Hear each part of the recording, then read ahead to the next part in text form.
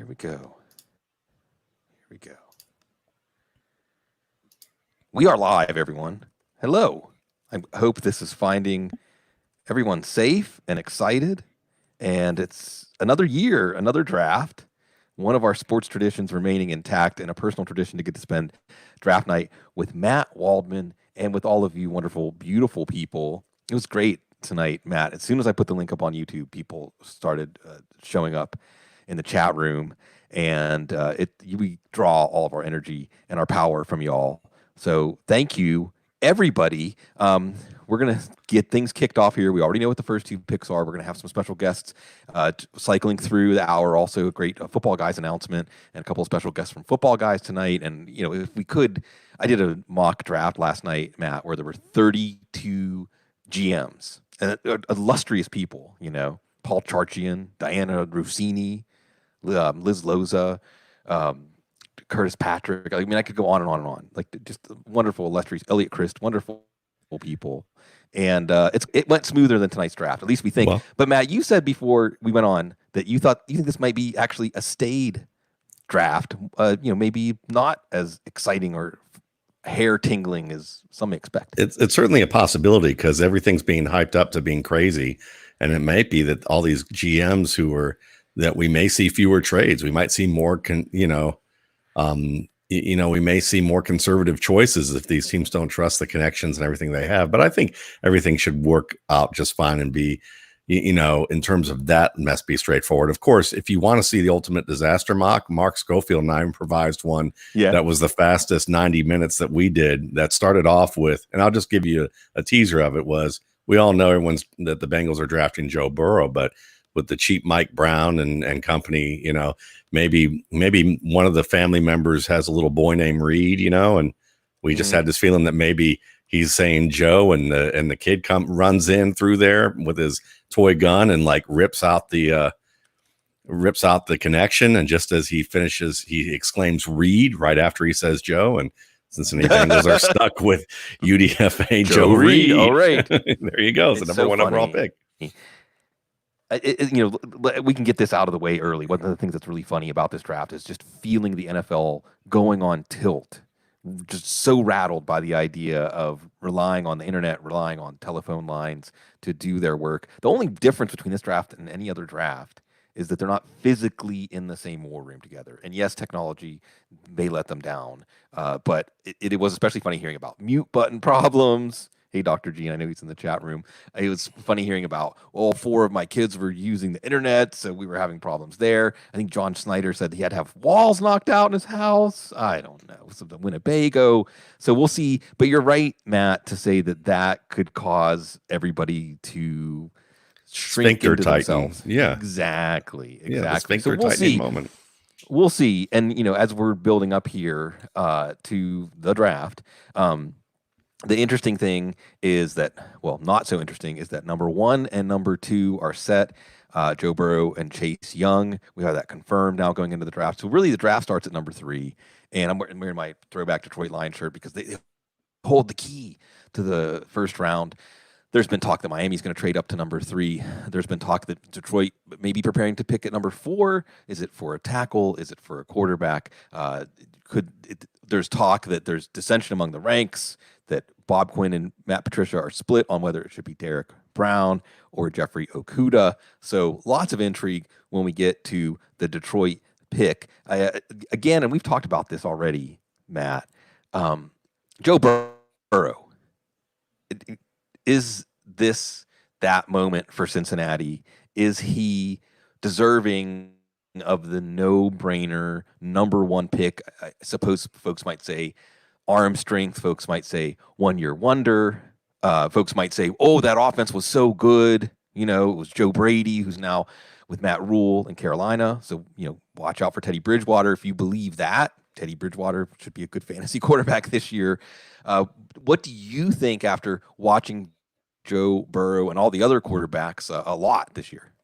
I think Joe Burrow is obviously worthy of being a top 5 selection. And I'll just put it there at that. I mean, I'm not one to be like, oh, there has to be an overall number 1, Can I interject, Matt? Because you usually are very anti taking a quarterback early. So you're even saying on the Matt Waldman scale, he deserves to be a top 5 pick, because you're usually loath to say quarterbacks are worth a first round pick.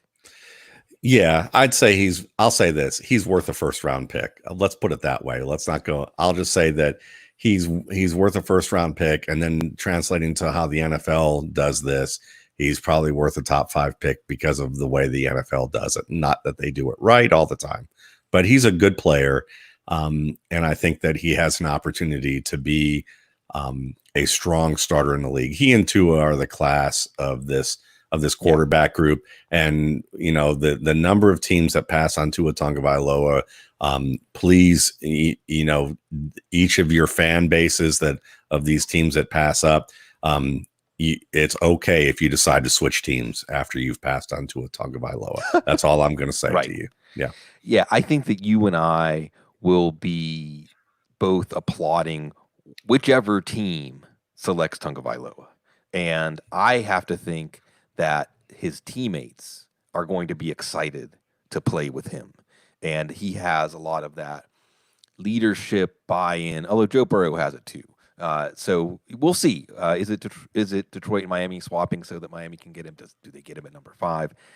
Do Justin Herbert? So, of course, the quarterbacks unlock the draft, really, or at least the first round of the draft. Now, coming up tonight, we're going to have the Saturday to Sunday crew for hour 1 of the draft.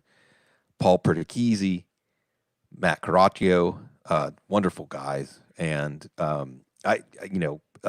football watchers and thinkers after our own heart, overthinkers, that we like to see the game within the game and like to switch between the micro and the macro. Hour 2, Dan Hatman and the Scouting Academy.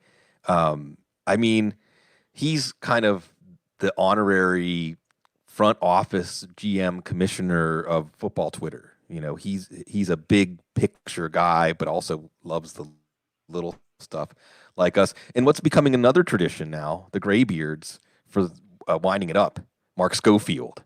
And we're all a little stir crazy by then, or maybe getting a little punchy. And we have a lot of fun as we wind up. Also tonight, we've got a special Football Guys announcement. We'll be joined by Chad Parsons and later on Jordan McNamara, new Football Guy staffer.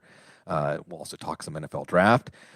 So let's start talking a little bit, anticipating, Matt, this number 1 pick, Joe Burrow to Cincinnati. And, there's some wonderful symmetry here. Narrative Street, as I am the mayor of Narrative Street. Joe Burrow, actually Nebraska, is more from the Nebraska football program Bloodlines, which made it interesting that Nebraska did not offer him a scholarship. Stays in the state of Ohio, but his family moved around. Athens, Ohio, Mr. Football, goes to Ohio State and transfers to LSU. And so you have the Ohio connection to Cincinnati. You also have the Bayou Bengals and the Cincinnati Bengals. And I think you also have in Joe Burrow a culture changer. He just has that air around him. You can just see it, the tranquility behind his eyes, this placid soul. How much success do you expect? Now, granted, this is the no off-season NFL season, and I forget who. I think Jacob Rickroad pointed out that the last season we had like this was 2011. Because of the lockout, there was no preseason, and that was when there was a passing explosion. That was the year Matt Stafford had 40, 45 passing touchdowns, 5,000 yards, something like that. There was a lot of passing. So does Joe Burrow with Zach Taylor, with A.J. Green, with Tyler Boyd, with John Ross, with Joe Mixon, is this a case of Joe Burrow hitting the ground running? What should we think about him and how he's going to affect the Bengals offense with the fantasy eye in the background? Well, yeah, hitting the ground running will probably be apt for him with that offensive line. They're going to need to shore that up a little bit. So you're going to see him scrambling a fair bit. Also, you have to ask the question, really each of those players you mentioned might need the inflection of a question mark after each of them because of their ability to stay healthy or consistent beyond Tyler Boyd and maybe Joe Mixon. So when you look at it from that perspective, certainly he's the guy that ties the offensive room together. That's what they want Joe Burrow to do. I think he'll fit well within that scheme. It's just a matter of how much rapport he's able to develop with players in a practice-less environment. and really how quick he is to be able to get moving with this team. So I would caution everyone and say that this is going to be a wild year in terms of what to expect from rookie players in the first place. Like I would say that this is the type of year that this is going to be a wild year from that standpoint, because we're only going to find out after the fact why some teams were successful with the assimilation and transition of rookies compared to others. And I don't think we're going to see it any other way, because what are the beat writers going to be doing? Where are they going to be at? Are they going to be at practices? I don't think so. I don't know how that's all going to work out. We'll see how that goes. But with Burrow, certainly just judging him from the tape, he has magnificent pocket presence. He's skilled on the move. He's someone that's going to be able to make throws downfield as he's improvising and off script type of plays. And he's a solid player in the short and intermediate game. And I would say the short end of the intermediate game. So, the arm strength is going to have to come. Will he be able to improve that over the course of from January through this coming August? It's a possibility. He might improve somewhat there, but it's going to take a little bit of time. But overall, yes, this is a reason to be excited for, Cincinnati Bengals fans should be excited about him. And certainly if they can keep the core skill offensive players healthy, there's some upside there to mine this year. All right, now hour one, we're joined again by two of our favorite guys. We've both done our multiple annual appearances, first of them with Paul Perticchese, Matt Caraccio, right? I'm getting that right, Matt.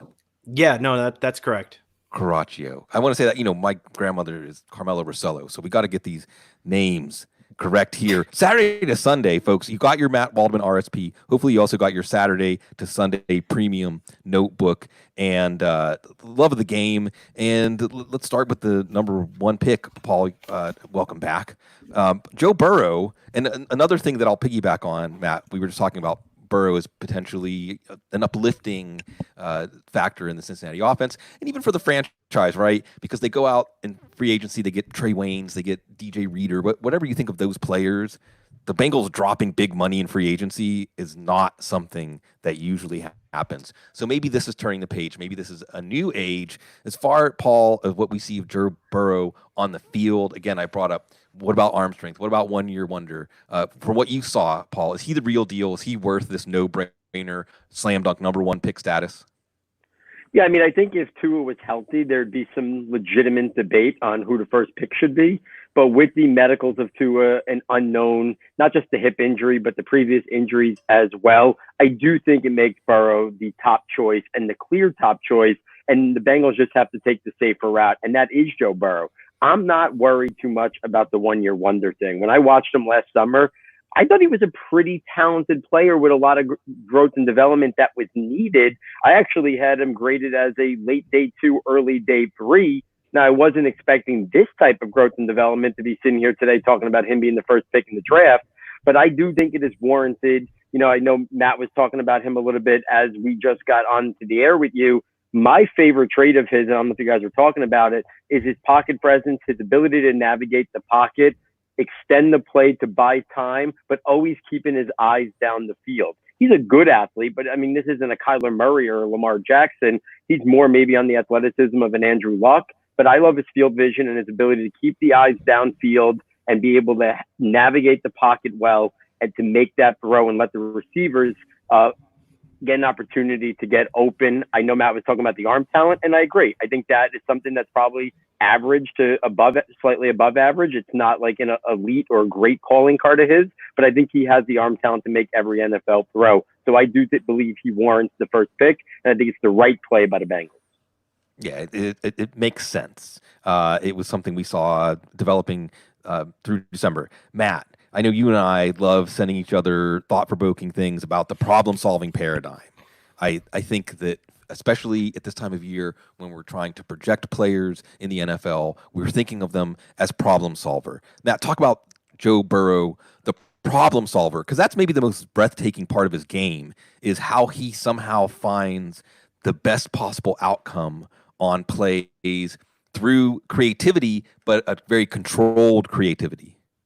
Well, I think that that's a really important point. The idea that you said there's a controlled creativity, because I think this is something that, I think Matt does a great job with the RSP in trying to kind of tease out. And I think that he does an amazing job doing that. And probably in some kind of part of my ways, I probably in some way probably try to look at it through those lenses that Matt does. And the idea that, when we watch Joe Burrows on the field, I think it's the collective body of skills that he possesses, or traits that he possesses as a quarterback, that enhances his ability to find and be creative in those moments. To Paul's point, to Matt's point, arm talent combined with the sensitivity to, narrow spaces and how to manage narrow spaces within the pocket is what affords time. And when you can afford yourself even, milliseconds of time at the highest levels of mastery, it gives those wide receivers an extra opportunity to separate. And when you have those opportunities to separate, that's when you're going to find those creative wow moments that occur at the quarterback and wide receiver position. So I think in terms of what he is as a problem solver, I think you kind of all encapsulated everything. All I would ask is I would say is together, that's what makes him special. When you put all of that together, it's really what creates that creativity, Sigmund, that you're talking about. I think creativity is not something that doesn't have structure. I think it does have structure.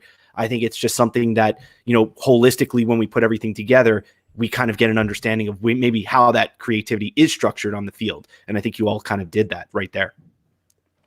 Matt Waldman. I have to say this is. I think I've had you on with Matt Williamson before, Matt, when I've had to say your last name every time I talk to you. So, Matt Waldman.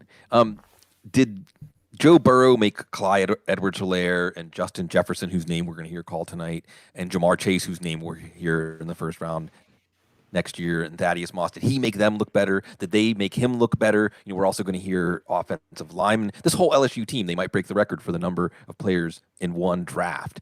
Because you've watched all these players, like you've watched LSU film over and over and over this offseason, Matt. What do you think about the idea that they made him look better, he made them look better, Joe Brady and the offense made everyone look better? Is there anything to that? Yeah, all of that applies. All of that applies because it's team game. That's how it works.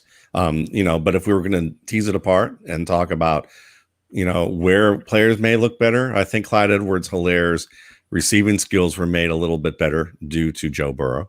I would say Justin Jefferson's option route running made Joe Burrow look a little bit better, and his versatility to be able to go and win some balls. I think Jamar Chase and his ability to dominate on the outside made everybody look better. Because of how much field he opened up as a player. I think that offensive line, which is an incredible offensive line, allowed Joe Burrow to do things that you never see, which is basically take a gap by gap tour of the U-shaped pocket and never leave that pocket, and maybe even take two tours of it, like he was taking a second trip through the aquarium exhibits, in Atlanta's aquarium on the SEC championship game and other formats where you never see quarterbacks do that. And you can talk about how phenomenal his pocket presence is to be aware of that type of stuff. But the fact that LSU's offensive line created that type of pocket, and just the fact that Joe Brady was running an NFL offense, and these defenses haven't really experienced what that's like on as deep of a level before. So, it's kind of like the same way that Washington, when they had Robert Griffin and they ran that offense that we see nowadays pretty much everywhere, and how much they dominated that first year. It's a little bit of everything here. But I would say this, at the end of the day, Helaire is a good scat back who has, lead back potential. Justin Jefferson deserves to be a first round pick. Certainly Thaddeus Moss deserves to be drafted and probably be a really key role player for a team, and could wind up being a surprisingly nice contributor for someone. And, and then you look at guys, the offensive line, they're all going to, a lot of guys who are going to get drafted from that line. You're going to see their center, Cushenberry. He's going to get that opportunity. Their guard. I mean, there's a lot of draftable players who are going to be starters in the NFL, and it's just a confluence of great moments there. And Burrow, I mean, listen, I agree with Paul in terms of the fact that this had to be the pick for Cincinnati. Even if I think Tua Tagovailoa is the better quarterback, I think that you do this is about risk management to a degree with these teams. And I think NFL goes overboard with it. But if you're worried about the hip, if you're worried about the ankle, though, this ankle surgery, the more I read about it, the tightrope technique, I mean, we should have Gene on about that. But I've read enough about it to tell you it sounds phenomenal. And it seems like that, Hurts had it. So did Tagovailoa. So did one of Alabama's offensive linemen have had it. And they come back within, weeks. Like sometimes they're like jumping and cutting in 10 days, for injuries that would take weeks. And it actually makes the injury less likely to happen in the future.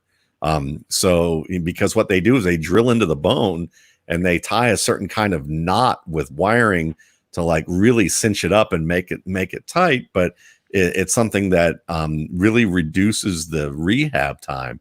And now some people say it's unnecessary with some of the injuries, but Alabama's argued that a lot of a lot of these surgeries that they've given were really on injuries that would not have healed as fast on their own as the critics are saying. So I'm not really worried about any of this. I mean, I think that this is, this seems to me like the same reason, if we had to worry about anybody in the past couple of years about an injury that was debilitating, it would have been Nick Chubb with the injuries he had, and me talking to Gene on the way back from the Senior Bowl and him saying, that's going to be a questionable fit if he comes back from that and it's not too loose and he's able to play for a couple of years and show for a couple of years that he has no problems. I'll be shocked. And we're there. So you look at a guy like Tagovailoa, and I Gene said as well, I've asked him about it before, as he helps edit the RSP for me. And I asked him about Tagovailoa, and he said it's not a huge problem unless you're talking about year 10, year 11, year 12, and that hip getting stiffer and having issues with it from that standpoint. But if we're talking about year 10, year 11, and year 12 for a starter and wondering whether or not he's going to play, then you did a pretty good job picking that quarterback. Absolutely. And listen to us talking about Alabama and injuries in a positive light, because it used to be that your Alabama first-round pick would have to have a surgery before he would ever play it down in the NFL. Maybe Nick Saban's figured a few things out. We're waiting here for the pick to officially be announced, and we'll turn the page then to the number 2 pick. And I guess, Paul, I'll tee it up to you like this. And some of this is based on Dwayne Haskins, but should Washington have considered Tagovailoa? Is Chase Young that overwhelming of a prospect, and Haskins has shown enough that there's not even a thought to taking him? Or alternatively, should a team have traded up to number 2? It sounds like teams have tried to, and Washington said no. Do you think Washington having that steel vice grip on Young makes sense? What do you think about Young in Washington? Yeah, I mean, I think it goes to exactly what we've been saying right here. If Tua was healthy completely, I think he would have been very much in play for the Redskins. Obviously Dwayne Haskins was the pick last year, but that was a different regime in terms of their head coach. Obviously Haskins, didn't show a lot last year. Even last year, there was a lot of whispers and rumors that the front office and the coaching staff was split on Haskins, and Daniel Snyder wanted Haskins and Gruden and the coaching staff wanted Daniel Jones. We don't know if that's true, but those whispers were out there. So I do believe that if Tua was completely healthy, I think he'd be going at pick 2. I think the trade offers to move up maybe would be more substantial than what the Redskins have been receiving right now. And I think that the Redskins very much would have been in position to potentially stay there and make the pick and select Tua themselves. But with the uncertainty, I don't know how aggressive any team was in trying to get up there. They might have been trying to get there, but they might have been trying to get there in a little bit of a low ball offer. We're not really sure. So I think the Redskins are doing the right thing. I think they're taking Chase Young. I think he's the best defensive player in this draft. You can make the case that some say he's the best pure football player in this draft class ahead of Joe Burrow. He doesn't fill a huge need for them. They have a quality pass rush. Their defensive line, is very strong as is. They've invested a lot of resources in the draft in upgrading, their edge rushers and their defensive line. But I think Chase Young is on a level of the Bosa brothers, obviously all from Ohio State. He's on that level and that spectrum of a player that I think it makes sense for the Redskins, who have a lot of holes, to take the clear-cut best player available if they deem the risk for Tua to just be too great. And we'll see what Washington does on the second day without their second-round pick, traded to Indianapolis last year in the move up to get Montez Sweat, and perhaps getting Chase Young unlocks more of the value of Sweat. They got Ryan Kerrigan, too, switching to a 4-3 defense with Ron Rivera. Matt Caraccio, what did you think of Dwayne Haskins last year? What did you think of the pick? And what do you think of the idea of going forward with him as the franchise quarterback and building around the defense with Ron Rivera, with a win now kind of directive?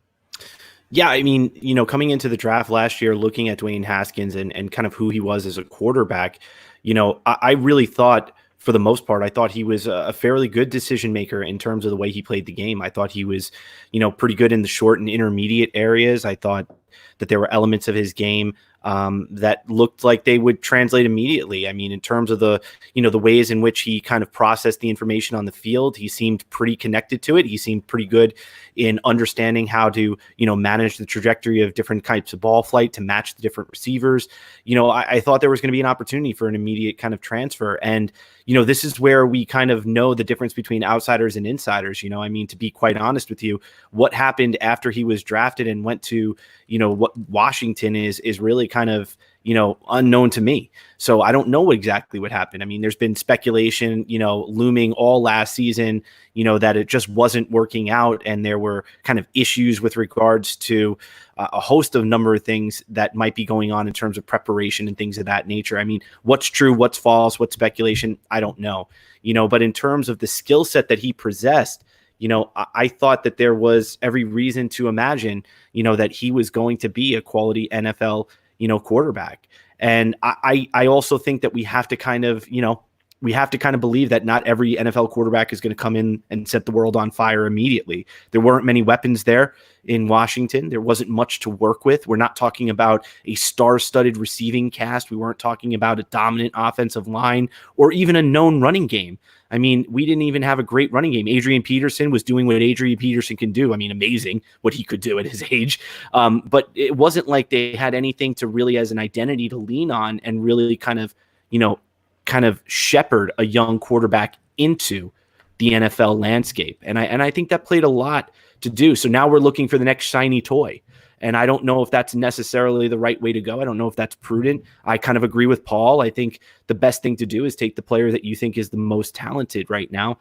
And that's why Chase Young makes sense. But I think Dwayne Haskins is a player I would, if I were Ron Rivera, I would really deeply explore what those issues were. And if there's reclamation on the horizon, let's go ahead and do it. And I think there's going to be quarterbacks that are interesting later on in this draft too, that you could pick up, an Anthony Gordon, things like that. There might be opportunity later on to kind of bring in another player, so to speak, to help out. And we're still waiting on the pick. I think Roger Goodell is just giving another Hey, Bloom. or something. Yeah, go ahead. Is it just me, or when you're watching Roger Goodell tonight, do you see those little, remember how like your sister or your cousin or your girlfriend wore those like little plastic egg crate looking glasses when they went to get themselves burned in the tanning booth or in the, Roger kind of looks like he's been like spending a lot of time out in the sun laying out, I think, or that or the makeup. I don't know, but he kind of has a raccoon kind of thing going on with red with skin though. As long as we can ridicule him, then he's doing his job. Right? Well, we got our first one in then. Yeah, absolutely. It's a long night, but I think the Goodell's been a good sport about. I think it was Bud Light who did the boo. Like they'll give $1 for every that we can't get to hear everyone boo the commissioner. I was going to ask you this, Matt Waldman, since we brought the name Ron Rivera. There's too many Matts to drink. Yeah, I know, right? There's just too many Matts. If we hear, I think I called the show one time when it was Waldman and Williamson. I called it Between Two Matts. Waldman, if we hear going into training camp, and may there be a training camp, Kyle Allen and Dwayne Haskins are in an open competition, what will your reaction be? Not surprised. I mean, this again, we're talking about the Washington organization, and this organization is a downtrodden group. And a lot of it does have to do with the mismanagement that's been going on for years. So there's a reason why a lot of these teams are where they are at the top of the draft. So I think that it wouldn't be surprising at all if this is the case. I mean, I think we're going to look back on this and go, wow, Tua Tagovailoa was available at number 2, and we needed a quarterback, and we overthought it on the ends that we did. But at the same time, I think really the more realistic thing we're going to be looking back on is going, well, we got our defensive end outside linebacker prospect in Chase Young, and we're extremely happy with him, bookending Montez Sweat. And now it's time to get a quarterback, and Trevor Lawrence, here he is, likely to be at the top of the board. Justin Field is a possibility, a number of other different quarterbacks who will be coming down the pike, and Washington will be right in the mix to be able to pick one, and they've given Haskins a chance, or Kyle Allen, or if it didn't work out, then Kyle Allen will do what Kyle Allen did last year. It's interesting because I think that there's absolutely a non-zero chance that Kyle Allen starts week 1 for Washington, and we'll see. They did give up a 5th-round pick for him, and they got a 5th-round pick for Quentin Dunbar. I don't know which trade was worse, Paul. But going into the season, and we can go back and talk a little more about Cincinnati. Washington's, I think, a more interesting franchise to talk about right now. Also, the first draft without Bruce Allen, no longer under his thumb. We'll see what happens with. And it's interesting too. And I don't know if this is a great idea when you have the coach Ron Rivera and Kyle Smith. And I just learned like a week ago that Kyle Smith is AJ Smith's son. I don't know how. I never realized that. Going back to some Chargers drafts, Kyle Smith and Ron Rivera kind of like driving the car with 2 steering wheels. But Paul, they have for Haskins, Terry McLaurin. Okay, good. Steven Sims came on. Kelvin Harmon can play a role. However, they don't really have much else. They went hard after Amari Cooper. But if they were to call you up and say, we need to get another receiver tomorrow for Dwayne Haskins, who would you like to see Washington pick up for him? Yeah, I mean, I think they're going to have some options. You talked before, they don't have their pick at the top of the 2nd round. So now you're talking about the 3rd round. And I think once we get to the 3rd round, I think there's going to be quite the run in round 2. So I don't think you're going to have an opportunity at a Denzel Mims or a Michael Pittman Jr., a burner like KJ Hamler. I think all of those guys are probably going in round 2. So I think when you go to round 3, you're going to be looking at, do they look at Chase Claypool as wide receiver, or do they look at him as a tight end? They might be intrigued by him. He could be there early in the top of the 3rd round to be a little bit more of that bigger body type guy. And then I know a guy that Matt and I are big fans of is Bryan Edwards. He's been kind of the unknown prospect because, he didn't perform at the Senior Bowl. He wasn't at the Combine, due to injuries. So he's a little bit out of sight, out of mind. People thought he was going to come out last year, but this is a guy that's got good size and frame. He's got good athleticism, his movement skills, his speed. I like his play strength, his body control, his ball skills, his ability to adjust and high point the ball well. I think he'd be a good complement with Terry McLaurin, with Steven Sims, as you talked about. I think he'd be a guy that is a realistic fit at the top of the 3rd round. So I would say Edwards or Claypool would be 2 guys that I think they might be looking at the top of the 3rd round. Matt Caraccio. And go ahead. I'm burning on this. I mean, he kind of sniped me on that one in terms of the fire of the player that we both kind of enjoy watching. I mean, listen, I think Bryan Edwards, and we talked about this at nauseum. We talked about it with Matt as well. There's a significant, depth of skill in terms of his ability to play outside, at wide receiver. It doesn't mean he can manage every situation and there isn't room for development, but I think he offers an immediate, an immediate answer out there. And I think that also makes every other wide receiver on their roster equally viable. We talk about, problem solving and things of that nature. Well, all the pieces have to fit together. And when all the pieces fit together, I think that's when you have, kind of a tapestry of interest for a quarterback to go ahead and deliver the football. I mean, you have to create opportunity. And I think McLaurin gives you that consummate kind of precision route runner. You got now, Kelvin Harmon can go big slot or he can play on the outside. You have that versatility now with Bryan Edwards being a player who's going to give NFL corners all they can handle. I can promise you that. He is not, a slouch in terms of handling, press coverage. Even if it's not, I would say efficient at times, he certainly has the explosive strength to back it up and solve the problem that way. He's going to be able to challenge NFL corners. I think he's going to be a player a team's going to be very lucky to grab. So Bryan Edwards, I would be all over that if I were Washington. Okay, the pick is in. Joe Reed. Yeah, right. Whoops. Matt Waldman. Let's talk real quick. And I know, I've stolen from you so many times, Matt, the axis, putting players on an axis and saying there's somewhere in between this player and this player to give you an idea of stylistic. Do that for us with Joe Burrow. I know the name that always comes to mind when I watch Burrow is Tony Romo. Give me some names that you put Joe Burrow, put around Joe Burrow to give us context in terms of his game, at least if we're doing apples to apples as prospects. Yeah, and I'm going to give you an older name and then a current name. The older name is Rich Gannon, the former MVP of the Oakland Raiders.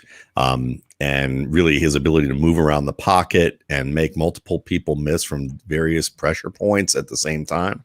That's really where he's special. And he's a decent enough runner, like, Paul said, an Andrew Luck kind of runner.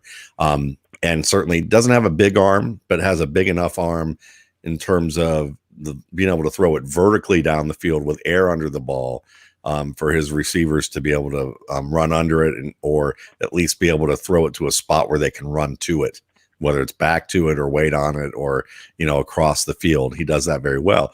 I think in terms of his pocket presence and his ability to just kind of hang in there and take the hit, as well as how he reads the field and sees information, I think another player is Matt Ryan. I think Matt Ryan is a guy who's, has a good but not great arm. I think that's what he's aspiring to develop, is that if he can develop his arm more, he could be more in the Matt Ryan range of throwing the football down the field. And Matt Ryan is one of the league leaders in vertical accuracy, even though he doesn't have a huge gun of an arm. And then, if it doesn't work out, then I think Rich Gannon is the guy that we look at and say, West Coast offense, short passing over the middle, some throws off the perimeter. And those are the things that he does well. And I think that you're going to see a guy more than anything is, smart, heady player. And another guy that kind of comes to mind is a former number 9 who was a lot more brash, a lot more of a loudmouth in some ways, in a way that I liked. But he was, he was a terrific leader and didn't have great production, but should have been a much better quarterback. And Steve Young credits from learning a lot from him and saying that he should have been a great quarterback if he wound up on a different team. And that's Jim McMahon. So I think there's a lot of Jim McMahon to Joe Burrow's game in a good way. And, if Jim McMahon weren't held together by baling wire for the final 6 years of his career, and doing some of the incredible things he did just as a reserve for the Eagles and the Packers and the Browns, I think that, if you talk to players who had been around him and played with him, I think they revere him as a football player and a quarterbacking mind, just a guy that wasn't healthy enough. So those are some players that come to mind for me.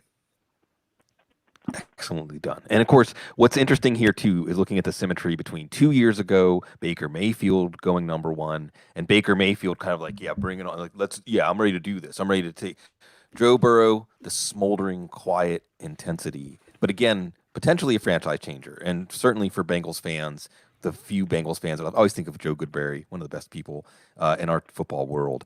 For Bengals fans, something to look forward to. And again, something that we enjoyed watching come together over the course of the year. Last year, we'll see what happens with Andy Dalton, but this is definitely Joe Burrow's team. And the pick is already in for Washington, and we've talked about Washington. So, Paul, and also thank you, Paul, being such a great sport, that we'll get to have you live reacting to the Giants pick or non-pick. I don't know. We have a Joe Judge, but looking ahead, because of course, we'll be turning the page and bring some other special guests through. I wish we could just keep everybody all night, but I wouldn't be able to run that. It would make smoke come out of my ears. Paul, tell me some of your favorite fits, or otherwise. We talk first round wide receivers. If you could play God and put these players on teams tonight that could maximize their skills, where would you love to see these receivers land? So, I mean, I think the first one that comes to mind, I think the Eagles and Henry Ruggs would be the ideal matchup. They need that guy who can spread the defenses, who could attack vertically down the field. Obviously, they brought back Deshaun Jackson last year, but he's getting up there in age, battling a lot of injuries. They need that vertical threat to open up underneath for their dynamic tight end duo, for their other receivers. So I think Henry Ruggs, Philadelphia would be a dream scenario. I think the Broncos and Jerry Jeudy would make a lot of sense. I think he'd be a nice complement to Courtland Sutton, that precision route runner, that separation quickness that he brings. I think that would complement Courtland Sutton very well. I think CeeDee Lamb is an interesting one. I think the Raiders probably make the most sense for CeeDee Lamb. He could be used in a variety of ways. John Gruden likes his receivers to be versatile, play inside and outside, so that could either be Lamb or Jeudy. But I would say CeeDee Lamb is a guy who I think would fit a Gruden offense well, and it could be the focal point of that. And then the last one would be Justin Jefferson. And I would say the Saints. The Saints haven't had a guy who would be another threat there. Somebody might say they need someone who could maybe stretch the defense a little bit. So if they don't want a guy who can do a little bit of everything in Justin Jefferson, maybe a guy like Jalen Reagor. But I think either Jefferson or Reagor with the Saints would make a lot of sense to complement Drew Brees and Michael Thomas that they have there, and Alvin Kamara coming out of the backfield. They've been missing that other playmaking wide receiver. It could be a more of a possession guy like Jefferson to add to what they have in Michael Thomas and kind of fit Drew Brees a little bit better at this stage of his career. But it could be a guy like Jalen Reagor who could put a little bit more of a vertical stretch on defenses and maybe open up a little bit more underneath for Michael Thomas and Alvin Kamara coming out of the backfield. So I think those would be some ideal landing spots for the wide receivers that I think are expected to go in round one. I think there's a possibility Brandon Ayuk, T. Higgins, or Denzel Mims sneaks in the back, and Green Bay would be an intriguing landing spot, for Denzel Mims or T. Higgins as well to add, a complementary piece to what they obviously have there in Devontae Adams. It's nice to see Susie Colbert interviewing a sober Joe. always the one-liners. By the way, I want to shout out Ryan Riddle, who popped in to say hi, and he's at one time heard his name said during the draft and has said a lot of incredible things to help give insight, not just as a thinking football consumer like us, but as a former player. And if you've never read the stuff that he wrote about the draft or about the mindset, of players, what happens when you get cut, humanizing the game, Ryan Riddle did a lot of that. The hidden advantage of being a high round draft pick. Yeah. The hidden advantage of being a high round draft pick. Do that, and you'll learn all about why draft capital is a bias and not a correlation. Right. You mentioned that, Matt, and I think it's a really good point that without a doubt, and there's so many people doing so many good things to help us all be smarter about the draft. And there's a lot of people building models. And draft capital, is always going to have some weight in a model. And as you said, Matt, it's not necessarily because the higher a draft pick it goes, the more likely it is that they're a good player. It's as Ryan Riddle showed us, the more chances they get to fail. The high draft picks have to prove they can't play. And the later draft picks and undrafted free agents have to prove that they can. Matt Caraccio, as we're waiting for the official announcement on Chase Young, give me and there it is, the official announcement, Chase Young. So now the real draft starts. Detroit. Matt, same question I asked Paul basically, but if you want to talk running backs or quarterbacks also, just from the skill player position point of view, some of your favorite possible first round fits. Yeah, I mean, for me, some of the things that immediately come to mind is I'm really, really intrigued to see, what teams that don't have a running back like Miami does. I'm intrigued to see where they're going to go, because I think that the running back could end up being part of their identity moving forward. I think even if they go ahead and take a quarterback, I think they're going to potentially, lean on that as a potential, kind of thumbprint for who they're going to be in this upcoming season. So I'm very intrigued to see, which running back ends up there. If it were me and I had the opportunity to choose, a player for Miami, a running back for Miami that kind of maybe keeping it straightforward, so to speak, might be the guy who I think is kind of best moving straightforward. It might end up being a guy like Jonathan Taylor. And the reason why is I think that there's a very clear way you can build around a player like Jonathan Taylor. Yes, it doesn't necessarily give you the versatility that you may want, but I know that Jonathan Taylor, is a player that if I can kind of put together a competent run blocking line, I have the opportunity to constantly and consistently gain yardage, stay competitive, put my team in situations that give them a chance to potentially win. There's a lot to do there, but I'm interested to see what Miami does. Another team that I'm really interested in seeing what they do from a running back position, obviously, is the Kansas City Chiefs. Will that happen? Will they take another player? What is the story in that backfield? There's been, swirling around players from, Zach Moss all the way to, they might take a Clyde Edwards-Helaire. I mean, who knows? If you ask me, I think they have a lot of pieces in the backfield. I actually am a little bit, I'm not as excited as the fantasy community as to who ends up there, because I still think that's a Patrick Mahomes centered offense. And I still think that the ball's going to be in his hand to make sure that the game is won, lost, or kind of progressing forward, so to speak. So I don't necessarily want to invest in there, but I do think it's going to be interesting to see what they do. Maybe they find their 3-down back. So I mean, for them, if I had to play God and choose a player for them, for me, it would be a DeAndre Swift. I think DeAndre Swift would be wonderful there. That's not going to happen. But if we go later in the draft and we look at players like Anthony McFarland, he could be fun. If we look at players even later in the draft, like maybe a Keyshawn Vaughn could be very nice there. He gives you a little bit of that interior run game while also complementing the players that they already have there in terms of, being that scat back. He's not that guy, but he is that guy that can do a little bit of everything, keep your offense on time, still catch the football, but still be powerful between the tackles. So those are the two immediate spots that kind of resonate with me.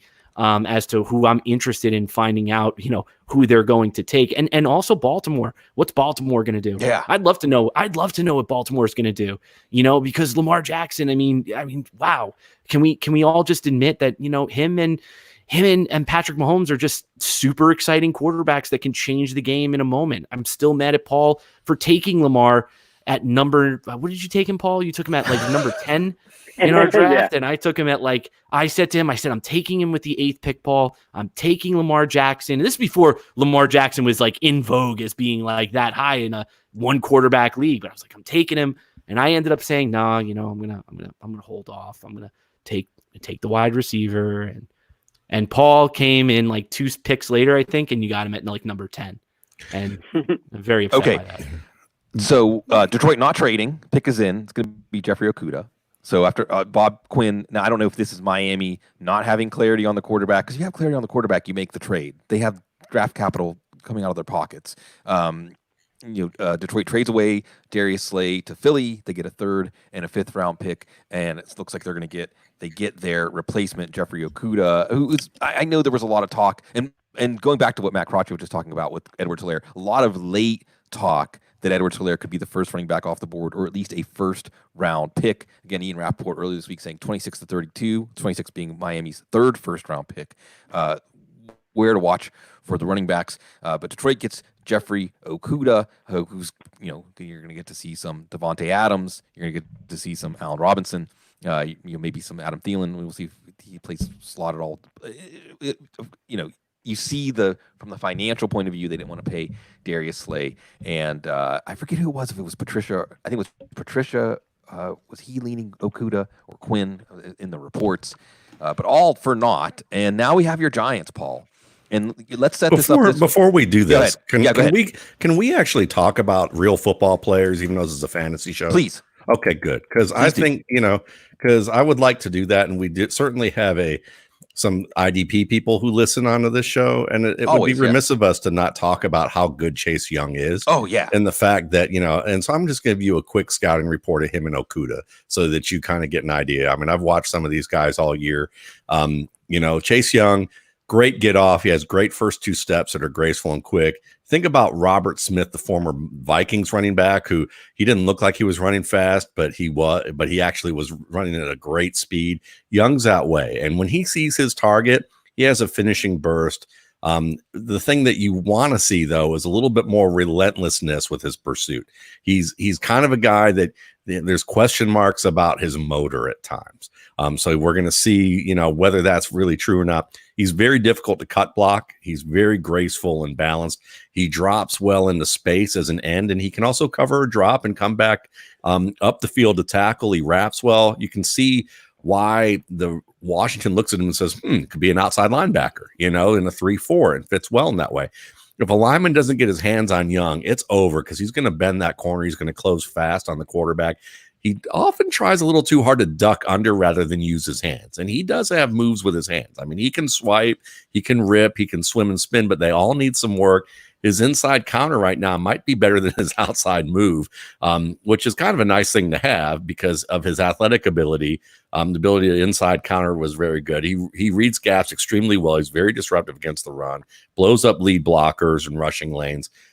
And so he's very good at stunts and twists. He's going to be a nice fit for what Washington does. And then when you look at Okudah, this is a guy who was a consensus All-American. He got a lot of attention for his work against Michigan.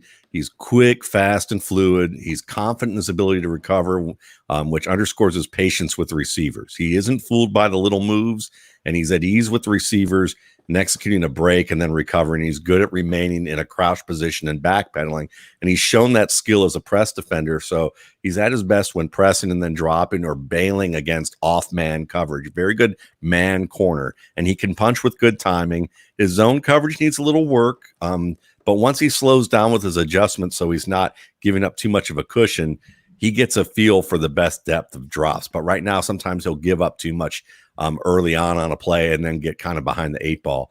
And he takes too much first contact as a tackler in open space. He has to learn to attack or else he's going to get run over, and we'll see him get run over in the NFC North, at least early on in his career. But again, a fine player and two guys that, we're going to be hearing about for years moving forward if they stay healthy. Yeah, definitely worthy of all this. And Eric Stoner's here. Ryan Riddle, Eric Stoner. I mean, I'm not worthy of hosting the show. Glad to see Matt taking time to talk. True skill players. And I'll echo, what the thing about Chase Young that's scary is he can get better. He can definitely get better. And it's just scary. And Okudah, one of the things I like to watch, Okudah against T. Higgins, for instance. Higgins was, I don't want to say he was overmatched, but that Jeffrey Okudah has that game. Like you said, Matt, he's patient, and he's in control. He's got all the athletic ability you want to go along with that mentality. Paul, feel free to say anything you want also to add accent to Young and Okudah. But the Giants are on the clock, and I think one of the things that people have to remember during the draft is teams do look at their division rivals, and teams are trying to build a team to win the division, although the playoffs are now going to have 14 teams. Maybe that starts to change a little bit. I don't know. But now you're looking at Washington, Paul, and they've got 5 first-round picks on the defensive line, right? I mean, they've got Sweat and Young and Kerrigan. They've got Payne and Allen. Unitas is also a nice player. Does that mean this has to be an offensive lineman? I mean, I think the logic says offensive tackle here is probably the pick, but I still wouldn't put past Isaiah Simmons in terms of that versatile defensive playmaker. Giants notoriously don't let the clock go pretty low, so I think they could be trying to work out some kind of trade. That's been the whispers, that they had a couple of the tackles ranked pretty closely and that they would be okay trying to move down. So I'm interested to see if that's what's in play here. But I do believe that if they stay at 4, the pick will be a tackle. I think it's going to be either Tristan Wirfs or Andrew Thomas. Wirfs is that guy that right now would plug in at the right tackle, but got the great athleticism, movement skills, footwork, and lateral quickness to play on the left side as well. I think he's best in an ideal zone running scheme. I love his length, his play strength. He could play a gap scheme also. I like his techniques and his hand usage. Worst case scenario, some people think that he maybe should kick inside, but if he kicks inside the guard, people think he could be an all-pro guard or a Pro Bowl guard. So I think he has that highest floor, which the Giants might be looking for, and a pretty high ceiling with that athletic profile. He oversets a little bit at times and some inconsistent techniques that he's got to clean up, but I think he will be the pick if they stay with tackle and not Isaiah Simmons, but also keep an eye out for Andrew Thomas, who seems to be gaining a lot of momentum over the last couple of days. He's the most natural left tackle in this draft class, 3-year starter, I believe it was. he's got above average to good athleticism. He's got the length. He's got the play strength, that physical toughness that, screams a Giants type player, good hand usage and technique. Doesn't have the athletic profile of a Tristan Wirfs or even maybe a Mekhi Becton, but he could be another guy that, really plug and play immediately if that's the pick. He needs to fall to 10. Cleveland's going to trade down from 10. He needs to fall to 10 in Cleveland, and my cousin, the plumber, needs to make sure that he holds the Berry house hostage so that they don't trade down at all. Atlanta wants to move up to number 10. We'll see. The draft maybe begins at pick number 4. We'll see if there's a trade here. Dolphins fans on the edge of their seat to see maybe if the Jags try to get ahead of them. But it is maybe not the quarterback portion of the draft, but the offensive tackle portion of the draft, as Paul was outlining there. We have 4 offensive tackles. I would guess that Tampa Bay, even with Becton's diluted sample, is the floor for the 4th offensive tackle. And I think these are all guys that you probably would slate to be day 1 starters, which has to interest teams like the Dolphins, like the Chargers, the Jags, and so on. So we'll see. The Browns, of course, we'll see if Trent Williams gets traded to the Browns. And Lance Zierlein earlier this week said that a player like Isaiah Simmons could fall farther, or otherwise a top defensive player could fall, or a quarterback could fall, but not the tackles. I mean, he didn't say the tackles wouldn't fall, but he did not include that. So, this draft is in some ways going to be defined by the tackles. The pick is in. So the Dolphins, subplot here, Dolphins in tank for Tua, even though Ryan Fitzpatrick, remember, they were the ones that staggered the Death Star and allowed it to be weakened for Tennessee to blow up the Death Star. So thank you, Dolphins, for that. And they may still get their quarterback. Which quarterback is their quarterback? We'll see, and we'll see who the pick is for the Giants. But I'm just watching Dave. I'm sorry, I'm watching Dave Gettleman on the in his attic upstairs or basement area here. I don't know. Yeah, and we'll bonus see. And as Paul said, Andrew Thomas has been coming on as a potential pick for this number 4 slot. So as we wait on the Giants, we'll see what happens with number 5. Matt Crotch, I'll say this.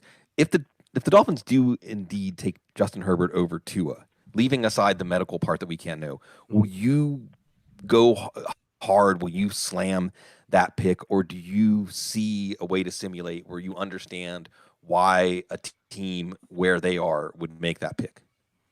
No, I think I understand why you might take Justin Herbert. I don't slam it, but I certainly don't agree with it. I mean, I prefer, I would prefer Tua because I do think that he is, the better pick at that position. But I do think that if a team is going to take Justin Herbert, I still think that you have to remain patient with Justin Herbert and you do have to work on developing him.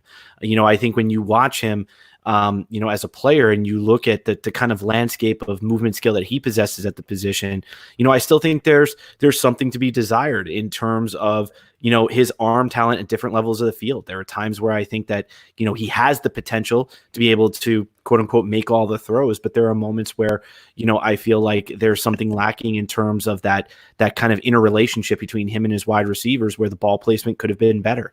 And I think that, in terms of who he is as a quarterback working, out of Oregon, what they wanted him to do, the types of things that they put on his plate, I think there's going to be a significant development curve for him. And I don't know if that's the pick. I understand why you would do it if you want to build around him and build a team, but I don't know if that's the pick I'm taking at number 3. We do know who the pick is at number 4. Andrew Thomas, it is, Paul. And, this is a high floor pick, and he can play right tackle or left tackle, and he's battle tested in the SEC. Are you a little disappointed that it wasn't Isaiah Simmons? How do you think this fits into the Judge Gettleman first shot of the regime? Yeah, I think the writing had been on the wall that the Isaiah Simmons dream kind of, a couple of weeks ago, I think that started to filter away that wasn't going to be the play here. And I get it. The last 2 years they've invested in Saquon Barkley and Daniel Jones. It was time to upgrade the offensive line. I think 24 hours from now, we're going to be talking about them potentially taking the starting center at the top of round 2. I think now that it's going to be about fixing the O-line, giving, Daniel Jones the hopefully, the line play that he needs to be successful, opening up more holes to maximize Saquon Barkley's talent and abilities. Thomas was, for me, a little bit further down on my tackle board, but the margin between these guys was very thin. I think his experience at left tackle probably speaks volumes, because this is probably Nate Solder's final year with the Giants.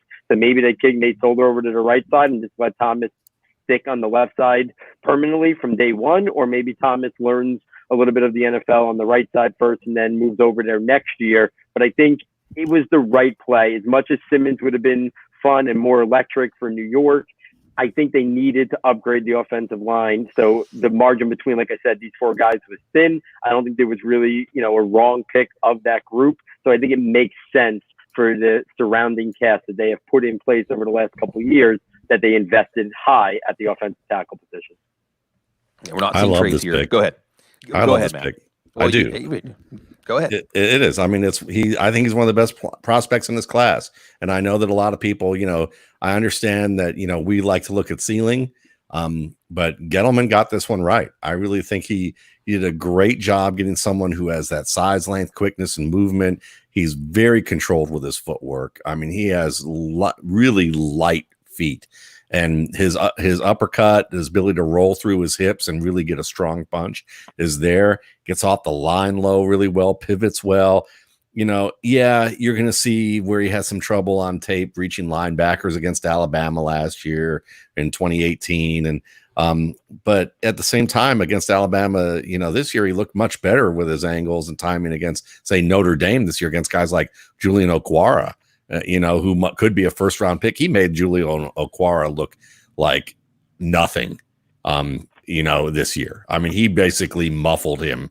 He might as well have been like some silencing earphones for that noise. I mean, and he's, he can be vulnerable to some speed rushers who have good inside counters if you get him high enough in the pocket, because he'll open that gate a little bit too much. But he's very good at attacking. So, and in the run game for Saquon Barkley, you need to be able to give Saquon Barkley, a clear crease. If you give Saquon Barkley a clear crease, it's all over. That otherwise, Saquon Barkley, you kind of got to flip a coin with him. Is he going to make an unbelievable decision or two, or is he going to lose you 5 yards? And he's a great back, but Thomas is a guy that I wish to God that he fell to Cleveland, because of this whole, let's get Ezra Cleveland because he's, 20 pounds underweight and might be able to be a good outside zone guy because he played it, is kind of like saying Tevin Coleman played an outside zone in Indiana. So therefore he's going to be, no, he's a projection. And if you can get one of these top guys, all that means to me is that, Jedrick Wills is still available. Tristan Wirfs still available. Yeah. A lot of good guys still on that board, but Thomas, absolutely safe play for a team that needs a safe play. Well, you know what? Not to belabor the point on Andrew Thomas, but as a Giants fan as well, I got to tell you something. I love the way he works through his angles. He works through his angles. If anybody's familiar with LaCharles Bentley and his whole philosophy on playing offensive line, he preaches and talks about the 8 angles that an offensive lineman needs to work through in order to basically move another player out of the way. And when it comes to the run game, he works so strongly through his angles that he's able to literally dislodge an opponent, create a gap, create space, and allow his running back to end up finding some room to run. I love Andrew Thomas as a prospect at tackle. And he has experience on the right side, which gives him that versatility that Paul alluded to, which I think is going to be the reality. Put him on the right side for now, or put him at left tackle. But I think, you have versatility and experience that he can lay on. But I mean, the way he works through with power through his angles is something that really stands out, I think, on his film. I think in pass pro, he's still got to work on some things. I think there's times he catches guys. He likes to catch a guy, which is okay with me, but that's not going to work at the next level. But I mean, what a prospect. What a prospect. I'm 100% excited about this pick. Dumb draft fact. He played at drums at Pace Academy. That's what they said. Well, I used to get paid by Pace Academy to play their basketball games because they didn't have a band way back in the day. So it's kind of interesting to see that. And I go, oh, they have a band now. Well, that's good. 6 degree separation between you and prospects in this draft. There we go. Sure. There we go. Roger Goodell was a bartender at one of my uncle's brothers used to go to in Washington, PA. He said he wanted to be an NFL GM back then. He was cool enough to be a bartender? at Washington and Jefferson. Yeah, I think it was a landmark in. Anyway, it was from 3 and 6 degree separation. The pick is in for Miami. We're going to wait and see who the pick is. Lance Zierlein, by the way, last word on Andrew Thomas, a tackle who offensive coaches really like. Rare ability to reset his feet in lieu of resetting his hands. Gritty and tough, average run blocker, professional tough guy. Lance Zierlein, professional. And the pick is in, and they did it. They did it. They didn't screw it up. They didn't screw it up. They didn't tank. They still got Tua. Wow, Paul, what do you think? Yeah, I mean, I think this is the right play. And I do wonder if all the talk that they weren't in on him over the last month, last couple of weeks, was all just a smokescreen to downplay their interest in him so they didn't have to trade up. The fact that they were able to stay there at 5, even yesterday when there was talk about them moving up to 3 for a tackle, never bought it, never believed it. I know there's some reports that say they wanted, Andrew Thomas. I think Tua was always their guy, but they played it perfectly. They end up staying there at 5. You see how he is medically. If they wanted to take it easy with him, provided there's a football season this year, they continue to go, with what's on their roster right now and Ryan Fitzpatrick. This is the guy that they needed. And I think, again, if the medicals check out, he's arguably the best quarterback or 1B to Joe Burrow in this class. He's got the mobility to extend the play. He can play off structure. He's got very good arm talent in terms of his velocity and strength. He's got accuracy to all levels of the field. And my favorite 2 traits of him are his touch and anticipation. His touch and anticipation throws are as good as any prospect that I've watched coming out of college. So for me, I think this had to be the pick. I think Miami had to take the risk, even with the medicals, because if it works out, I think it's a home run pick for them, and they were able to get him at 5 and maintain all their other draft capital in not only this year's draft, but in next year's draft as well. Yeah, that's the thing. With 18, 26, 39, 56, and 70, if they want to get Wills, if they want to get one of these tackles, they still can. They're masters of their destiny now. And Tua, he's a player of destiny. Love his story. He was born to do this. And even the fact that he's injury prone, I think it's because he's just a warrior. And he's going to be a perfect quarterback to take the baton from Ryan Fitzpatrick. Just a few minutes left. So again, and by the way, folks, if you don't know the work of Paul Perkisi and Matt Caraccio, Saturday to Sunday, it's a show I know that Matt Waldman and I always look forward to getting. It's my favorite podcast to do in the spring. Favorite podcast. The work again is fantastic. You can follow Paulie 23 New York. Paulie IE. Yep, NY. Paulie NY. Yeah, I see New York. My brain just translated. Paulie IE. Paulie with an IE 23 NY and Matty MATTY _S2S. Just no Saturday to Sunday. And check out what these guys do before we parting is such sweet sorrow. Paul, just give me something else like that you're looking forward to, a team you're watching. Just we're all fans of the draft tonight. What's one of the things that makes you one of the biggest fan of the draft with 27 picks left to go? Yeah, I mean, I think the fact that Miami just took 2 and now I think sets the stage for those other picks. I think, an offensive lineman is very much in play, but I also think they can now look for their running back of choice. I don't think a running back is going to be off the board when they come up. I think it's at pick 26. They might see a player that they think now fits with Tua and then becomes the 2 focal points of that offense moving forward, whether they want that power grinding type, with the big play ability in Jonathan Taylor, or they want a more versatile piece in the DeAndre Swift. I think that becomes fascinating. And all of a sudden, the Miami offense could have an entire new look by the end of tonight to give Miami Dolphin fans hope, something they've been looking for quite some time. Absolutely. Parting shots for you, Matt Caraccio. You know what? I'd be remiss if I didn't at least say that I'm kind of interested in what the Patriots do, because now that they're turning the page, on a previous regime, with, Tom Brady now going to the, warmer climate of Tampa Bay. I'm interested in seeing what they do from a fan's perspective, because, that is a storied franchise and now they're kind of moving into unknown territory. So certainly excited to see what they do in this first round. Yeah. And we're excited to get to spend time with so many wonderful people, including Paul and Matt. And we welcome in for hour 2, Dan Hatman.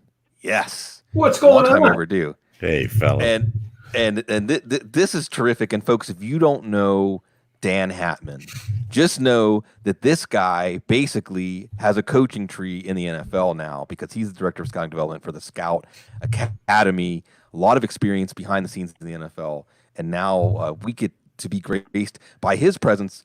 Dan, and you can follow him at Dan_Hatman. Dan, first, and Matt Waldman kind of foreshadowed this, that maybe this draft would be kind of boring, kind of by the book. And so far, the first 4 picks have been. And we've also seen a little bit of insight into the NFL mindset, maybe a little bit of flailing, a little bit of jitters about this non-traditional draft. I did see, I think it was the Ravens saying they were just like, this is going to be great. This is like 70s, 80s draft. We just go off the film. We're on this. Does it surprise you to see it so by the book? And do you think we're going to see a draft that is much more by the book because of the different circumstances this year? I don't think it was because of necessarily the technical circumstances of it. The way I had looked at it coming in, and then I was on a broadcast before this, Spanish language, really fun, by the way. I love that. Yeah. And they were going through and they kept saying, like, 3's going to be the trade, 3's going to be the trade. And I'm like, well, the Giants aren't in the quarterback market. It changes the leverage paradigm. So Miami doesn't have to move to 3 unless they're afraid someone's going to jump them. And I think the medicals on other people were scaring teams on Tua. And I don't think Miami felt like they were forced into that scenario. And Dave hasn't traded out a pick ever. So the idea of it felt like it was just going to come to him in Miami. And so at 3, I'm like, no, I think that Detroit's going to they're going to be here and they're going to take Okudah. And I didn't know which player was going to go at 4, but I felt like that, the Giants were going to make that selection. I think it's going to get really interesting as this receiver group falls in that 9, 10, 11 range and the tackles are there. And I think people are going to be like, okay, to get my guy, we got to go, we got to jump. And the pricing's different. Because at the top, I know everybody has their own draft chart, but the team moving out wants to use Jimmy Johnson. The team moving out wants the premium thing. Everybody else says, well, it's not worth that. Team moving out goes, well, it is to us. So, I feel like we're gonna see it. It's coming. The movement is definitely coming. Yeah, and it looks like the Chargers selection is in, and we got Roger Goodell announcing it, and it's Justin Herbert, quarterback of Oregon. Well, and one of the things you take away here is Anthony Lynn getting his smokescreen badge for how much he was saying Tyrod Taylor is not just a bridge quarterback. Yes, indeed, he is a bridge quarterback. To Justin Herbert, which, okay, Matt Waldman, since you gave us the announcement of the pick, what do you think about this for the Chargers? Because Anthony Lynn sounded like he wanted to build a running game, defense. He talked about quarterbacks who take care of the ball. Maybe a little shot at Phillip Rivers there. What do you think about this? If there are Chargers fans left, I feel so bad for Chargers fans. New stadium. This isn't exactly Tom Brady to put butts in the seats, but it is a franchise quarterback. He's a solid quarterback by quarterback standards go in terms of what you're in terms of what it seems like teams are looking for in the first round.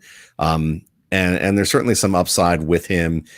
I kind of compare him a lot of ways to a kind of a starter kit Carson Wentz, a type of player that if you give him an offense where he can have shorter drops, out of pistol, out of shotgun, let him throw the ball off of, quick drops and quick reads. He can attack downfield. He's the type of guy that also has the size and the ability to work through any type of contact in the pocket to be able to afford a second chance. He has the big arm you're looking for.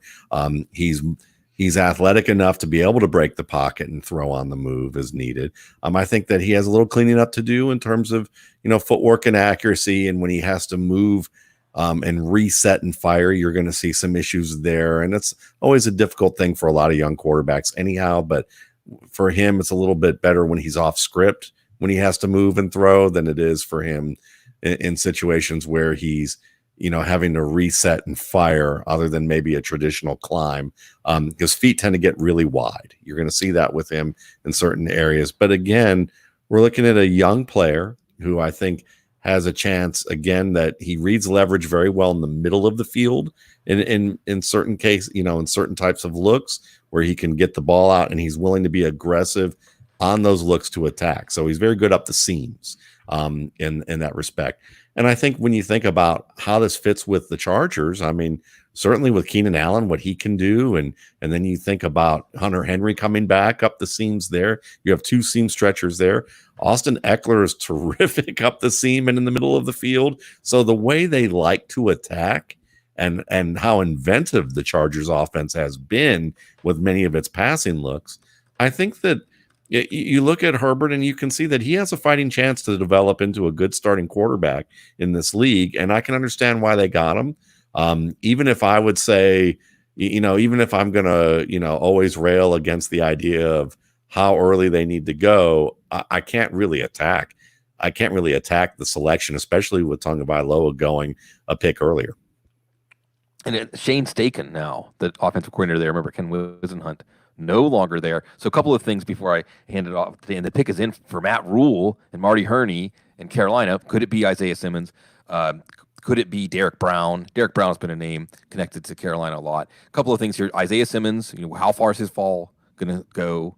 Not necessarily a fall. I think maybe judging by how the league handles these positionless players. Also, another offensive tackle not off the board. That's good for Cleveland. That's good for the Jets. That's good for Jacksonville. Dan, you could have said, hey, the Chargers had bad luck on the offensive line. They've got a great defense. They certainly, making the trade for Trey Turner, they reloaded with a power offensive lineman, and they had a winning formula, but they could have brought in a day one starter tackle. Instead, they take Herbert. What do you think of this move? I like it because of the weapons and the things that you're saying. My fear with him is he seems a little programmed. I don't feel like he plays loose. I don't feel like he plays the game with a feel. I think he's a smart kid, and when you teach him to do something, he goes and he does it. And they have those people, and they have the Mike. My God, my brain's fried today. They got big targets everywhere. Mike Williams, yeah. Mike Williams, and we talked about Hunter Henry. We talk about Keenan Allen and Austin Eckler and all these pieces that now he can just go in and deliver and distribute to those people. Again, we'll see if he's the kind of guy that can really lead that and get more out of that. I wasn't convinced of that going in. Happy to be proven wrong. Good for the young man if he does. If they don't, they're a competitive team with him, and the bridge piece of having Tyrod there and no offseason program. Exactly. I do expect Tyrod to be the week one starter, and it could be one of those scenarios depending on the win-loss record. Does he not get into week 14 later, and it's that Mahomesy type will give you a start or two at the end depending on where things are at. Because we tried to make a playoff run, or is he going to be potentially the week 4 or 5, Daniel Jones type deal? We'll see where that plays out in time. But no, the quarterbacks are valuable. If you like him, you got to take him in the top 10. You typically have to move up for him. These two teams didn't, which in and of itself is fascinating to me. Right. Because we've seen pretty much every quarterback outside of the number one pick have to go up to acquire. In fact, Goff was number one and a team went up to acquire. So for these two to sit still and get quarterbacks, for some reason it gives me a bad vibe. The league wasn't totally juiced about it, either one. And so these two guys are going to be players that are going and can produce, but I wonder where those ceilings are at. Yeah, absolutely. That usually a team gets overtaken by a fever and feels like they can't live without their quarterback. And also, if as they go through their evaluation, they feel like this is our guy, they have to be paranoid that somebody else came to the same conclusion.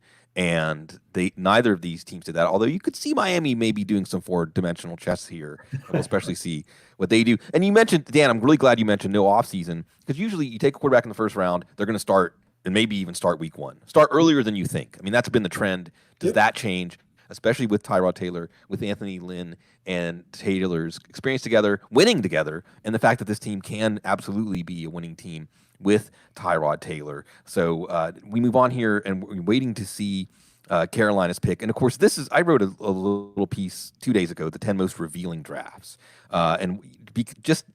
Looking at a team's draft as I always like to say teams can't lie in the draft. With the picks that they make, the trades they make, tell you something about what they think. There's no way that they can distort that. And of course, Marty Hurney's still there, but I'm pretty sure this is Matt Rule's team. Already brought in 4 players that played for him. We already see the offense changing, the trade of Turner for Okung, bringing in Robbie Anderson, again, one of his former players, a third wide receiver, bringing in Teddy Bridgewater. The choice is now not there for them to take a quarterback, although I would suspect they probably weren't going to take a quarterback. Real quickly, Dan, just give me your thoughts on Matt Rule as the newest Coach King in the NFL circles.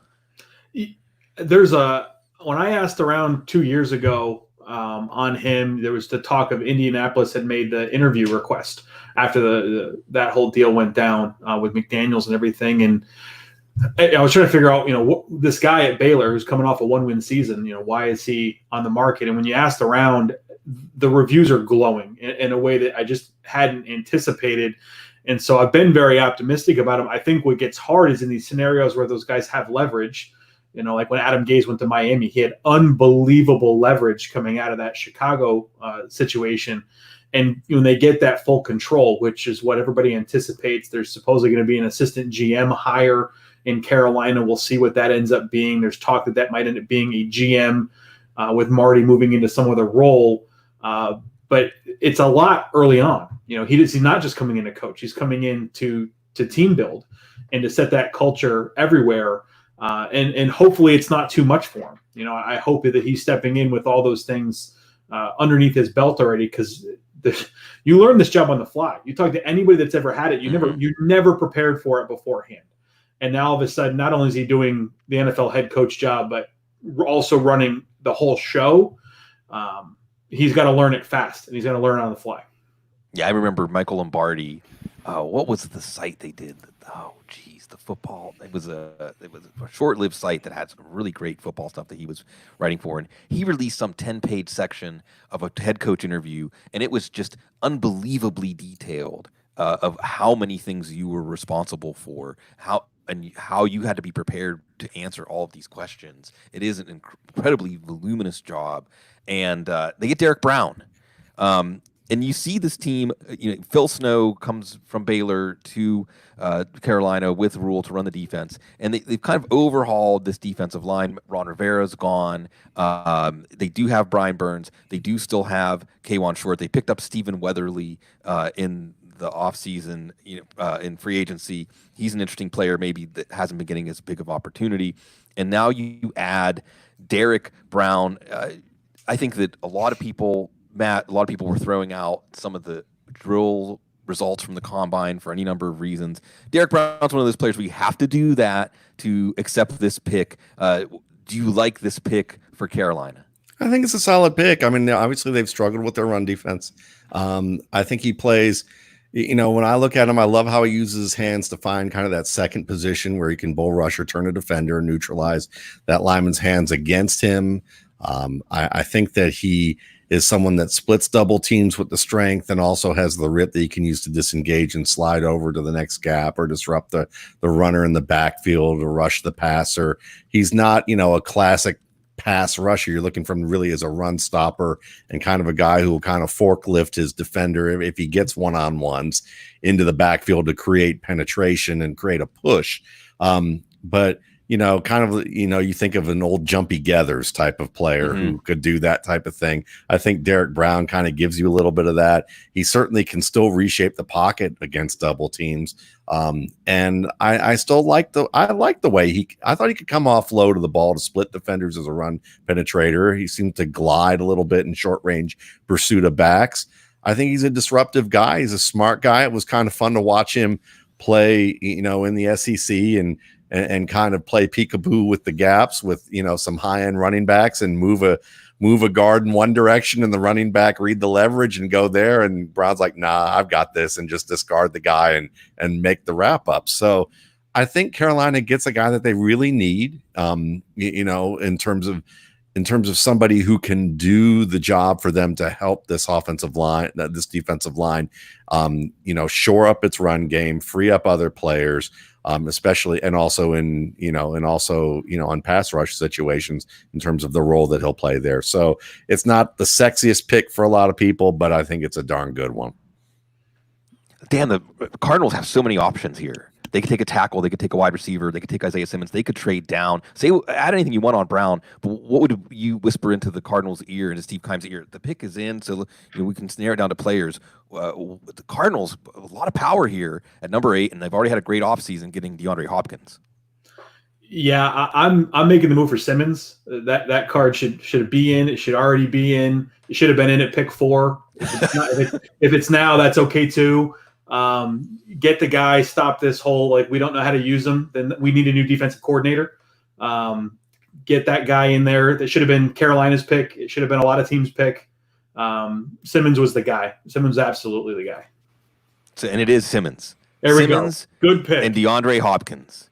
And the Cardinals, and so it's so wild how this stuff changes. I mean, 16 months ago, nobody had them taking a quarterback number 1. They certainly didn't have them taking Kyler Murray number 1. Nobody had, speaking of Coach Kings, nobody had Cliff Kingsbury having that kind of power.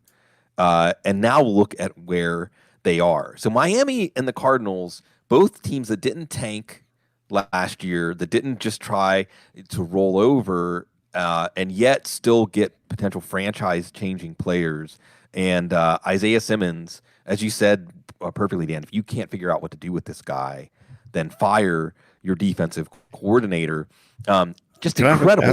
Go ahead. Can I ask Dan a question? I mean, please. One of the things I would love to hear from you talk about is, they have guys like Budda Baker, and you look at Chandler Jones, and you look at some. How would you love to use Simmons to really maximize his talents in terms of what the Cardinals do? He's my nickel corner. He's my slot defender. I don't know why we overthink this. I don't know why it was so hard with Minkah Fitzpatrick. I don't know why it was so hard with Miles Jack. I don't know why it was so hard with these guys. They played in the slot. They played over number 2. Small bodies they crush. Big bodies they man up. The athletic guys, they're technical. You do so many things with them, and they do it at such a high level. They're showing you they can do it against these athletes in college, and yet we'd say, oh, well, they can't do it here. No, they did it here. I just did a film study on Jamal Adams today and all the stuff that he does in that range.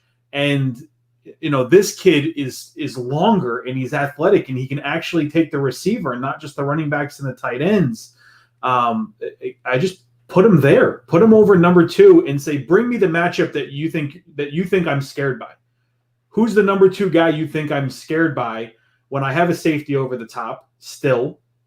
We can do all those things. Imagine having those pieces now, having Budda Baker and Isaiah, we can go positionless. You go to 11, spread us out. Let's go. Let's play ball. I'm not scared of you. Yeah. Yeah, I love bringing up Budda Baker's name and his versatility. And I like the way you're saying don't overthink it. And just watching Isaiah Simmons, he plays very naturally in space. He can bend and turn the corner as an edge rusher. He can cover a man. He can hang in man coverage. He can hang in run support. And this is fun. He trusts his eyes. And I really like that about his play. And when you think about also, you're rarely going to spy quarterbacks in the league, but when you do, he's certainly someone who can mirror in that regard. And he anticipates intentions pretty darn well in addition to that. So, as Dan said, as you've said, it's a fantastic pick for them, and I can understand why Dan's thinking Carolina should have had Simmons here. Because Brown is a guy that's a lot more limited of a player compared to what you could get. You could get a guy like Brown later, or you could acquire a free agent who can give you a decent enough play. But when you get a game changer like Simmons, you got to go for it early. Yeah, I put out something today. I did more on Derrick today. He'd been so consensus top 5. I kind of left it alone. I didn't see the value in getting into it. So I went and watched him against Oregon and Alabama to see 2 well-coached players, or well-coached teams and offensive line with players. And I watched the right guards for both of those teams own Derrick by themselves with no help on many occasions in pass pro. I like him. I think he's valuable. I think he's a first rounder. I would not have taken him there with those players on the board because I think Simmons is a better player, and I'm very excited to see that. Although you were asking, I could have made an argument for CeeDee Lamb getting back with Kyler and still been very excited for Arizona, but I think they did very well. And again, with Simmons going 8th, that means the Jets are guaranteed a top 4 tackle to be on the board. The Browns are guaranteed a top 3 tackle to be on the board. We'll see about what the Jags do. The pick is in for the Jags. We'll find out what it is. CJ Henderson's been, and by the way, Derrick Brown to the Panthers has been out there for a long time. So that's one where pre-draft intel this year, I know there was a lot of talk, well, we don't really know. You think you know, but you don't know. That was one that I was asked about on a radio show like two and a half months ago. Like, was going to be Brown or Simmons? Which one do you think they're going to pick? So we were ahead of that. Real quick, Dan, with the Jags. What? And poor Eric Stoner is in the chat room waiting to find out the pick. And CJ Henderson, again, the name, the offensive tackle would make sense here. But what about the Jags and the direction? Is this a rudderless ship, without Tom Coughlin, but also without really making any changes beyond that? What do you think of where the Jags are as a franchise right now in their trajectory, in their story arc as a franchise? I don't have it like an insider in the building that's giving me their side of the story. So all I can get is what it looks like outside. And I don't understand why every one of their good players wants to leave over and over and over again. And so the only logical conclusion from an outside perspective is somebody inside or people inside are ticking them off. And they're just, you go out to acquire these players that you can put into a second contract. I mean, how many times are we going to see on Twitter today, this is a 10-year player, this is a 10-year player, right? So that now we're already into the assumption of a second contract. So they keep acquiring good players. They keep acquire Jalen Ramsey, acquire Yannick Ngakoue. They get all these guys in their team who then want to leave. And so I'm nervous. I'm nervous. Yeah, we'll see if Yannick Ngakoue gets traded tonight, tomorrow night, or not at all, or maybe he is just stuck marooned and waiting for the team to do something. So he certainly had it out with the owner's son on Twitter in the coming weeks. Exactly. Yeah, but Dan, you're absolutely right. I mean, Allen Robinson, one after another, these players, and a team that was at such a peak so recently, and it is CJ Henderson. Oh, okay. Yeah, not the corners. It's not surprising. And this mirrors what Detroit did, right? I mean, they trade Jalen Ramsey, and they get CJ Henderson. And Dan, certainly from an athletic point of view, you understand this. And there was a lot of talk. He's going to be a top 10 pick. Some teams had him ahead of Okudah. The name Justin Gilbert, who also went 9th overall. Sorry, Matt. Even the Steelers had a little pain on Justin Gilbert.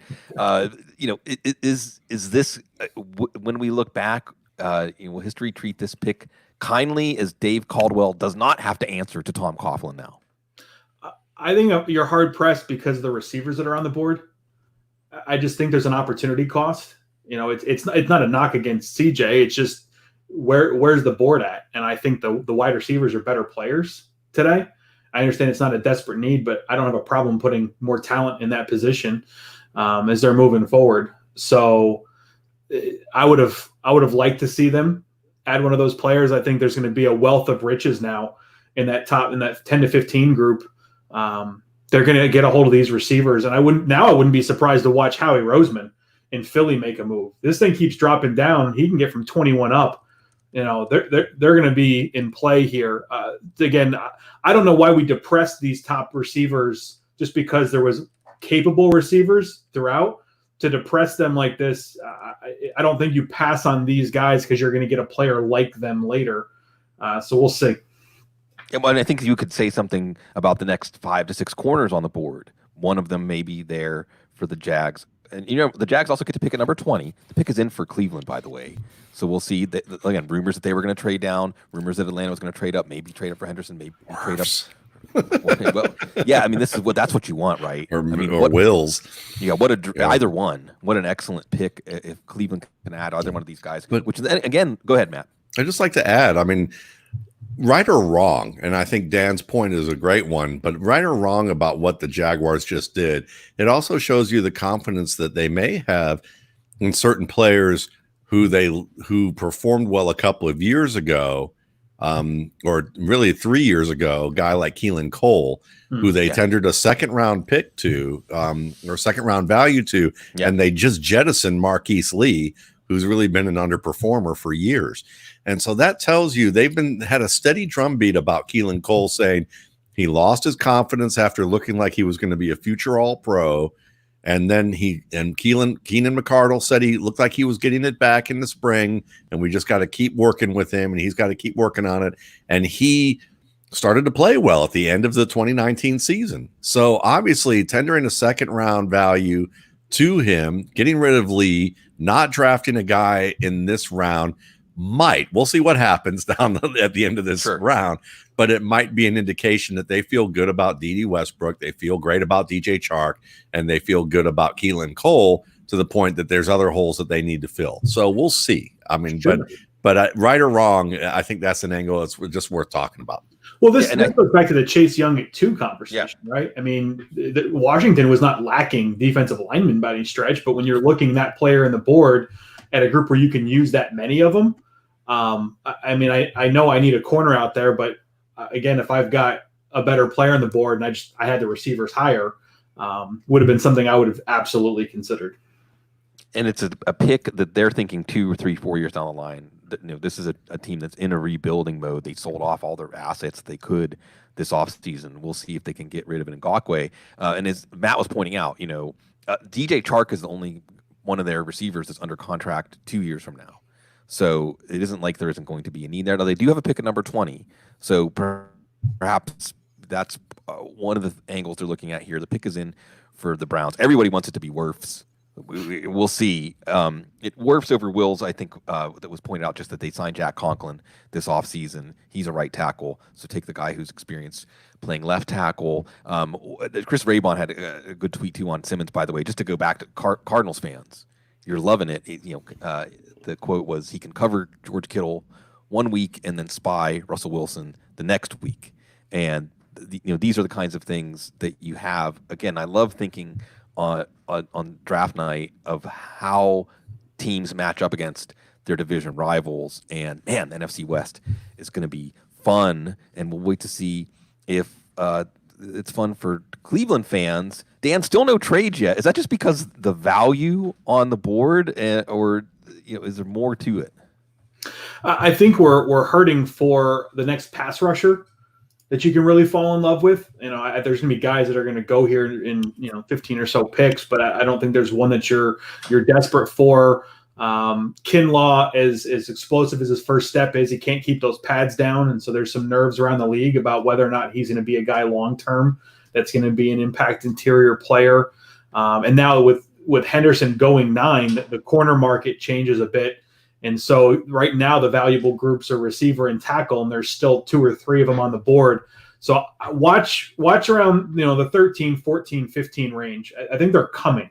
I think as we get, another tackle off the board, one of the receivers starts to go, we'll start to see some teams move around. And there was talk that if Tampa didn't have one of the tackles available to them at 14, that they could be a team that trades down. So we'll see. Matt, it's Jedrick Wills, another Alabama offensive player, and we're going to see a couple of more offensive players from Alabama very soon here. Go ahead. Yeah, he's very happy. I'm very happy about that because he's a battle-tested guy, uses his hands well. I think that, he has a good feel for what he needs to be doing out there.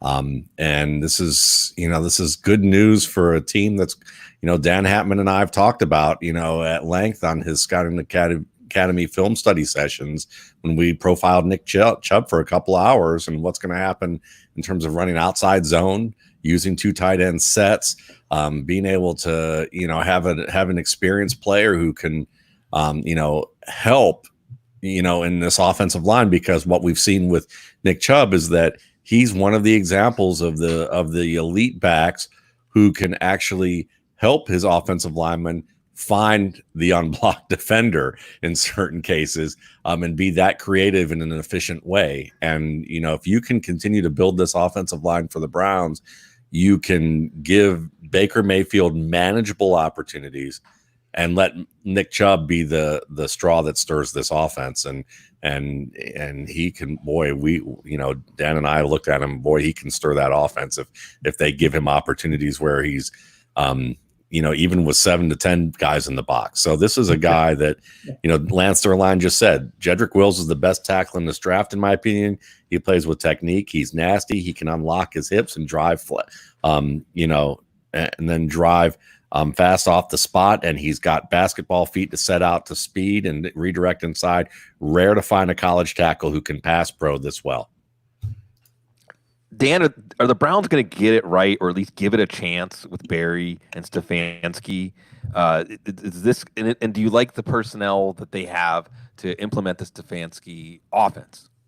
Yeah. I mean, well, we don't have a lot of history of patience with front office there, but I think when they bring back someone that they had exposure to, I think when they clearly looked at Andrew and said, we want to get him back here and give him a chance to do this. And he was able to go get his head coach. It wasn't a forced pairing by ownership.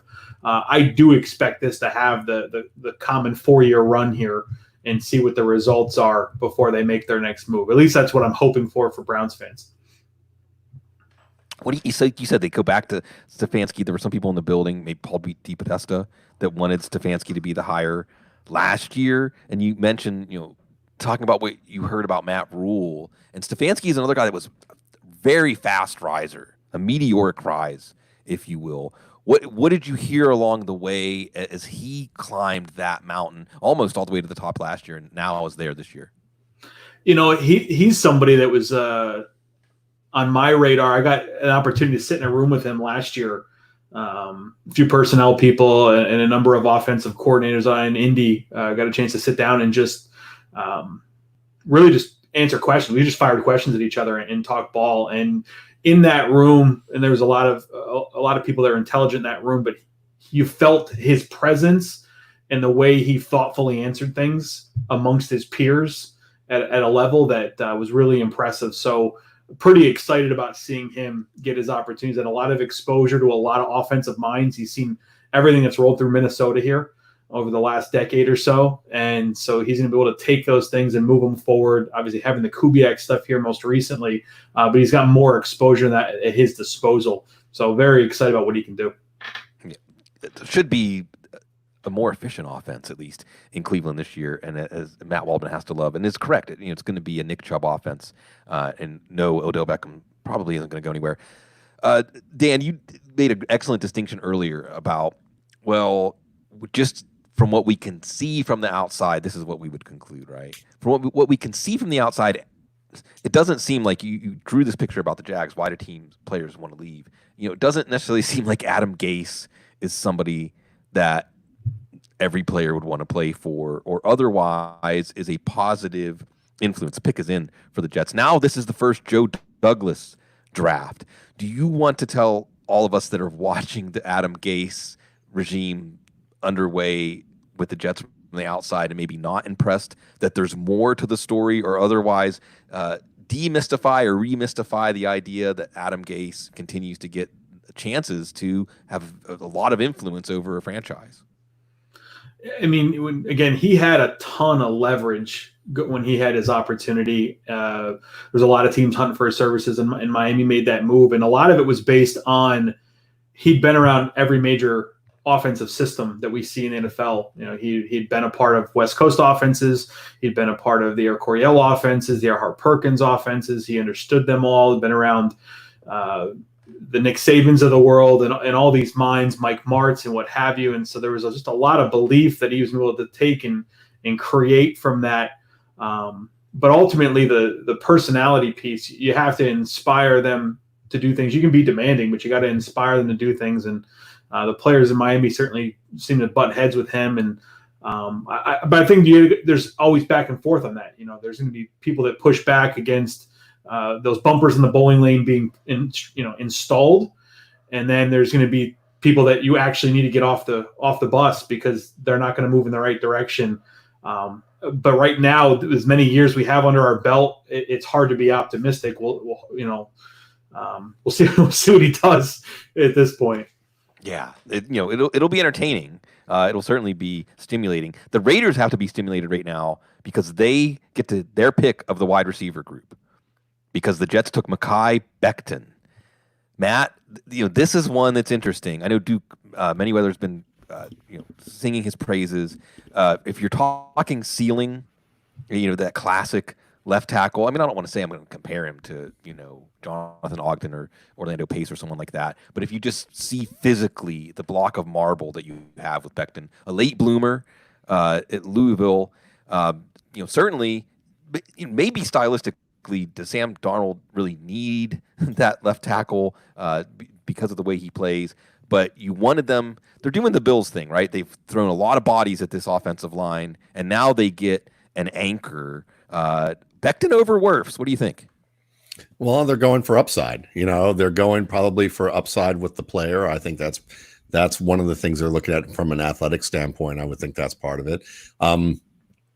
And when you look at, maybe going for offensive linemen, I think it makes perfect sense that they're going to do that. And I would rather have a team that is strong up front like the Bills are, and skill players that you'd say are decent, but maybe can still develop more or get more depth to that, than have teams that we've seen struggle where they have terrific skill talent and they can't protect the passer, they can't run the ball, they can't sustain drives, and it's just extremely frustrating.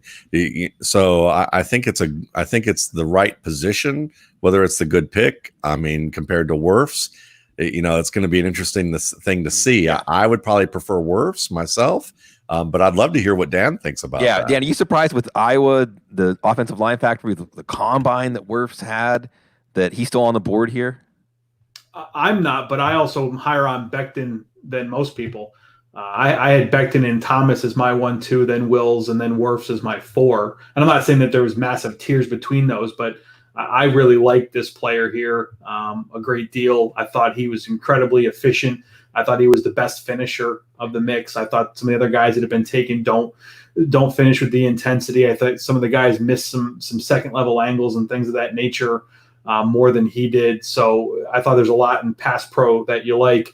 Again, I struggle because just looking at the purity of the board and the positional value, tackles and wide receivers are similar, and I have that group higher. This is when it would be really tough for me. If I was Joe Douglas right now and I had, Jeudy and Lamb on the board and these tackles on the board, philosophically, I want to build through the trenches. I do, but I think the receivers are better players. So I would have been hard pressed to pass on them, particularly with the receiver room that they've got there. Right. So I don't think they got a bad player by any stretch. And again, you're going to help yourself through the trenches and get these other players and your quarterback protected. I'm just fascinated to see how this receiver group's dropping. You're going to hear me keep saying it for a few more minutes until the Raiders finally take one. Hopefully. And, they may take a corner. Maybe they'll take A.J. Terrell or somebody like that, or Trevon Diggs, because, corner or wide receiver should be the position for them, Matt. I can't do a John Gruden impression to say if John Gruden called you up right now or Mayock called you up right now, which receiver with their pick of the whole class should the Raiders take at number 12?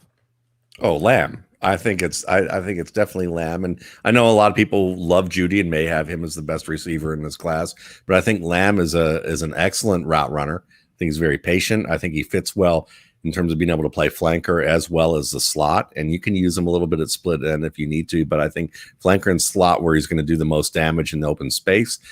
He's someone that you can use in a versatile way opposite Tyrell Williams. And I love his toughness over the middle. I also think that he's a better player after the catch, even though people talk about Jerry Jeudy with the moves upon moves upon moves that he has. I think CeeDee Lamb is a more efficient runner, and that's what's important in the NFL. The Jaguars just got rid of a player who had moves upon moves upon moves, who the New England Patriots will now try and hope that he can develop into something sustainable and workable and productive, because he doesn't realize how to obey the ball in terms of the location of the ball arriving and just hitting downfield and catching and piercing and getting upfield.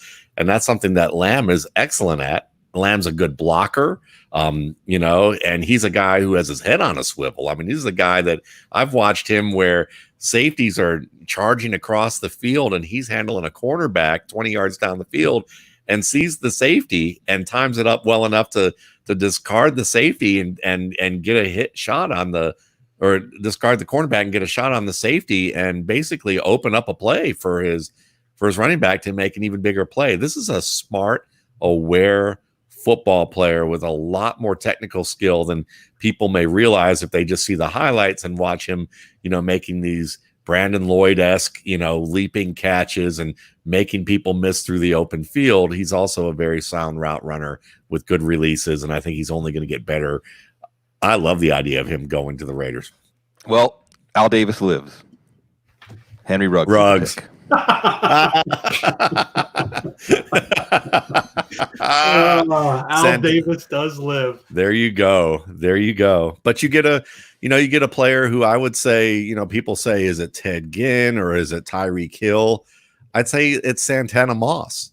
And, many people don't remember Santana Moss, or when they do, they don't think of him as a highly productive guy year after year after year compared to what, Hill has been early on in this new offensive era. But Santana Moss was a heck of a player who could go up and win the ball. And I think that Hill has to work a little bit. Ruggs has to work on his routes a little bit more in terms of footwork on the perimeter. But he's a guy that can go up and win it. He is also skilled enough, I think, that you're going to see him be able to play right away. And he's more than a one-note wonder type of deep threat stretch type of dude. Well, and there you go, Eric.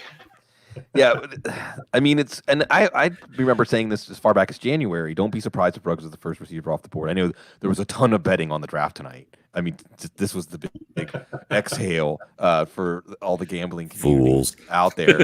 And I don't know what I don't know what the numbers were, but Ruggs going as the number one receiver off the board was probably a good bet, and it is because the NFL loves that speed. And I think Matt did a good job on that. By the way, Zach Moss, Cineris and Santana Moss' cousin, probably not going to see him drafted tonight. Maybe tomorrow, maybe Saturday, as you bring up those names. Dan, thoughts on the Ruggs pick with CeeDee, and now San Francisco. I mean, they could take Wirfs. Remember, Joe Staley, maybe one more year. You have wide receivers, or trading down because they have a huge hole on their board between 31 and like 150 or 160 something. But before we see what San Francisco does, what do you think about Ruggs to the Raiders? I mean, the tool that he has, the ace up his sleeve is obvious, and you can see how people could fall in love with it.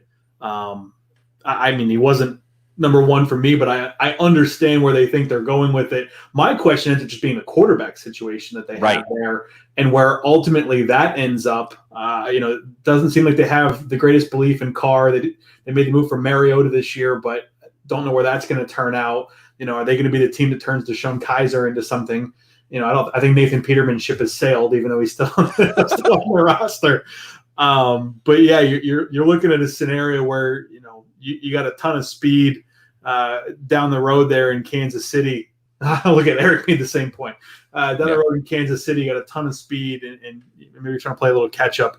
I really thought it was going to be a ton of fun to see them take Lamb off the board. But now I think you're going to have San Francisco do that. It's going to be even more fun for Kyle Shanahan. Are you kidding me? Yeah, what a gift for San Francisco. They could not have envisioned it going any better. And by the way, I'll continue to have Lance in your line virtually with us. He said, here's the thing on Wirfs. People got gassed on him after an incredible combine, but his athletic ability and weight room strength were known. He's not a classic drive blocker, hasn't corrected the oversetting or overstriding in his 2 seasons at Iowa. His tape was 4th best. I think there's still some teams that will be happy, maybe Tampa Bay, to get that 4th best tackle. First, Dan, as we have the number 13 pick, San Francisco 49ers, because of the trade for DeForest Buckner. I loved the Buckner trade for the Colts, partially because he's a good old war daddy. He's at his peak or about to get into his peak, and they had cap room to spare. Cap room was not a scarce element for them. I loved that trade for the Colts, and I understood why the 49ers did it and extended Eric Armstead instead at a cheaper rate. So it's kind of like Armstead plus 13, which is going to work out. Buckner could also work out. What did you think of that trade when you saw it go down? It made a ton of sense because that system really wanted a dynamic B-gap player, and they got their hands on one in a draft class that I didn't think was going to populate that. I don't have the belief that other players are there. You're going to get that. I think they understood that. Then they had that at that time. They had that information in from the fall. They knew what the markets looked like and what they were going to have to do, and they had to spend both the capital and then turn around and spend the cash on it. but it absolutely made sense for what they need. They've been hunting for that piece for a couple years now, and they finally made their aggressive move to just secure it and lock it up. Yeah, and I love the aggressiveness of Chris Ballard, the clarity there, and just seeing on the timeline a lot of agreement. I think basically with Ruggs as the first wide receiver is understandable, but do the Raiders have the quarterbacks to take advantage of what he can offer? We shall see. I'm still just a bit taken back at how well this board has fallen for the 49ers, and that, I mean, the pick should be CeeDee Lamb. That's almost a dream pick for them at 13. But Wirfs still being there, and of course Jerry Jeudy is still there. We'll see what San Francisco does. Let's skip ahead to number 14 real quickly. Is it a slam dunk, Wirfs, just because of the trade for Gronk, Dan, and the idea that this team is really looking at a 2-year window? They're not looking at a team blueprint that they're building. They're looking at making that run at the Super Bowl. Yes, and I think you want to keep that quarterback feeling really comfortable to use all those weapons that they have there. So I think they're getting that opportunity to not have to stretch for the 5th tackle. They're able to get the 4th one right here, and they're going to feel pretty good about it. Did you think I noticed you make that demarcation between the 4th and 5th tackle, and there was a lot of talk over the last few weeks. Hey, a lot of teams like the tackle depth in this class, and of course the 49ers have a pick at 31.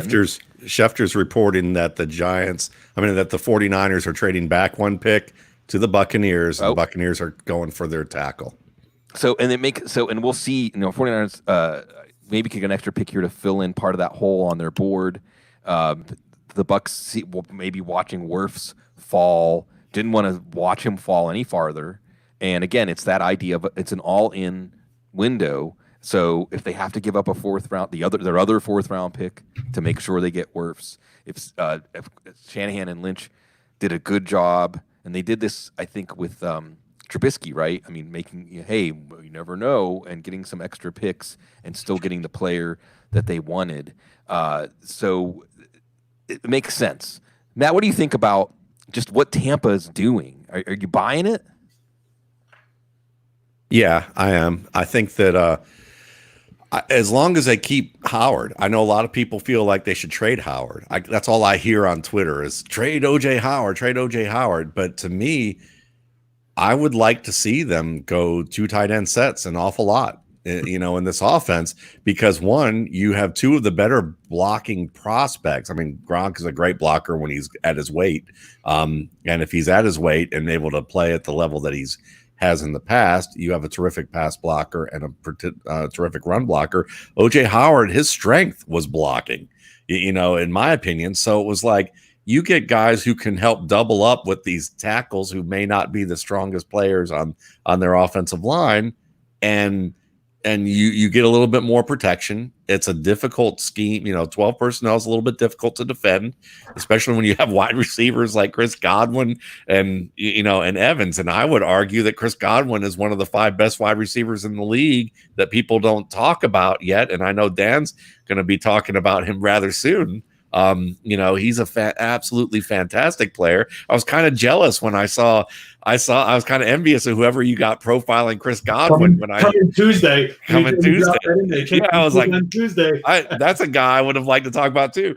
But yeah, when you have that, and in the red zone and areas where you have, you need Gronk in that capacity because of the rapport in the red zone and how difficult it is to get the red zone rapport up with a newer system. And obviously Brady has the keys to the offense in terms of what he's going to do and what they're going to do there. And I think that Arians is probably taking his foot off the gas a little bit to say, okay, Tom, you have the wheel, you're in charge in terms of, to a degree, of what we want to be doing here. And I think that Gronkowski gives them another player who understands the way, who understands what Tom wants, who can help translate in the receiver room with the tight ends, in the huddle. And then on top of that, again, 12 personnel helps the running game, helps this passing game, especially with the offensive line the way that it is. And they're not going to solve all their offensive line problems with 1 pick. So to me, the idea of trading OJ Howard, while I get you may get some value for him, I think it's kind of ludicrous. I mean, I'm more of a believer that it's like, maximize your strengths here. And it's not like Adam Humphries is still there. It's not like they have, we like Justin Watson in terms of what he was as a prospect, and they certainly have some guys that maybe be able to fulfill that role, but Rashad Perriman's gone. You have two really awesome outside receivers, have two really awesome tight ends to stretch the seam. Every fantasy player who loathes the idea of Peyton Barber, but again, I like Peyton Barber in this. If you get the offensive line straight or the scheme straight to help that offensive line, there are enough tools here that Brady can compete this year, and they can build on towards next year if it doesn't work out as a Cinderella story. And here comes the selection. Yeah, and it should be Wirfs, as you said, according to Schefter. Mandela effect comedy says John Lynch is the OG. And look, they get pick 117, and they give back a seventh rounder. There goes my phone. It's Wirfs. And look, and this is great. This is a win-win, right? To me, go ahead. I bet you anything we're going to find a report here soon that Miami called San Francisco to move up to 13 because the tackle fell. And San Francisco is smart enough to call down to Tampa Bay and say, we know you're looking at this. Let me just tell you, if you don't come up right now and give us something, we're giving it to Miami, and we're moving to 18. And everybody's wondering, well, how did they move one pick? Because San Francisco told them, if you don't move one pick, Wirfs is gone. And it's beautiful. So San Francisco trades their second for D Ford. They trade their third and fourth for Emmanuel Sanders and a fifth. And so they had a big weight coming up after number 31. It seemed likely they were going to trade down, but to be able to trade down from 13 to 14, probably still get the player they were going to take at 13 anyway. It's a master move. Tampa Bay gives up their 2 fourth-round picks to get Rob Gronkowski and make sure they get a tackle. And as you were outlining there, Matt, the narrative was Brady wants weapons, right? I mean, there were so many things, so much ink pixels spilled about Tom Brady between the end of the season and whenever he announced he was going to play with Tampa, or the announcement came. Weapons. Now you've got weapons, as you outlined too, with O.J. Howard, and I don't think he's going to get traded. And this is going to be fun. This is going to be interesting. Of course, you do still have the New Orleans Saints there. Speaking of Emmanuel Sanders, Dan, let's turn the page here. Well, actually, I'll ask you, are you buying Tampa? Is this going to be a situation where you look back at last year's New England offense and say, it wasn't Brady, it was the offense, now that he's surrounded by these pieces and someone to shore up the offensive line? I think it's tough because we definitely saw some objective signs that he isn't himself in all field zones. And so it'll be interesting to see if Evans is actually a weapon for them and all that. I want all the stock on Godwin. I want all the stock on the tight ends if they keep the two. And certainly the use of the running backs, we'll see what they end up doing there. But I didn't see Tom being able to hit all the field zones like he did in the past. And so I do think we have an issue there, but I buy that with everything he now has, we will get a better version of him next year than we got last year. Yeah, and what is especially interesting is the idea with Gronk coming back. I forget who it was. I think it was you, Matt, that said this is like Peyton when he was in Denver, basically. That this is Brady's offense. So the idea of how is Brady going to fit in Arians' offense, throw it out the window. No, how is Arians going to fit stepping back and letting Brady run the show? Yeah. On that end of it, yeah. And perhaps this is a team to watch, too, for if it's a little clunky in the first few weeks with no offseason, et cetera. But you have Gronk as the stabilizing element there, as always. Dan, what did you think, real quick, as we're waiting for the 49ers pick, of Gronk? Of all people, Gronk was the guy who dictated to Belichick how it was going to go. And, Schefter confirming that the number 20 pick was there. Detroit was going to trade the number 20 pick for Gronk. Gronk said, okay, fine, I'll retire then.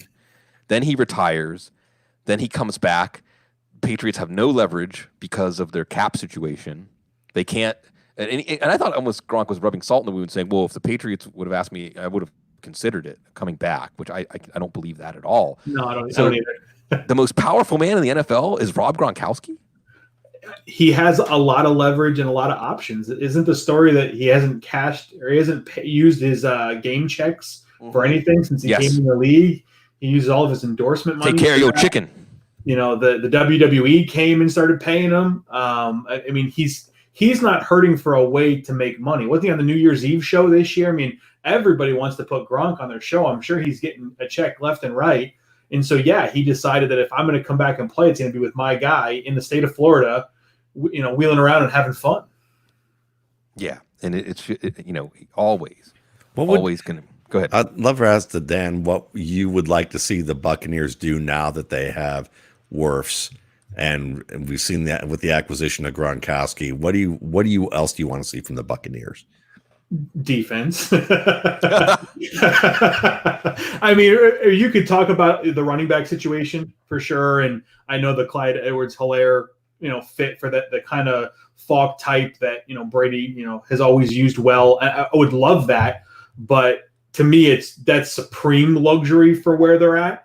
I do think they still need some pieces on the other side to make sure that those games Brady can play with a lead and they can do all the things that they want. They're not digging themselves out of holes in every scenario. I would like to see them spend a little bit of capital on the other side here. And they've done what they can to keep the band together with Shaquille Barrett on the franchise tag, the re-sign, Jason Pierre-Paul, cycling through these linebackers. Last year they got Devin White. He looks like a hit. They've got Vita Vea and Ndamukong Suh inside. It's that the back part of the defense, although they like what they have there. So, I mean, keep adding to it to get competition to see who the best player is at that point, and there's a lot of good young players who are going to be available in the second round that otherwise would have been in the first, but because of these wide receivers and tackles that we're going to see a run of with these wide receivers coming up next. So Matt, while we're continuing to wait on the 49ers, you mentioned it, how will Arians adjust? What do you think of the idea personality-wise? Because Bruce Arians has never been one to keep his personality under wraps. What do you think of the idea of Arians and Brady? Because quarterback and head coach have to jive. There can be opposites attract and that kind of stuff. But now that it does seem like Brady has a lot of input into the direction of this team, how do you expect them to work with each other?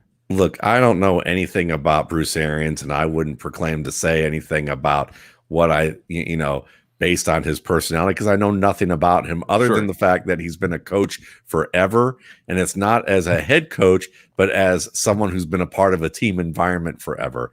I would have to imagine that someone who has that much experience is going to say, I have Tom Brady. I have a guy who knows an offense like the back of his hand.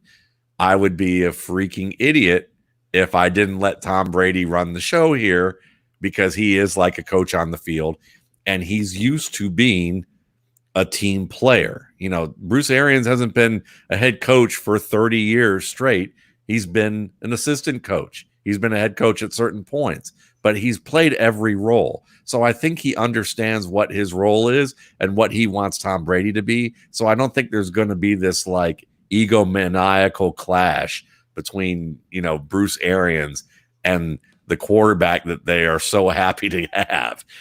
So to me, it's a non-story.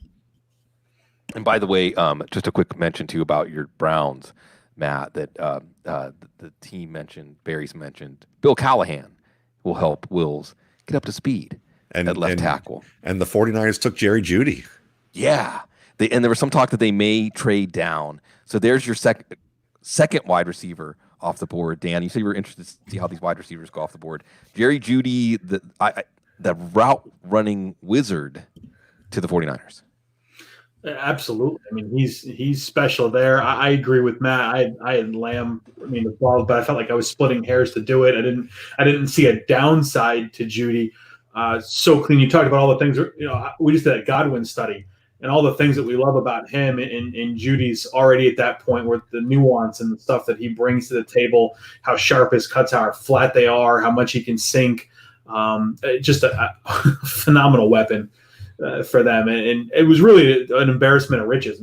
San Francisco can't go wrong with one of those guys here. And after they just traded down and added 117 to then sit here and have this, it's been a good day for the Niners. Wait, Ian Rapp. I'm sorry, Matt. No, it's Javon Kinlaw.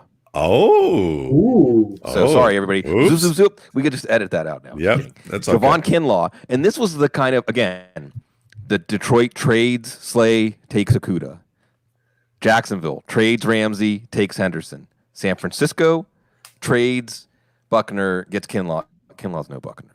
I mean, Kinlaw could end up being a very good pro. And a la Derrick Brown, as you were alluding to, Dan, a player that maybe creates more for some other players around him than a player who's going to create a lot for himself. So Kinlaw, and there was some, again, talk. So go ahead, Matt. I just don't think the holes of some of the parts right now with this guy. I mean, certainly you love the athletic ability. You love the story how he dropped 40 pounds upon arrival at Columbia and became this, sizable, muscular guy. He's got the strong and closing acceleration, and he's certainly someone that has a decent club and effective swim move. And he can get a push one-on-one. He can flip his hips and change his arms and redirect using this, the one-arm technique pretty well. Doesn't hold up very well against double teams right now. I don't think I think he's got he needs a little bit of time. And the Richard Seymour comparison, I mean, man, if that happens, I'm watching that on ESPN right now or NFL Network. If that's what they get, then the 49ers are onto something. And they've made good picks in the past with guys. So certainly you've got to give them credit for what they've seen. And, I'm no defensive lineman expert, but from what I've seen, I would have rather seen more consistency for a guy who you're going to pick in the middle of the first round. But they must see the upside there and feel like that it's very attainable. I wish the Jerry Jeudy thing I saw was true, when I look back on it in comparison to this, but hey, there you go. Well, and it's that one of those narratives maybe coming true is the depth at wide receiver. Teams are breaking ties against wide receiver in the first round, though, Dan, as you pointed out, best player on the board has been wide receiver maybe for a while. And John Elway now gets to choose between CeeDee Lamb and Jerry Jeudy, something that I don't think anybody would have envisioned. Say whatever you want on Kinlaw, Dan, and the hour passes by so quickly, folks. Dan_Hatman, the Scouting Academy. Lots of people in football have got their credentials at the Scouting Academy, and anybody who wants to be smarter about football, you like something like the RSP, you need to know about the Scouting Academy. Listen, yeah. Dan's a former scout with 2 different teams. He has a great network of people in the league. If you're watching, Louis Riddick on ESPN right now. Louis Riddick taught curriculum at the Scouting Academy. Okay. And there are guys I know in the league guys I know in college football who've tried to get scouting gigs. And they're like, I got to the final round. I've been doing this for 5 years and I've gotten beaten out by the Scouting Academy 3 different times, by a Scouting Academy grad. So yeah, if you want to, and there's lots of writers out there, Brandon Thorne, John Owning are great. Matt Caraccio, good examples of guys who do excellent work because of the curriculum that they get from Dan and the people he brings in, the NFL people he brings in to be able to teach and give instruction in the level that he does. So, I know one day I plan on signing up and taking some classes for, positions that I want to learn more about. And it's something I look forward to as I get more time to do. Absolutely. Too kind. Go ahead, Dan. Too kind. I feel blessed that we got to work with so many people that wanted to work and took the curriculum and applied it. I mean, certainly not everybody that comes to the doors has been, a top end student, but those who come and work it and apply it, couldn't be more proud. I feel like, an older brother and put my arm around her and prop them up and so excited to see what they do. So guys, very, very kind. I will say we started a YouTube show. Again, Matt, you were on it here. We did Nick Chubb a little while ago. We wanted to do something to bring some football to y'all. So if you want to come break some film down with us, we are on YouTube. We're on at least twice a week and maybe even up in that depending on how things go. But to come back to the Kinlaw pick. And Jeudy goes to the Broncos, by the way. There it is. Elway gets Jeudy. That was too easy. I think that it's an indictment maybe on Solomon Thomas and the need for interior rush with the Niners. And again, the feeling that Kyle can manufacture the receiver stuff because he has, and they didn't necessarily need that. The biggest thing with Kinlaw, I sat with a guy in the stands in Mobile, and he just looked at me and he said, I don't know if that kid's ever going to learn to keep his pads down. And when you really break down almost every one of Kinlaw's deficiencies, it stems from that technique and that body posture. When he's down, he's hard to stop. But the number of times he's down versus the number of times he's up is not in his favor. So Chris Corrick is there, who's a heck of a D-line coach. He came up under Jim Washburn. I was fortunate to be around. He knows what to do. Obviously, he vouched for him. So let's hope. Let's hope that he's every bit of what he can be physically, because they definitely left a couple of receivers on the board here. And John Elway is much happier because of it. Yeah, at Elway, we shall see. So again, folks, the Scouting Academy and Dan Hatman just should be a presence in your football life as he was tonight. And we appreciate your time, your expertise. I want to cue up some sort of Spanish send-off. Bye con Dios. There we go. I love it. Thank you guys for having me. It was a pleasure. And we'll look forward to talking to everybody soon. Thank you, Dan. Absolutely. Take care, guys. Before we get Mark Schofield, we're going to have, and for your Atlanta Falcons, backyard Atlanta Falcons, Matt, K'Lavon Chaisson has been a name. There you go. That's a name that they've been connected to. We'll see. And we'll see about the Cowboys at number 17. Pretty soon here, we have a little special announcement and some insight here coming up. So Jerry Jeudy, Denver Bronco. It's a great pick for Denver, because really they need a player who can play the slot, play outside, be where he's supposed to be, catch the ball when it arrives. And, Cortland Sutton does that in spectacular fashion, but he still is a little bit of an adventure with his hands that I think that got better last year, but still the technique wasn't better, but the results were. Jerry Jeudy has spot on technique in terms of his hands. He's a terrific route runner, needs a little bit more time to get up to full speed, but when he does get up to that full speed, he's great. That's why you see the moves upon moves, because he tries to make people miss so that he can get that acceleration track, a little bit of extra space. But put him in the slot. Now Deshaun Hamilton is pretty much obsolete. Jawan Winfrey might be an interesting story if they don't draft another wide receiver, because they could probably use him at flanker and in 3 receiver sets and put Jeudy on the inside, because Hamilton really hasn't amounted to much. But Jeudy, you're going to see in the NFL be a lot better in contested situations than what maybe you saw at Alabama, because there just weren't many of them.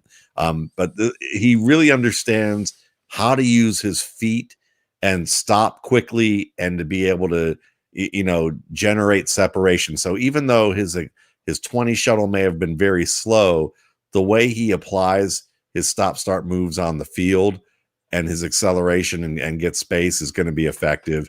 And, I think this was a great fit for the Broncos. It's where I mocked them to go, the contrast of Jeudy and Sutton is perfect, right? When you think about roles in an offense, it's almost ideal, because Jeudy is that route, in terms of clue, like the murder weapon. The murder weapon's route running, and it's manipulating your opponent. Like you like to say, telling a story with your route. He's going to be Locke's security blanket. Right. He is 3rd and 7 guy. His binky. Yep. Yeah. And meanwhile, Sutton can win down the field. And of course, don't forget there's no Fant there, able to exploit mismatches. So Drew Lock is set up. They've got Mike Munchak, and we'll see what they do. They have a few extra picks. So Denver, things are looking up for Denver for sure. And again, the Falcons, we'll see what they do here. They have to breathe a sigh of relief, because Chaisson's still there. There's talk of them trading up maybe for Chase Young. Well, you're not going to get Chase Young. Maybe trading up for a CJ Henderson. They didn't get CJ Henderson. They could also have their pick of the corners here too. They could take AJ Terrell. They could take a Trevon Diggs. They could surprise. So they have choices. And I guess that's the theme here. And this was considered a deep draft by most estimations. That we're looking at these picks now, Matt, 13, 14, 15, and saying, well, these teams have to be happy with what's there. Maybe the picks in the middle of the round are more valuable than expected. Joining us, Chad Parsons, footballguys.com, Under the Helmet. A special night because it's the NFL draft, and more reasons than one. What do you think of the first half of the first round, Chad? Yeah, thanks for having me. We got the three-headed view here. Love it. You go to the quad box eventually, probably. It's been a lot of chalk. Something we've been talking about on a live show, and you guys as well, I'm sure, in terms of the lack of trading, but the skill positions. it's a lot of, man, mock drafters are hitting a high rate right now. Their batting average is pretty good until this run of wide receivers. And something I was just, spinning forward was, thinking especially in longer terms with Cortland Sutton, that you add Jerry Jeudy. A lot of this depends in Denver on Drew Lock. That is he going to take that big step forward as the point guard of fantasy production? Is he going to take that big step to where you've got a first round tight end? You've now got a first round wide receiver. You've got a developing nicely Cortland Sutton day 2 with a strong profile already in the house there. So I wonder, that's a lot of expectations to fill that I don't know. I am not one of the big Drew Lock fans. So to me, this is risky for those kind of investing or having high upside expectations for any of those 3 main weapons in the passing game for this year. And I kind of wonder if now we're reaching a point where Cortland Sutton is going to be someone that's a little overvalued, even though I like him as a player, just because of Jerry Jeudy probably being one of the worst case scenarios for him outcome wise for round 1 here. Yeah, well, you look at the target tree and it's wide now, right? With Gordon and Lindsey and Fant and Sutton and Jeudy. And Jeudy, I like how you mentioned Juwan Winfrey, Matt, because Jeudy can play the slot and that could get Winfrey on the field for sure. And we bring up this long-term view, Chad, because we have an announcement. Exciting. And I know you're pulling yourself away from the Under the Helmet live stream right now. Thank you. With newly minted Football Guy staffer Jordan McNamara, the longtime contributor behind the scenes at Football Guys, and it's about time that he's a staffer. And the two of you all are doing Under the Helmet tonight, but going forward, one of the most popular features this offseason has been Dan Hendry's Dynasty trade value chart. And of course, a lot of people with time on their hands right now get into Dynasty fantasy football. It'll certainly be immersive. And Chad, we're going to have you and Jordan adding to the Football Guys podcast portfolio, helping the Dynasty players out there.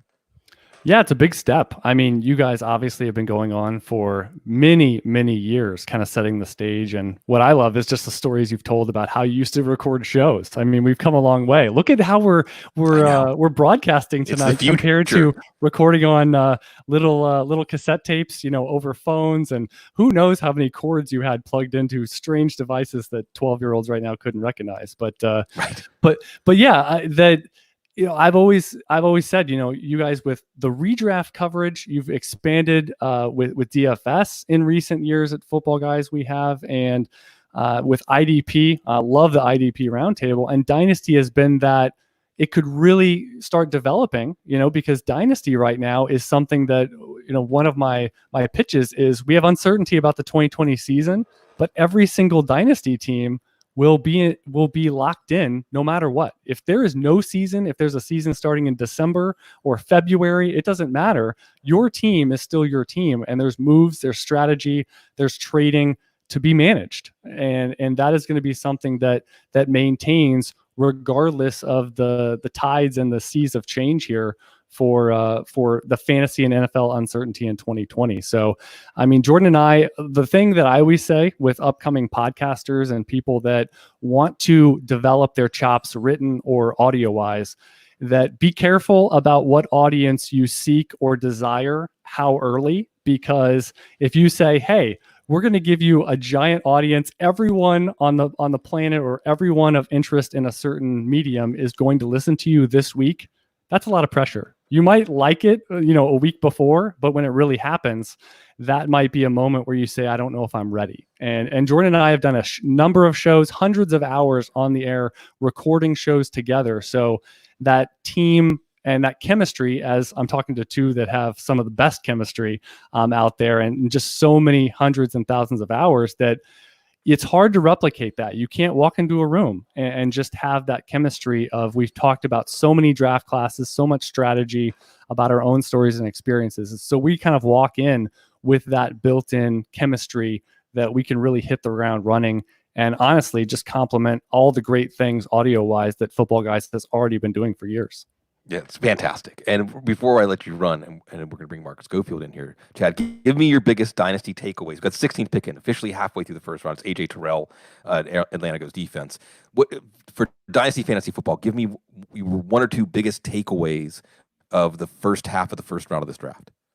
Well, my biggest takeaway is that you're going to have a lot of people saying stringently, I'm going to take running back. Running backs are going to go high. We saw a ton of mock drafts and startup drafts going into this period of transition that you saw everybody taking running back. Well, now it's really going to test the mettle of those folks that are digging in their heels and anchoring to, I have 101 to 103 or 4. I'm taking running back.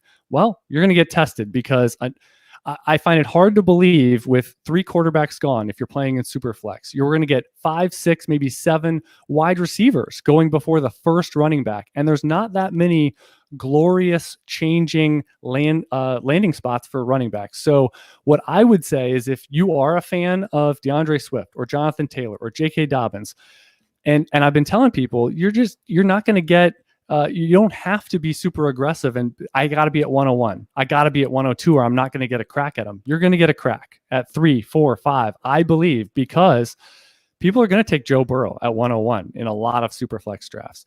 Are they really going to ignore another quarterback in the top 3 or 4? I would say no. Henry Ruggs was just the number 1 receiver off the board, whether you agree with that or not. And that's just going to move him up from the later first, where a lot of drafts had him going in dynasty circles.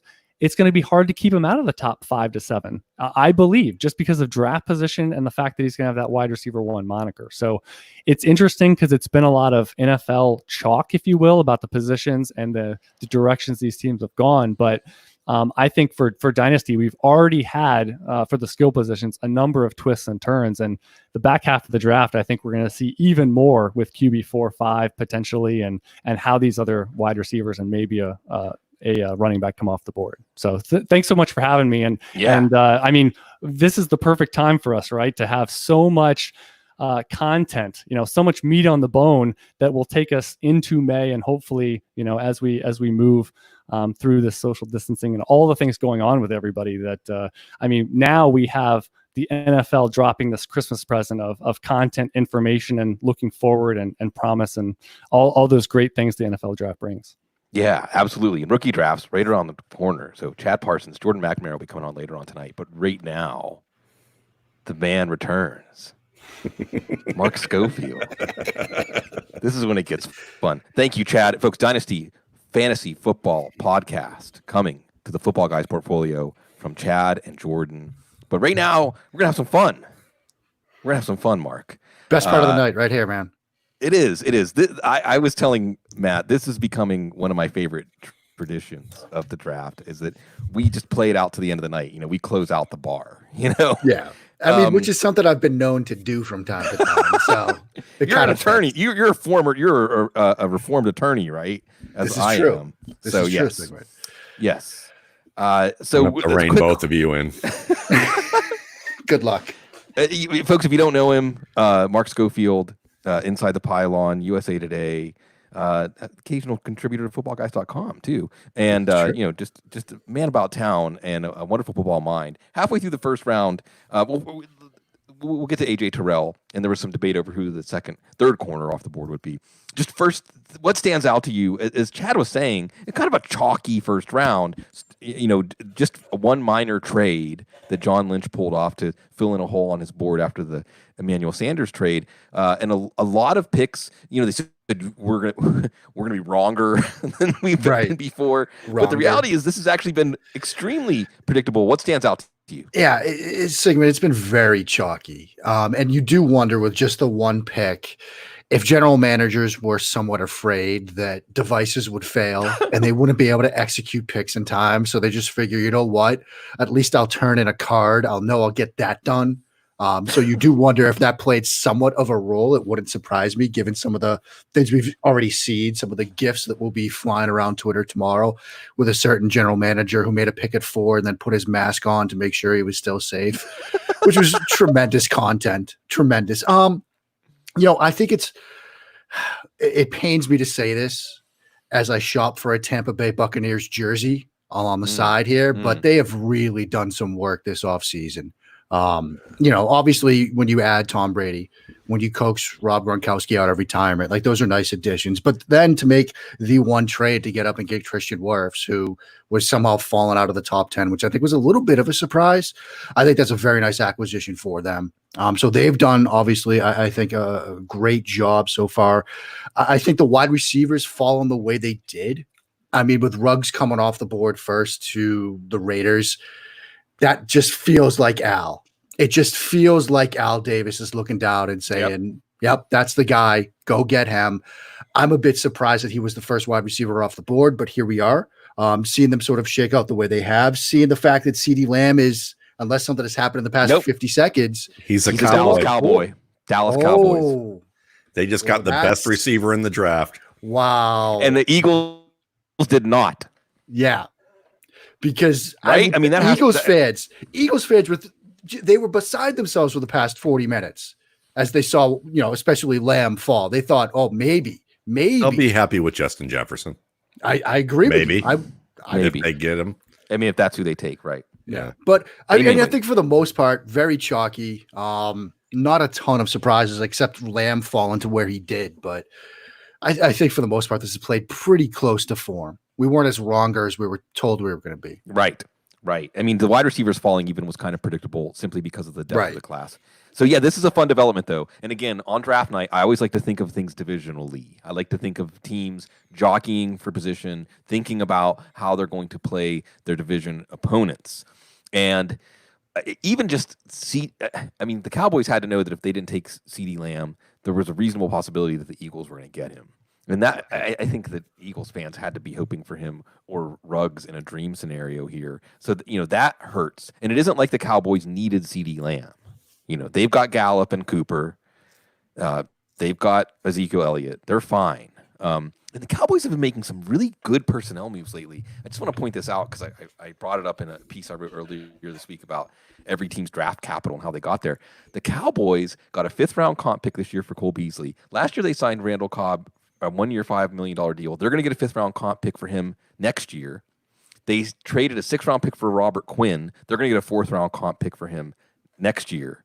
And now they get the best player, the best player left on the board at the 17th pick, easily one of the top 10 players in the draft. My highest rated player that I studied, for sure. And, the fact that the Cowboys get him is fantastic because, there's a lot, for a guy like Dak Prescott who really does a pretty good job of trying to find that second option in the middle of the field or a player who's going to work back and find openings. You get a situation where Lamb's going to play in the slot. Wow. I just love that idea. I love him in the slot. And weren't his numbers in the slot just fantastic? Yeah. And he can now, and he's unbelievable at he and Justin Jefferson are great at the option route and the ability to kind of just gauge the defensive back and kind of patiently force the defensive back to reveal his position and then break open. He's going to be an absolute stud in that offense. It's going to be so much fun to watch him because even the routes that he'll run in the vertical range, these sail routes and corner routes, they're just going to be easy for him in terms of how they're going to set him up. I love this pick for the Dallas Cowboys. And I think you've basically found, to be honest with you, I think you've basically found, one of the top 3 picks in fantasy leagues this year for Dynasty. And I think that he's the early candidate to say the most productive rookie wide receiver of the group. And what's one of the things that he brings to the table? It's his catch radius, right? And think about the impact that will have on Dak Prescott, because you're talking about a quarterback that has times struggled with sort of accurate, precise ball placement. Now you've got a guy in Amari Cooper that separates the way he does, and a guy in CeeDee Lamb with the catch radius he has. If you're Dak Prescott now, you've got to be loving life. I mean, you're looking at a situation where pretty much every ball you throw is going to be either catchable by CeeDee Lamb, or Amari Cooper is going to be open on his separation. Or Michael Gallup. As long as he's not following Brian Kemp's advice on how to on socializing with people, then he should be just fine. Just no more parties, no more dinner parties. Just get ready for the season, Dak. Don't catch anything. Be careful, Yeah, and we'll see if they go for, again, remembering that Travis Frederick did retire this offseason. I don't think they're going to get a shot at Cesar Ruiz. He could have been certainly consideration at 17, even with Lamb there. Maybe they look for someone like Matt Hennessy or Cushenberry in the second round. Absolutely, you have to love what Dallas is doing. Mark, Miami, they didn't have to trade to get Tua. Now they have number 18. They have a lot of needs. They have a lot of options. The pick is in. Who would the pick be if you were calling the shots for the Dolphins right now? I mean, I do think you have to consider tackle. Now that you've got Tua, you've got to protect him. We've had the tackles go, but maybe a Josh Jones here makes some sense. An interesting name. Look, we know Brian Flores. We know the kind of defense he's going to run. Xavier McKinney, I think, is in play for what they want to do defensively. That sort of versatile safety type that can play single high, that can play in the box, that can play in the slot. I think they would love to have that sort of Patrick Chung type player in their defense. And so I think those are two names that come to mind. Yeah, and it's funny because I did that 32 individual personality mock draft.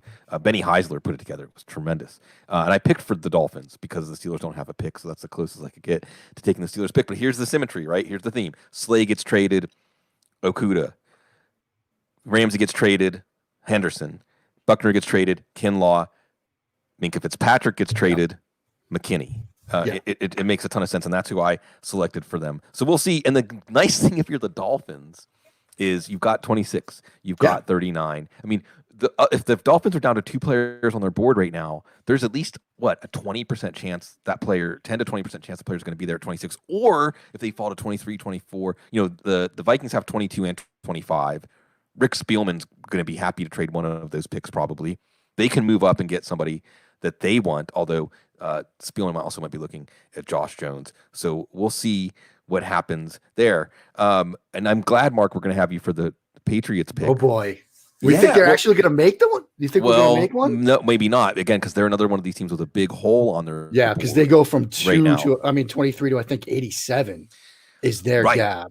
And thank you, Mohamed Sanu, for that. Yes. Yeah, which, that happened. I think we all sort of expect Belichick will want to trade out. I wouldn't be surprised if they stayed and made a pick. I think, we just talked about Xavier McKinney would be a name to keep in mind at 23. I think Patrick Queen, the linebacker from LSU, is a name to keep in mind. Do not make me talk about the potential of Jordan Love to the New England Patriots at 23, because if you do, I'm just going to defer to Matt Waldman and his brilliant comparison for Jordan Love, which he dropped on a pod we did together recently, something about a ham sandwich, which is kind of turned. So I think I'll defer to Matt on that one. But the only person who makes better decisions than worse decisions than Jordan Love is Brian Kemp.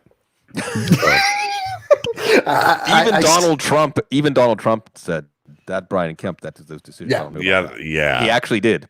Yeah. Anyway, Dios mío. Let's not. Well, in some ways we're trying to insulate ourselves from that, but at the same time, I know that people watching the draft. I mean, with Dave Gettleman putting on the mask, as you said, Mark. Yeah, I mean, always have. I brought one out. I was gonna throw it on because I was having flashbacks to when Matt pulled the hoodie over his head for a Laramie Tunsil moment. So I thought about putting the mask on. But we haven't had any Laramie Tunsil. And I've got the mask. We've got the mask here. My wonderful wife, love of my life, Kate. She sewed masks for all of us. And Granddaddy back there, her great grandfather Robert McKee, one of the great builders of America, helped build the Los Alamos complex among other things. Austin Jackson. Austin Jackson, there's their tackle. Well, tackle, not the one I expected. No, okay, because it could be Josh Jones, could have been Ezra Cleveland, right? So closer to disaster draft. Austin Jackson, Matt. I mean, this is that you talk about upside. If Mekhi Becton was the upside pick, I mean, that has to be the reason that you're taking Austin Jackson. But there's a lot of people saying, I mean, Colton Miller. I don't even know if Colton Miller had upside. Look, there's I think maybe it was Benjamin Solak who did a really nice piece about stop drafting these project upside tackles so high. Is that the trap that Miami just fell into?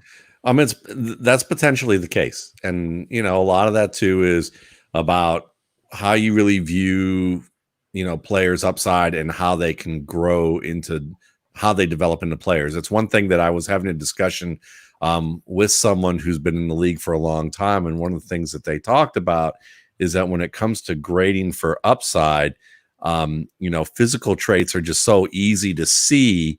Right. And Eric Stoner, the easy eval. define. Teams love the easy. It's the drafting to keep your job, right? You can point to those things, and it's a defensible pick. Yeah, but the problem is that it's a wince-inducing kind of pick too when you get it wrong, and often also if you do have an idea of how to differentiate between what's upside and what's really a guy who's just an athlete with limited conceptual and technical skill that's not going to get better, because there are certain types of skill sets that are easier to improve than others. And if it's more conceptual with Austin Jackson, this is going to be a problem. If it's more of an issue with his hips and maybe the timing of his upper body, that's probably going to be a problem. If it's just footwork issues, should be fine. Yeah. What do you think of the Jackson pick? Again, the Patriots, the Dolphins, the Bills are coming for you. It's make you a little less scared of the Dolphins. We still have 4 more picks in the top 7. That's just it, Sigmund. They gave themselves so many bites at the apple this offseason, Miami did, because between all the salary cap space they had, the 3 picks in the first round, all the other picks they have on day 2, if they swing and miss on this one, if they're buying on upside, and like Matt said, look, Austin Jackson has some things that they're going to need to fix. If they miss here at 18, it's not the end of the world. They might double down on tackle. They might add somebody, on sort of the back half of free agency.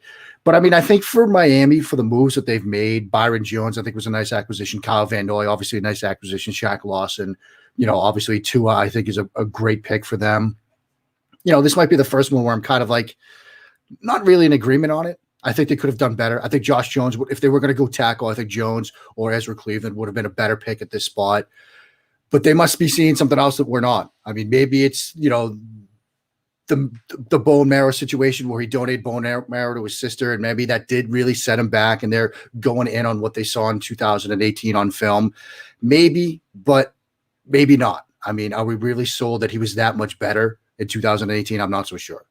Right. The Lance Zierlein overview, raw but gifted, likely to be coveted thanks to his true left tackle traits, loads of athletic ability and play talent waiting to be developed and harvested, inconsistent hand placement. Footwork could be exploited early. Yeah. Issues are correctable. And we're talking about somebody, Arif Hassan from The Athletic. He puts together sort of the consensus board with all the evaluators and the prognosticators. And Austin Jackson was the 44th ranked player by their consensus board. Right. Now you're drafting him at 18. This is somebody you could have had at 26, probably somebody you could have had at the top of the second round. And so they must see something that the rest of us aren't. Yeah. And and by the way, the pick is already in for the Raiders. But dust motes. I'm sorry. Do they see dust motes? I'm sorry. Anyway, we'll see. The Jags are going to get their second pick. So Miami, I think a lot of people had them taking an offensive tackle, but like we said, Austin Jackson at 18, maybe a little bit high. I feel like I need to. It sounds like this is like the Cowboys are the winners. The chat room talking about the Cowboys being so excited, and that feels like one of the biggest moves. But going back to something that happened, Mark, again,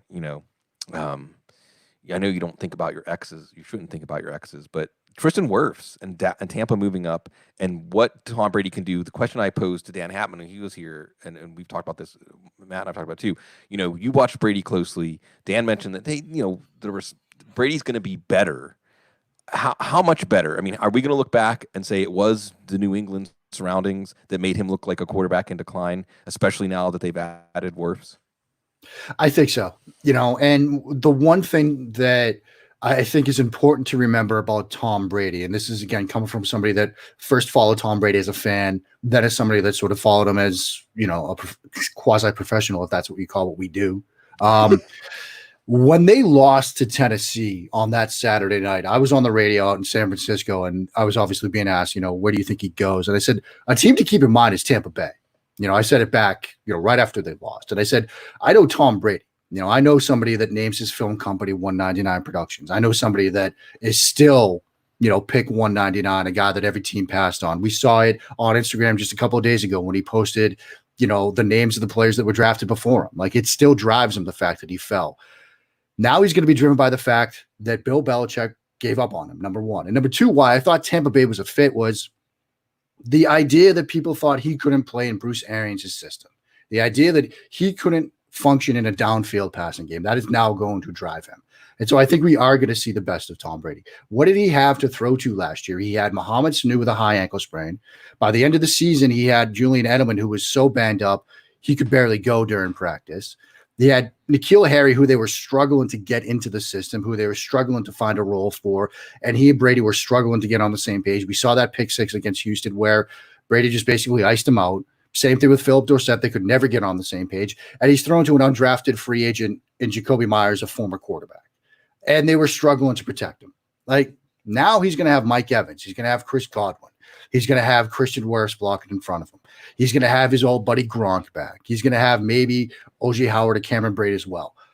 I think we're going to see a much improved Tom Brady over what we saw last year. It's certainly not going to be the 2007 Tom Brady, but it's going to be closer to like the 14, 15, 16 Tom Brady when this was a guy that was still MVP type candidate, putting up good numbers. I think he's going to have a very good year.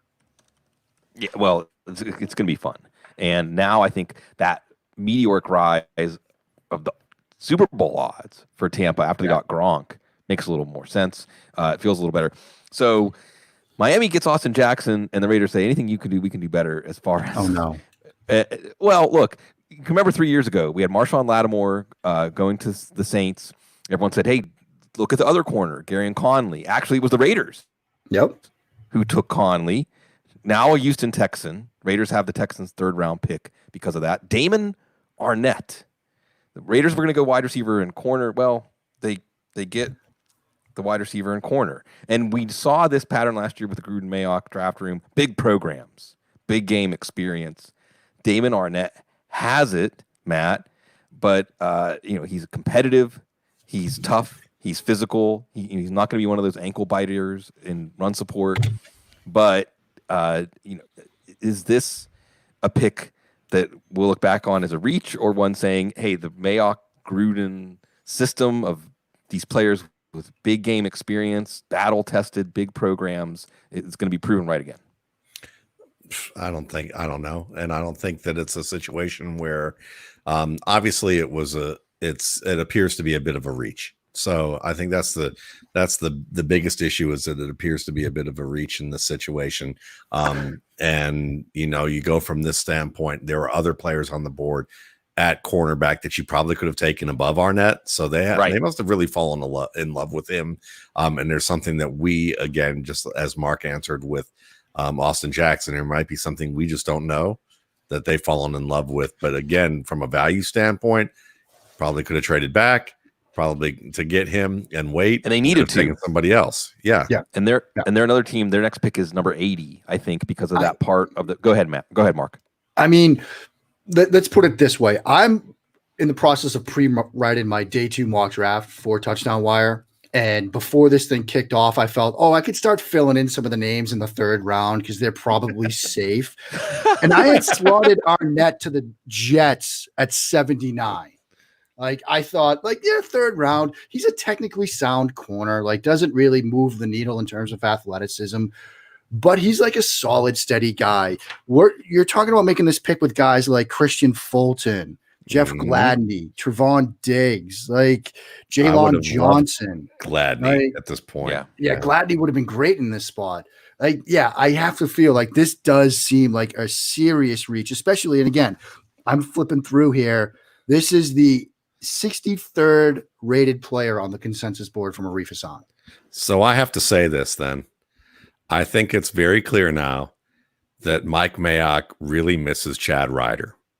And I think that Chad. I think that Chad Ryder, is a great guy, but it's very clear that Mike Mayock misses Chad Ryder. And I bet that if they paid him enough, he might leave his municipal job to get back into this, and they might have been able to kind of turn this ship. But there you go. Eric Stoner in his pensive face continues to be present. The Jags are going to do something terrible. We're waiting. Can't be. I don't think there is it a hold my beer moment for what we just saw. I don't know. Because he said, what's the worst pick they could make? And I said, Cole Kmet. Quick, Matt. What's the worst pick the Jags could make right now?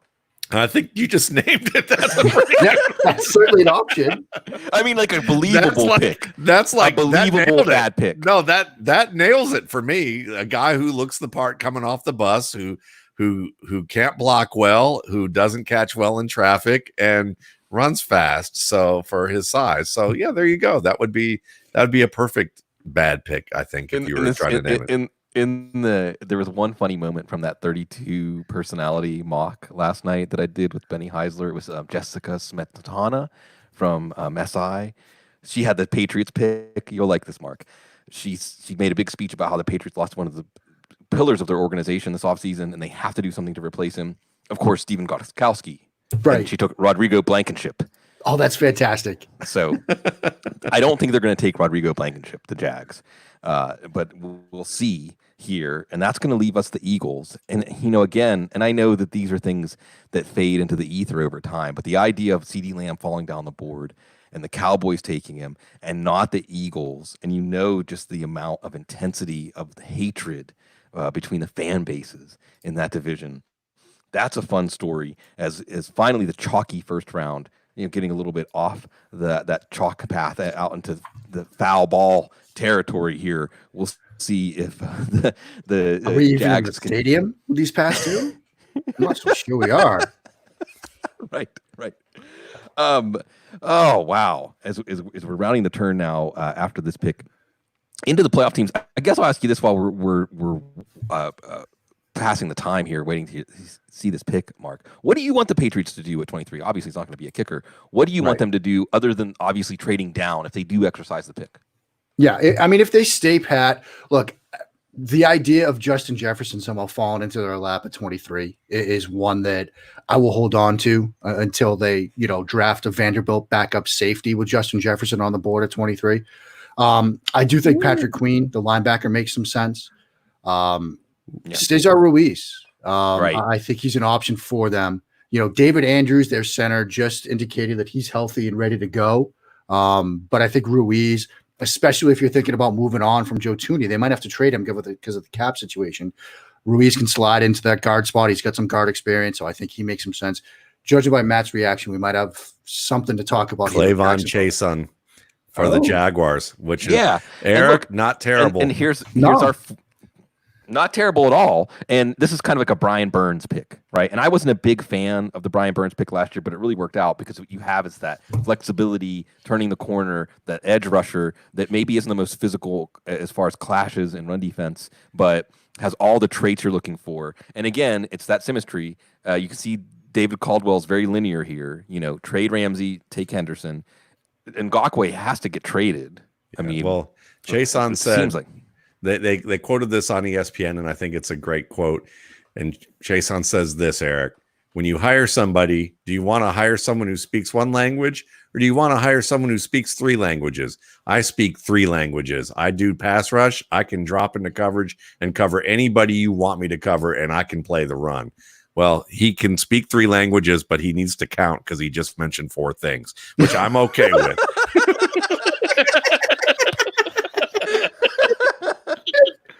It's a good pick, and Chaisson is he's got all the things you want in that edge rusher, and again, it makes sense with Ngakoue. We'll see. I don't think they're going to get a first round pick for him. We'll see what happens on the trade front there. Another LSU player is we're going to see a lot of LSU names picked. Mark, anything you want to say about our latest pick in K'Lavon Chaisson to the Jags?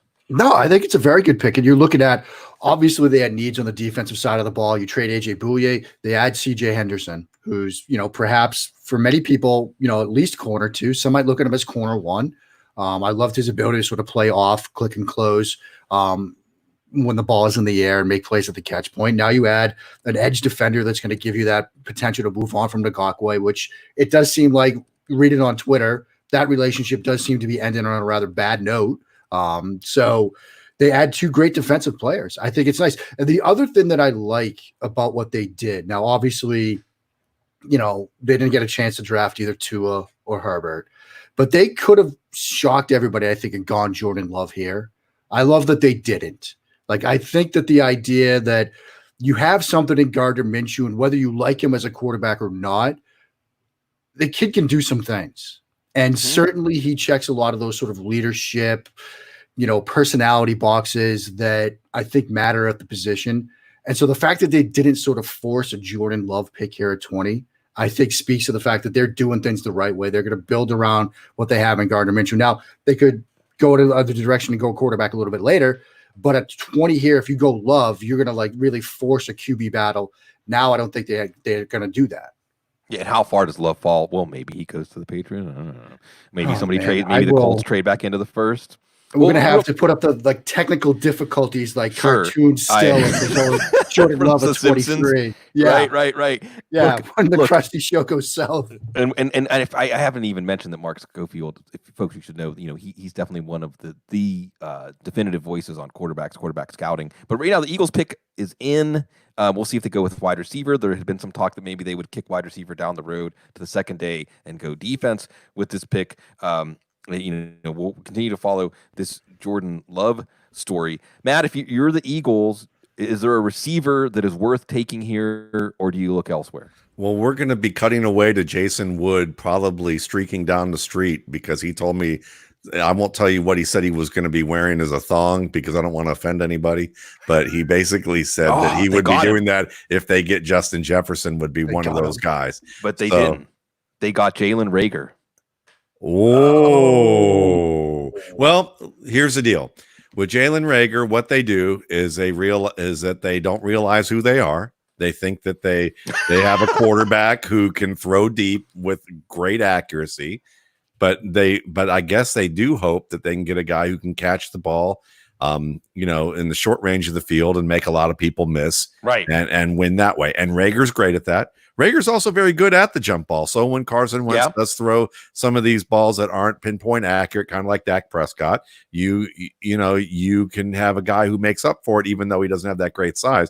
But I think Rager's kind of more of a Brandon Cooks type, because you get mixed results against tight coverage. He can catch against contact that he sees, but he's not an absolute monster alpha guy when it comes to being able to go win that ball. But at the same time, he does extend well when he's wide open. Right. Great punt returner. So there's value there, but yeah, Jason's probably still got the trench coat on probably at this point. Because Justin Jefferson isn't their pick, and that's a shame because Justin Jefferson was the guy for that offense. And Jefferson could be going to the Vikings. Jefferson could be going to the Patriots. Jefferson could be going to the Saints. I know they would love that down here. I think if you're Minnesota, you run. Well, I guess there's no podium to turn it to, but you run to your Skype or your Zoom or whatever, and you get Justin Jefferson, because what's one thing that they do schematically? It's all that boot action stuff with Kirk Cousins, where that receiver just finds space working over the field. And one of the supposed red flags about Jefferson was in LSU's offense, so many times he was just running crossers and finding space. Well, if that's all he can do as a rookie in week one, that fits perfectly with what Minnesota does. Well, and obviously I love how facetious that statement just was, Mark, because we know he can do a whole hell of a lot more than that. He's one of the best option route runners in the class. It's one of those lawyering tricks that Sigmund and I actually still know how to do. It's like you take that negative and you just spin it right around. That's right. Now, all we need is Kirk Cousins to be able to buy time, because if he's paired with a quarterback who can actually buy time, he's unbelievable. He's the best receiver in this class at finding open space when things break down. So I'd really hope he ends up in Seattle, because that would be a place that I know they don't need another receiver necessarily, but I would love to see him in a place where they have an improvisational quarterback. Could you imagine Jefferson, DK, and Lockett? Oh, yes, I Jefferson can. In the Doug Baldwin role. Yeah. Oh, my goodness. Yes, I can. Oh, I would love that. But we'll see. We'll see if that. I doubt that happens, but it'd be fun. And Jefferson to Minnesota would be a fine pick, although slightly redundant. I actually would have liked Reagor for Minnesota just fine, replacing some of the things that Diggs did in the deep passing game. But you hit on Reagor as a player well, Matt, because when I watched Reagor, what I saw is exactly after the catch, Set him up on manufactured touches where he can do some things in space. He can go Spider-Man on the ball if he doesn't have competition at the catch point. And his double moves were pretty good. He can definitely get guys to bite on his double moves. Route running, inconsistent, and just a general inconsistency to his game, which a wide receiver can end up being a knockout factor. You just don't know how much that inconsistency is going to get magnified when everything speeds up and you're facing better opponents and execution is more important. So, better than Ayuk. I'm glad they didn't pick him. Yeah. That's all I can say. And I'm still holding out hope for Mims to Green Bay. We talked about that one like a few months ago, I want to say, or at least a month ago. That's the combination we want. While we're waiting for that Minnesota pick, and again, Minnesota has 22 and 25. This is the 22 here is the Buffalo pick, and then their own pick at 25. Mark, let's start revisiting a storyline that we talked about a few times already tonight, but I want to get your take again because of your jeweler's eye for quarterbacks. If we knew that Tua had no medical questions, is there a gap between Tua and Burrow? I mean, for me, there's a gap, but it's slight. I mean, if Tua checks out medically, he is still an extremely clean quarterback prospect who fits exactly what so many teams want to do in today's National Football League. You look at the fact that they're going to bring in Chan Gailey, Miami is. They're going to be running sort of a lot of a spread West Coast type stuff, which fits exactly what Tua does extremely well.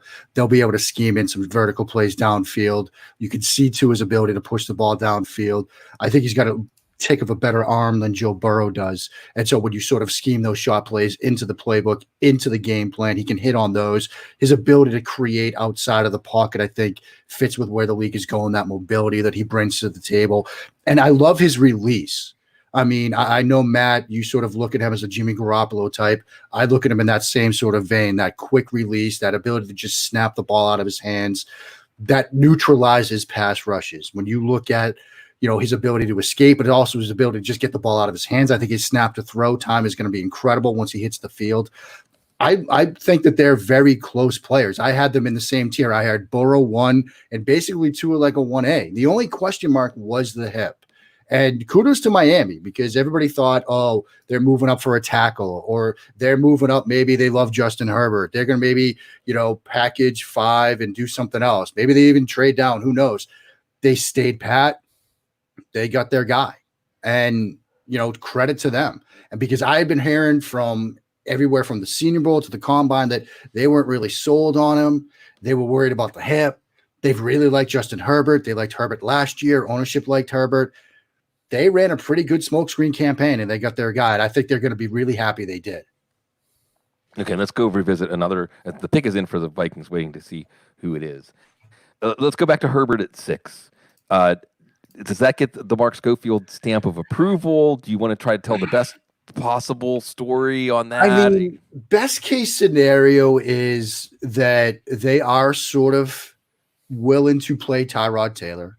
I think Herbert can play as a rookie, but I'm not quite comfortable rolling him out week 1. I think the problem here is, we expect them to have somewhat of a vertical-based passing game. Their new offensive coordinator, which I think is a bit of something that gives me a little bit of pause here because we don't have a proven track record of this guy developing quarterbacks. And I think Herbert's going to need some development. I don't think he's necessarily plug and play. I think if you sort of structure an offense that is going to be somewhat similar to what he was running in Oregon with scheme, shot plays downfield, a lot of throws to the boundary, as you work him in, I think it could work. The fear is they ask him to do things that he's not quite ready to do, which is attack the middle of the field, throw between the numbers, throw between the hash marks. Because when he had those opportunities at Oregon, it was like that scene from Swinners where with this, you don't know how to kill the bunny. Like he just didn't quite know how to layer throws over linebackers in front of safeties, in between defenders. It was a very mixed bag when he was asked to do that. If they develop him right, it could work. But we often say this each year, if they develop him right. Well, how often does the NFL do that? Yeah. And by the way, Lance Zierlein had in his last mock, sources say the Eagles are enamored with Reagor's speed and explosive potential as a 3-level target for Carson Wentz. Patriot fans got their wish, Mark, trading down. Chargers on the clock. And Justin Jefferson, Minnesota Viking. Go ahead, Mark. Yeah, I mean, my mock of integrity on my podcast, my Patriots podcast, I had them trading out 237 with the Chargers. I mean, and Chargers trading up for who? Give us the prophecy. Chargers coming up for offensive line. I think adding Jones? to the O-line. Yeah, I think that might make some sense. They add an opportunity to get either Jones or Cleveland. Ruiz. So, yeah, or Ruiz even. I mean, I think that makes sense. So I'm not surprised. I mean, this was kind of what I expected. I think it was what most people expected, that Bill Belichick was going to call it a night pretty early. He's out in Nantucket. You know, he's at the summer house. He and Linda are going to go call it a night. That's what he does. Yeah. Sleep on it. Yeah. Looking for the terms of the trade. They get the 71st pick, 37 and 71. See, Bill Belichick looks at drafts like this, and he looks at the fact that quarterbacks get pushed up boards, that teams draft maybe for need, maybe they reach in the first round, like say Arnette, like say Austin Jackson. And he looks at the fact that you're going to see players slot into that, say, 40 to 90 range. And the more picks you can get in that sort of 40 to 90 range, that's where you want to be. And now you've got, look, like you said, 37 and 71. You also, New England has picks at 87, I think 98 and 100. Like, they can do a lot of damage now tomorrow night with those 5 picks now on day 2. And I think that's what he wanted to do going in. I thought another option for them might have been Indianapolis coming up 223 to perhaps draft Jordan Love and get in 34 and 44. Well, now they get 37 and 71. They'll be busy tomorrow night. And they may get Jordan Love at 37. I mean, I could live with. Live with. Like right. Jordan Love at 37, I could live with. But if you're going to tell me it's Jacob Eason at 37, then again, technical problem screen goes up. Like, that's me with the Steelers. And my dad, bless his heart, my 83-year-old dad, he's been asking me about Jacob Eason since like September. Like, this kid. Anyway, got a nice arm. Exactly. It's like nice Tom Savage or something. Yeah. Right now. So exactly. Matt, you like Justin Jefferson to Minnesota. Do you want to piggyback off of what Mark was saying, why you like this fit? Yeah, I mean, we've kind of talked about it a good bit, so I won't go too far into it. But he's probably the most conceptually sound wide receiver in this class.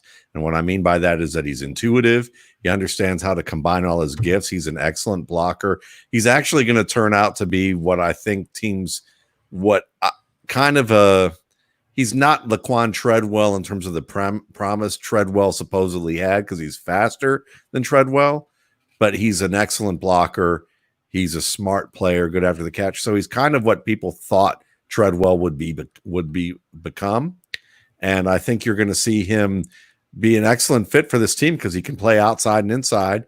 He's going to do very well when they need him to run block. He's going to do extremely well when they need him to find that second opening. And he's a good route runner who's only going to get better. He's a great route runner in the middle of the field. And, I think he can actually win outside. He's kind of he's like in the sense that you think of Robert Woods and the way that Robert Woods can do so many things for an offense. I think that he's a player in that regard in terms of that level of talent.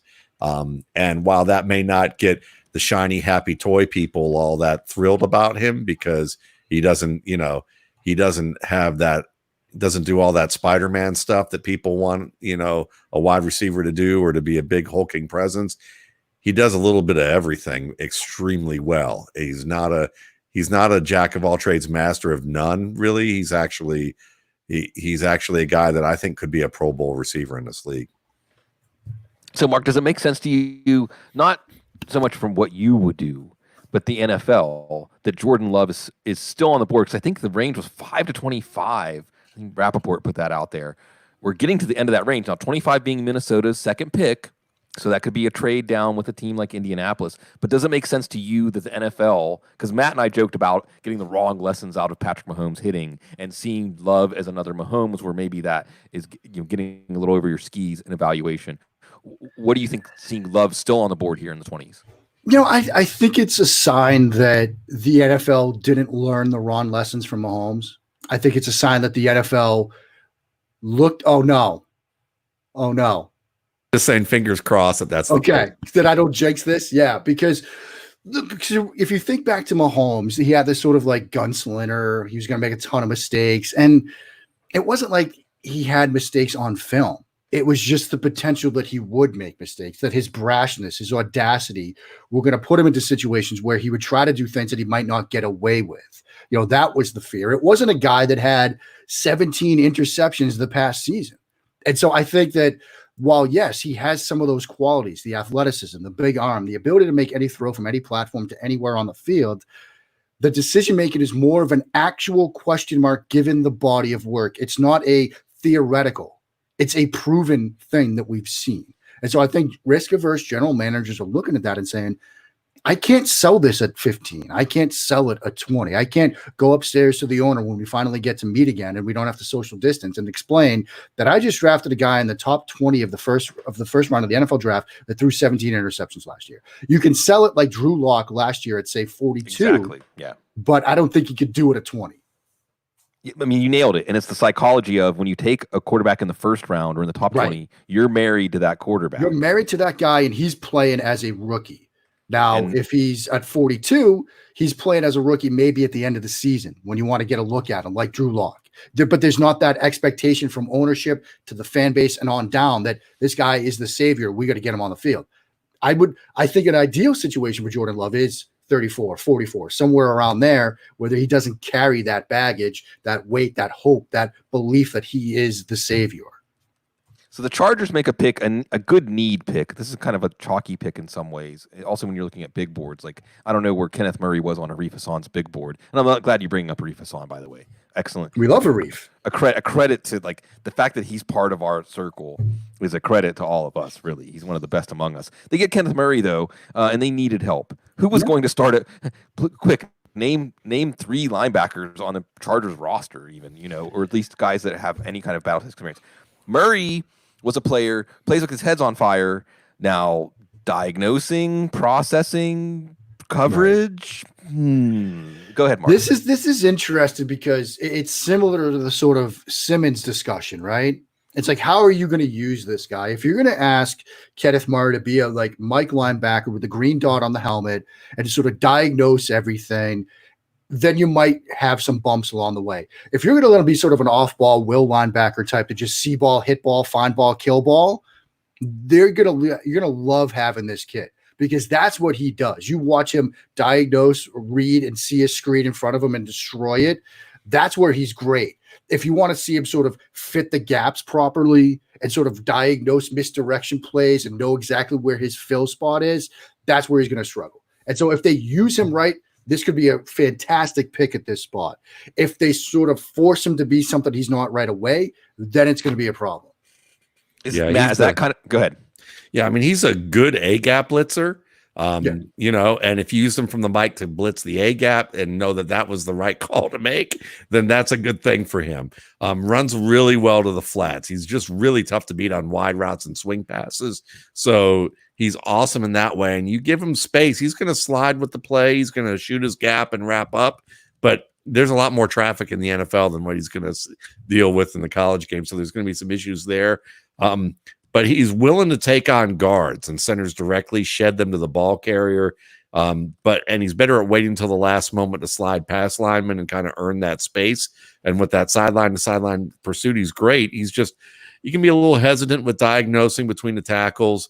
It's kind of that dual-edged sword of being patient, but also being a little tentative. And he can be a little bit too high. He can bounce off ball carriers, trying to, deliver a hit because he hits high and ends up not being able to wrap up. But there's some edge. There's a little bit of bend, with his ability to work around the edge too. So I agree with Mark. I think right away, use him as a will. That would be great. Maybe he could develop into a Mike down the line. Yeah, and they have. I mean, you look at the defense, especially if Jerry Tillery starts to develop, and they sign Linval Joseph for some run defense. They always need run defense. But they've got Bosa and Ingram, and they can kick Bosa inside. And they have Uchenna Nwosu, who can be an edge rusher also. It was that second level of the defense. But, Matt, is a linebacker like that, is that kind of linebacker worth the first-round pick, worth trading up into the first round?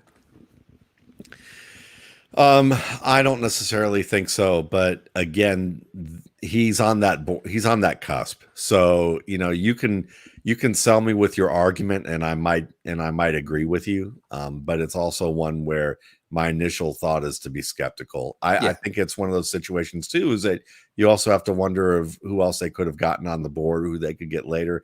I'm a believer that, I know not a lot of people talk about it, but I think Evan Weaver is going to be a steal in this linebacker. Everybody has a favorite linebacker that's going to be a steal in this class, right? Yeah. Akeem Davis Gaither or whatever. Everybody has somebody, Willie Gay. Like everybody has somebody that they love in the mid rounds. And I wonder, especially as Mark put it, like the see ball, kill ball kind of linebacker, that's not necessarily a guy that you trade up into the first round for.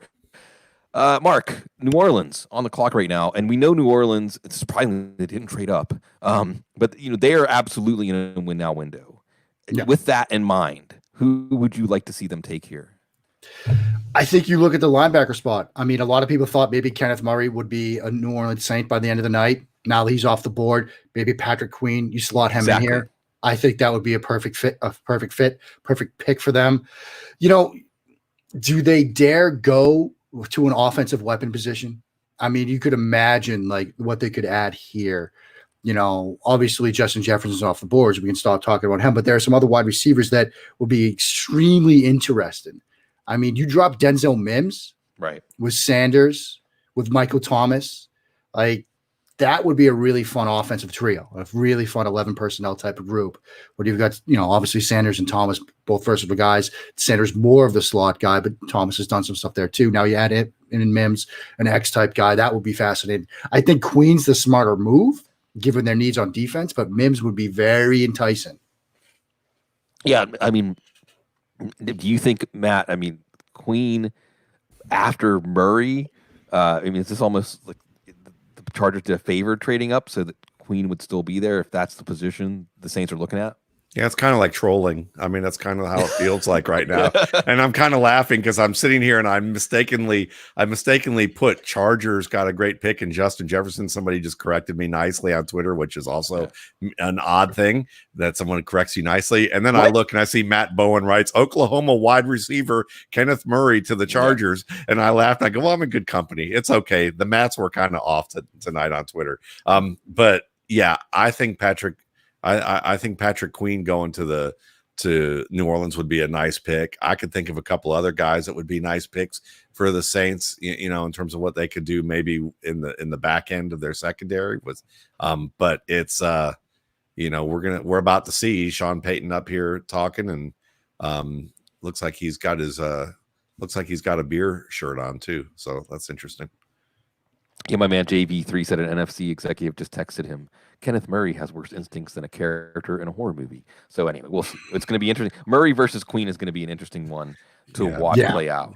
Betts hates him. So, Well, Betts had that clip of him like running into the pile. Yeah. Like when he was trying to fill a gap, which is whenever I was talking about it, that flashed into my head. I mean, look, for me, Queen was like, I think my fourth favorite linebacker. I mean, I like, we talk about our binky linebackers. I like Troy Dye, the kid from Oregon. I'm going to keep banning that table until he comes off the board. But see, we could have a battle royale with our favorite under the radar linebackers with that one. So yeah, I mean, Akeem Davis Gaither, Logan Wilson. I mean, you mentioned Evan Weaver. Yeah, I mean, there are going to be some linebackers that are picked on day 2 that are going to be studs in this league, I think. Rodney Stewart points out that the top safety still on the board. No safeties gone. No safeties yet. Interesting safety class too, and it's another class. It's a class where there were a lot of different number ones, a lot, some diverging opinions, and those similar the binky players, the upside players. So, what if the Saints get Jordan Love? If the Saints get Jordan Love, I'm ready to declare it right now. The best thing that Sean Payton ever did with a quarterback was inherit Drew Brees. Yeah. At that point. I mean, Romo, certainly that's, that was nice too, but I think Romo's talent was kind of already there. So we'll see what happens. Yeah. It gets to that idea of, do you have a proven body of work with quarterback development? Right. Not riding coattails, which in some sense he's kind of done with Drew Brees. I mean, he's not exactly coaching Drew Brees up. No, Though he's a great offensive mind. So I mean, obviously, look, brilliant play designer, play caller, all that stuff. Like checks those boxes, but those aren't the boxes that Jordan Love needs help with. No, he needs to find the boxes, I think. Yeah. So yeah, it's gonna be interesting here. Vikings back on the clock. So it looks like the Saints are about to pick, or the pick's in, but we're just waiting for Roger Goodell doing his best possible catalog pose that I think he's been stuck with his hand in his right pocket. Oh, he just switched with his left hand into his pocket after 5 hours with his right hand in his pocket. So right hand was probably numb. Yeah, I'm telling you. And we see a big man crying here I don't recognize. So and he's laughing and crying. So it looks like we got ourselves one of the big uglies here who's gonna get his shot. Yeah, I missed. I'll never forget Dontari Poe. I mean, I do miss the hugs. I do miss Roger Goodell. Oh, it's a name we've talked about. Ruiz. There we go. Cesar Ruiz. That's nice. I mean, look that. How many times over the last few years do we look back at interior offensive lineman picks in the first round and we don't like them? You know, right? I mean, we'll see Billy Price.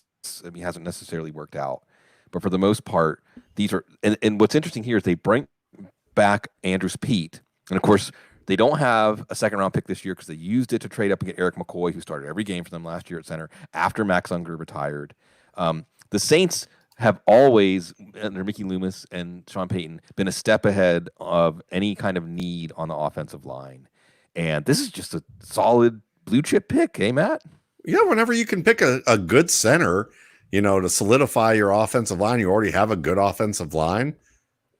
That's just called smart drafting, I think. I think it's just, again, trying to keep this line as solid as possible. They're going to need a guy who's going to need to develop, and be good within a couple of years when Drew Brees leaves for whatever poor quarterback that follows him.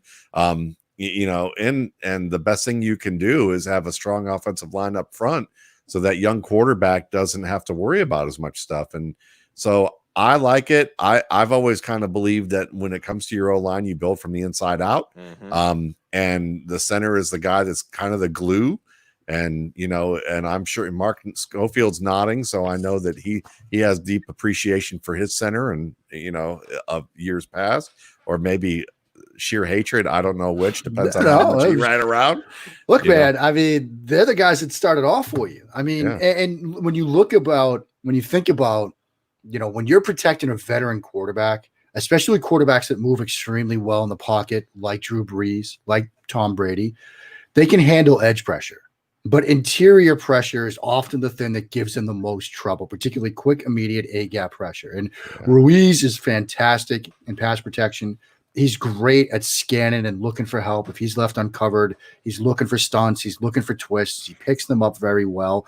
And the other thing is, look, he's got some experience playing at guard, and if for some reason Eric McCoy somehow staves him off, which maybe it happens, maybe not, he could potentially slot in at guard. You can move him around a little bit. He's got some versatility to him.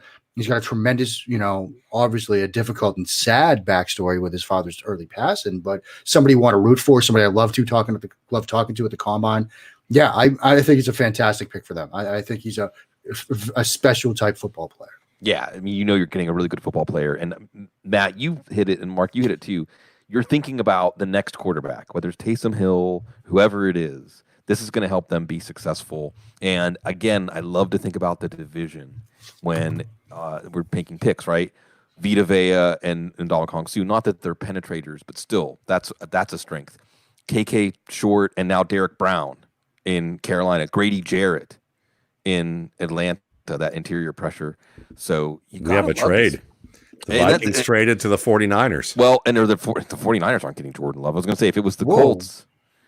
Why? Well, the 49ers, interestingly, coming up after getting a fourth round pick for going down. Well, maybe if they just trade the fourth round pick, kick it down the road. Are they coming up for a wide receiver?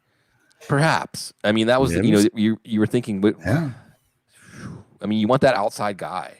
You definitely want that compliment to Deebo Samuel. And look, Minnesota, one thing you've got to like about Rick Spielman is he never is passive during a draft. He plays the draft. and it seemed like it was certain that he was going to trade down out of one of these two picks. I figured it would be the pick, maybe the Colts trade back up and get Jordan Love. And it isn't like the Vikings don't have a lot of draft assets anyway. They got a comp pick for Sheldon Richardson, so they have a pick there at the end of the third round. They have their natural picks in the second, third, and fourth round, and they got a lot of extra late picks in the Stephon Diggs trade. Well, what do we think? I mean, go ahead, Matt. It's a good question because it could be Mims certainly as an option, but if you're going to look on, say, the defensive side of the ball, maybe there's a player that they really like on the defensive side of the ball who's available. You have Jimmy Ward at safety, but maybe you like a Grant Delpit. Maybe you like a certain player that you feel like it's worth trading up to the end of the first round to go up and get just because you don't think you're going to get a chance at him in the second. And you have a higher grade than a lot of people do. And the 49ers haven't been afraid to do that. So it would be interesting to see if they look at a safety here, one of the better safeties in the class, and go there. Was it McKinney? Is it Delpit? One of those two guys, and Delpit being a playmaker, that could be a lot of fun for the 49ers in this case. Right. So we're about to find out because the pick is in. Yeah, and Jaquiski Tart was rumored to be available. A lot of players rumored to be available. Marquise Goodwin rumored to be available. We know this team is stacked up front, even trading away Buckner. Of course, they get Javon Kinlaw. The linebackers, even after all the turmoil, they've got 3 good linebackers. And Quan Alexander was also rumored to be on the block after what Drake Greenlaw did last year. A cornerback would make sense. Oh, and it is? Who is it? Brandon Ayuk. Oh, Brandon Ayuk. They love themselves some Brandon Ayuk. Oh. So what they're looking at here is a player that they believe probably they're picking from a template. You can kind of see what they're picking from here are athletic guys who can win after the catch, who win well on double moves or win well against off coverage, but they need some work when it comes to tight man coverage, and he has some work to do. And it's interesting because we know that Dante Pettis' career is probably dead in the water in San Francisco. And especially if his behavior is accurately described by the way the 49ers beat writers are talking, that he just hasn't worked hard enough and done all that. But if you want a player, this is a pick that kind of keeps the door open if Dante Pettis actually is dedicated and works hard enough, because Ayuk needs some work. He's great at, kick returner, double moves, open field, screen passes, all that. But he needs a little bit more work, and he needs some surrounding talent for him to really thrive. This is a team that's almost good enough where maybe that could happen, but they, as you saw with Emmanuel Sanders, he was the guy that tied the whole room together. They don't have that guy. So this is kind of a stunner. It is. Well, and it's Diego Lopez, always a friend of the show, saying, who do they think was going to take? And they gave up 117 and 176. So they give up the pick they get for, assuming they were going to take Kinlaw at 13, then 117 was free. All right. But 176, okay. I guess that's not really that big of a deal. Although now we look at the San Francisco board and they have 156 and then they don't pick again until the 210th pick. So we're not going to be hearing much from the 49ers for the rest of this draft. Was the Dolphins weren't going to take him. Seattle wasn't going to take him. Maybe the Ravens? Maybe? I don't know. The Titans weren't going to take him. No? Green Bay. I guess. Yeah, Green Bay's probably going wide receiver, but they want Mims. They should want Mims. Yeah. I'm skeptical about Ayuk too. And so here, it's just like Reagor. Laviska Shenault's probably not going to go in the first round. He'll come up tomorrow. But there's these receivers that ooze big playability or otherwise look good on highlight reels, but have holes in their game. And Ayuk absolutely does. And they're the kind of holes that give you a limited application potentially. And if you have a wide receiver who's going to have a limited application in the NFL, he better provide a lot of value over replacement in that role. And I'm just not sure that Ayuk does that. What do you think, Mark? There are some things he does well. I love his ability to sort of maintain speed into and out of cuts at times. I think his ability after the catch is, yes, and that's the hedge, right? It's at times. It's not consistent. Like his game against Washington State, you turn that on, and you're like, yeah, this is a first round wide receiver. You turn on some of his other games, it's like, this is a guy that's struggling to separate. This is a guy with 1 year of production. Like N'Keal Harry leaves and suddenly he's producing. Okay, well, look what happened with N'Keal Harry this year. And maybe it was the fact that he landed in New England.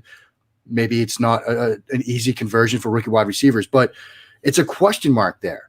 And like I said, you turn on some of his other games and you don't see that consistent level of play, of separation, of execution. He can give you some home runs after the catch, but sometimes you need a guy that's going to hit you some singles and some doubles with the occasional triple. If he's going to be a home run hitter or a strikeout, is that worthy of trading up and getting a guy at 25? Like there were other better options at the wide receiver position that they would have had on the board staring in the face at 31. I think Michael Pittman. Yeah. I mean, Pittman would have been a great guy. There are 10 receivers I'd rather have than Brandon. Yeah. Yeah. Seriously. And it's Really, and Ayuk's good enough to be a starter eventually, but that's how good this class was. Yeah. Yes. And also, when you think about the missing element, if we agree that Emmanuel Sanders gave them an element that elevated their offense, and that's the element you're trying to replace, I just don't know that Ayuk makes sense. And especially doesn't make sense when you have a limited, you only have a few cards to play in this draft, and you're in a Super Bowl window. Sorry you missed that filet mignon, but here's an ice cream cone. I mean, really, dessert, sweets, junk food. I mean, that's perfect, Matt. These are like junk food. I know you coined going to the corner store for running backs, but these are like junk. Some of these second tier wide receivers are junk food. I mean, and not necessarily it won't be a wonderful experience and something you remember at times, but just not necessarily nourishing. The sugar high, right? Right. I mean, for now, yes. For now, it's like a head scratcher. I mean, but then again, the NFL has liked Ayuk more than I think most of us. Like draft Twitter has seen holes in his game. The NFL seems to be different. And then you'll see guys like David, what's his name? Eric Crocker, who's former 49ers cornerback, who was like, I didn't get Brandon Ayuk at first, but then after I watched him, I started getting him. He's a top 5 receiver for me. Now, I haven't talked to Eric as to why that is, but I tend to think that oftentimes former NFL players value athletic ability higher than they value actual technical skill on certain players because they feel like those are the things that are harder to teach. So we'll see. And in pivotal moments, he actually does show good technique. He'll make some of the tougher catches. So maybe they feel like that as time goes on, he'll shore up some of those other issues that he had. But I'm kind of shocked that he was picked that early. Predictable pick, another chalk pick, a pick that a lot of people had in mocks. 26th pick, DeAndre Swift to the Dolphins. Yeah. I mean, I didn't think that Swift had anything special about his game. He's good at everything. He can be a 3-down back for fantasy. This is obviously excellent. He's uncontested basically for touches. He will probably be the number 1 pick in every single rookie draft. I will be telling people to trade down out of number 1 with that in mind. Am I being too aggressive here, Matt? What do you think about Swift, the Dolphin? I think it's fine. I mean, I think that he's a solid pick, and oh, wait a second. Hold on a second. Because to me, it looks like he's still up. They're still up. They have 40. Oh, I'm sorry. I'm looking at this. Yeah, Kent Lee Platt and some other people said this, and now they're saying that the Packers are on the clock. Uh-oh. Maybe there we go. Dolphins trade picked up the Packers. There we go. Okay. So sorry, I saw people reporting DeAndre Swift. Go ahead. That's okay. We'll just say this. I mean, I would be surprised if DeAndre Swift gets picked before a guy like Taylor. But at the same time, it's possible, and we'll see here and they're showing Jordan Love's house, right now with the Packers on the clock. Right. The Packers give up a 136, a late 4th. Bloom is to going to move love up. this if Aaron Rodgers' replacement, quote unquote, is Jordan Love, because I know how much you hate Aaron Rodgers. So, And I mean, yeah, right. I mean, that'd be interesting, again, with the career arc of Rodgers in mind, taking Rodgers' replacement a few years out early. Although this also could be a case of seeing the wide receivers start to go off the board in quick succession, and when you get their guy, whoever that is. I hope it's Laviska Shenault, to be honest with you. Really? Oh, yes. I love Laviska Shenault in that offense too. Yes, because I think you need a bit of a creative offensive mind for Shenault, and I think LaFleur can kind of be that guy. I think some of the route concepts, the things he was dialing up last year, would be great. I'm with you. I love Shenault. Like I think he's that mismatch type player, and again, he's only going to get better. Yeah. He's only going to get better. Like the things that he needs to clean up, he'll be able to clean up. But you could put him in right now, and you could do, a package of 25 to 35 plays for him, where he's going to be somebody that will create favorable mismatches for you and then win them. And that's what you want in today's NFL, especially from a rookie wide receiver. Yeah. And this could be Patrick Queen. This could be a receiver. It could be Jordan Love. And what's interesting here from the Miami perspective is lacking clarity, because they have the picks to get exactly who they want. Okay, you add 136. Well, they had 141 and 153 and 154 anyway. So Goodell's back to the left hand, but now he's got two hands on the thing. Nope. Okay. Now he's playing pocket pool again. All right. So we're going to see the pick. I really just don't.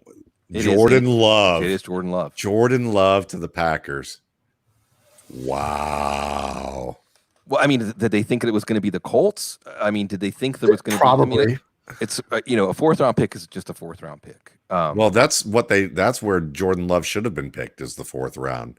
I mean, I'm serious. I mean, like I had my former editor, who's a former SI writer, he was asking me, he goes, so, what about this Jordan Love guy? Jesse Palmer says he's like, he has an unbelievable arm, this, that, and the other. And I'm like, what do you think? And I said, I hate to say this, but he's awful. He's an awful player who has great athletic ability, but he, like I've said, makes worse decisions than Brian Kemp maybe. But you look at this situation and you give him a few years, you give him a chance to develop and maybe correct some of the mistakes that he makes repeatedly. And those mistakes Mark mentioned are the types of things where they're repeat mistakes. They're not like Carson Wentz making a mistake in the fourth quarter and then the next drive correcting it. It's more like, you know what? I'm going to throw across the field into triple coverage, with 2 minutes left in the game. And then in the next drive or the next play, I'm going to do the exact same thing. And then, he does this repeatedly in games. I mean, it's so prevalent on his tape. And Mark described it so perfectly in terms of how the teams are probably arrogantly seeing this, but in Green Bay, where he has hopefully a few years before they get rid of Aaron Rodgers, maybe he gets a chance to really study and they feel like, give him that time. It's worked for us with Rodgers. Let's develop him that way. That might work out. This is honestly the best case scenario for Love, and in a bad pick for the Packers. Go ahead, Mark. Yeah, I mean, I just got a DM from Shane Alexander, formerly of Inside the Pylon and a Packers fan. And it's just a gift from the office of Michael Scott with the caption, "I am dead inside." It's not going to go over well in Green Bay. I think Matt is absolutely right. This could be perhaps the ideal situation for Jordan Love because he won't have to play anytime soon, unless something strange happens or an injury type situation. He could perhaps be in an environment with a creative offensive minded head coach, a younger guy who now might have his next quarterback. And Jordan Love could get a chance to fix the things he needs to fix and work on the decision making. But if you're Green Bay and you've got the last years of the Aaron Rodgers window here, wouldn't a wide receiver help you? Wouldn't a Denzel Mims or a Laviska Shenault, like we were just talking about, or a T. Higgins or any of the other receivers available help you win right now? Or even if you think that you need a linebacker, Patrick Queen is staring you in the face. Right. I don't know. Or even look, I even could have defended taking a running back because you don't want to pay Aaron Jones next year. Right. You know, looking a year ahead. But this is a team that was in the NFC title game last year, and they spent their first and fourth round picks to do something that's not going to help the team for 3 years. Aaron Rodgers is under contract for 4 more years. Right. So are we saying Rodgers isn't going to play out the rest of his contract as a Packer? I find that hard to believe. I mean, the best case scenario is, the old Belichick line of you'd rather be a year ahead of schedule than a year behind schedule on, replacing your quarterback. Eric Stoner, the Packers. But Stoner, I think, just kind of nailed it. Yeah. I mean, yeah. It's a head scratcher. Yeah, Stoner with a mic drop too. Good night. Yeah, good night. Well, I just don't understand unless they have a plan to move on from Aaron Rodgers before his contract is up. And look, the Aaron Rodgers contract is not bad. Okay, no, it's not. It's actually very reasonable. Okay, I'm just going to run this down. It's great because this is the kind of pick that gives us something to talk about, right? I mean, it gives us some things to dig into. Aaron Rodgers is actually only getting paid like $7 million this year because he's restructured a lot of this deal already. He's $14 million with a $6.8 million, like $21.5 million total in 2021. Interestingly, they can get out of the deal in 2022 with only $17 million of dead cap. He's only, again, $25 million in 2022, $25 million in 2023. What are quarterbacks going to be paid, assuming our economy and everything is okay? They're going to get paid $35 or $40 million a year by then. And I don't know if there's something personal here. I don't know, because, the thing is, and sometimes these personal storylines do actually enter the picture, okay? Like I'm sorry, I'm just going to say it. Like Aaron Rodgers is unlikable, right? Yeah. Through the television screen, he's an unlikable person. He gives off a feeling that is like oil and water. You know what I mean? Like I'm sure you can play with him. I'm sure that you can win with him. And I just wonder if there's some personality issue, either that or they just had to be floored. What did he do to you? To me, Aaron Rodgers. Yeah, what did he do to you? Nothing. You don't like him or Russell Wilson? I don't mind Russell Wilson. Russell Wilson's just cheesy. Russell Wilson is the really cheesy guy, Russell Wilson. Well, here's the commonality between Russell Wilson and Aaron Rodgers. They're both trying really hard to manage and control what you think of them. I don't sense a lot of authenticity, at least in their public persona. I sense a lot of calculation. I sense in Aaron Rodgers, what I've always said about Rodgers, and come to find out that's probably true, is that he has a list of everybody who's ever said, like, I'm on the list, right? If I was even relevant. Everybody who's ever said anything about him negative, like he's got a list, right? Because we come to find out through that wonderful Tyler Dunn piece that because Mike McCarthy was part of the San Francisco group that passed on him back in 2005, that was part of the friction, right? So friction. That's the only thing that's the X, solve for X, what leads them to do this, unless the other part of the solve for X is they're just floored by Jordan Love. But either way, how do you get any value out of this pick if Aaron Rodgers is still a Packer in 2022 and 2023? Isn't this an Occam's razor situation? It's like either they're somehow floored by Jordan Love, which I think anybody sitting here would find a rather absurd statement, or there is that friction. And when you look at the contract numbers, they can get out before the 2022 season with just $17 million in dead cap, which is not a lot of money when you're talking about a quarterback. Isn't this when it's like $2.8 million? Isn't this when Gutekunst's phone is coming like off the hook saying, like, if you want to trade Aaron Rodgers, call like Belichick, right? Or somebody, like, if you're thinking about trading Aaron Rodgers, we're here. Pick up the phone. Imagine the takes if the Patriots trade for Aaron Rodgers. My job is done for the next year. Because here's one of the things that I love about the draft, right? Alternate NFL universes like expand and collapse before our very eyes. Like even sometimes picks that are made cause alternate universes to collapse into this universe that we never even knew existed, right? Just if the picks had gone a different way, it would fall. The first round would have fallen a different way, and reality is forever changed. And this pick ripples all kinds of new possibilities into existence. that weren't Because there 20 before. minutes ago, we were thinking they're going to add Denzel Mims or Laviska Shenault, and Aaron Rodgers is going to be back in the NFC title game. Now he's getting shipped out of town. Like it changed it in 20 minutes. Right. And now I'm seeing that, like when spores on something moldy start to kind of dust off and fly into the air when you try and, you took it out of the refrigerator because, my wife leaves things in there that I got to pull out. And then, I'm starting to see that in the Packers future here. Seahawks. Hold on. I'm looking it up. Hold on. Because Seattle made a Seattle pick. It's not LJ Collier. But hold on, because I'm seeing the reaction, but not the pick, because this is what happens when I don't have a TV. Put the hand in the pocket, Roger. Put the hand in the pocket. Goodness. Putting the hand in the pocket. Oh, see, I'm a bit late, obviously. Wow. It's a linebacker, Jordan Brooks. Jordan Brooks. Is it Jordan Brooks? Because there was so much smoke. There's been so much smoke about Jordan Brooks in the first round, and people like us that evaluate these players just didn't see it. But there was so much smoke that you knew there had to be some possibility. I keep seeing Jordan Brooks showing up in first rounds. I didn't even include him in the Bloom 100 because I'm not even sure if he's a 3-down linebacker. But Seattle likes him. Is this a? I mean, they got Cody Barton. Is this another looking ahead down the line for KJ Wright and Bobby Wagner? I mean, this is basically what we're looking at here. Yeah. So wow. Anything on Jordan Brooks? The first player that outside of the Draft Network top 100, by the way. Yeah. I mean, I liked watching him. I mean, he certainly, and I tend to at times use fictional comps, and I compared him to Alvin Mack from the program. Like he reminded me of him. And I think he has some athleticism to him.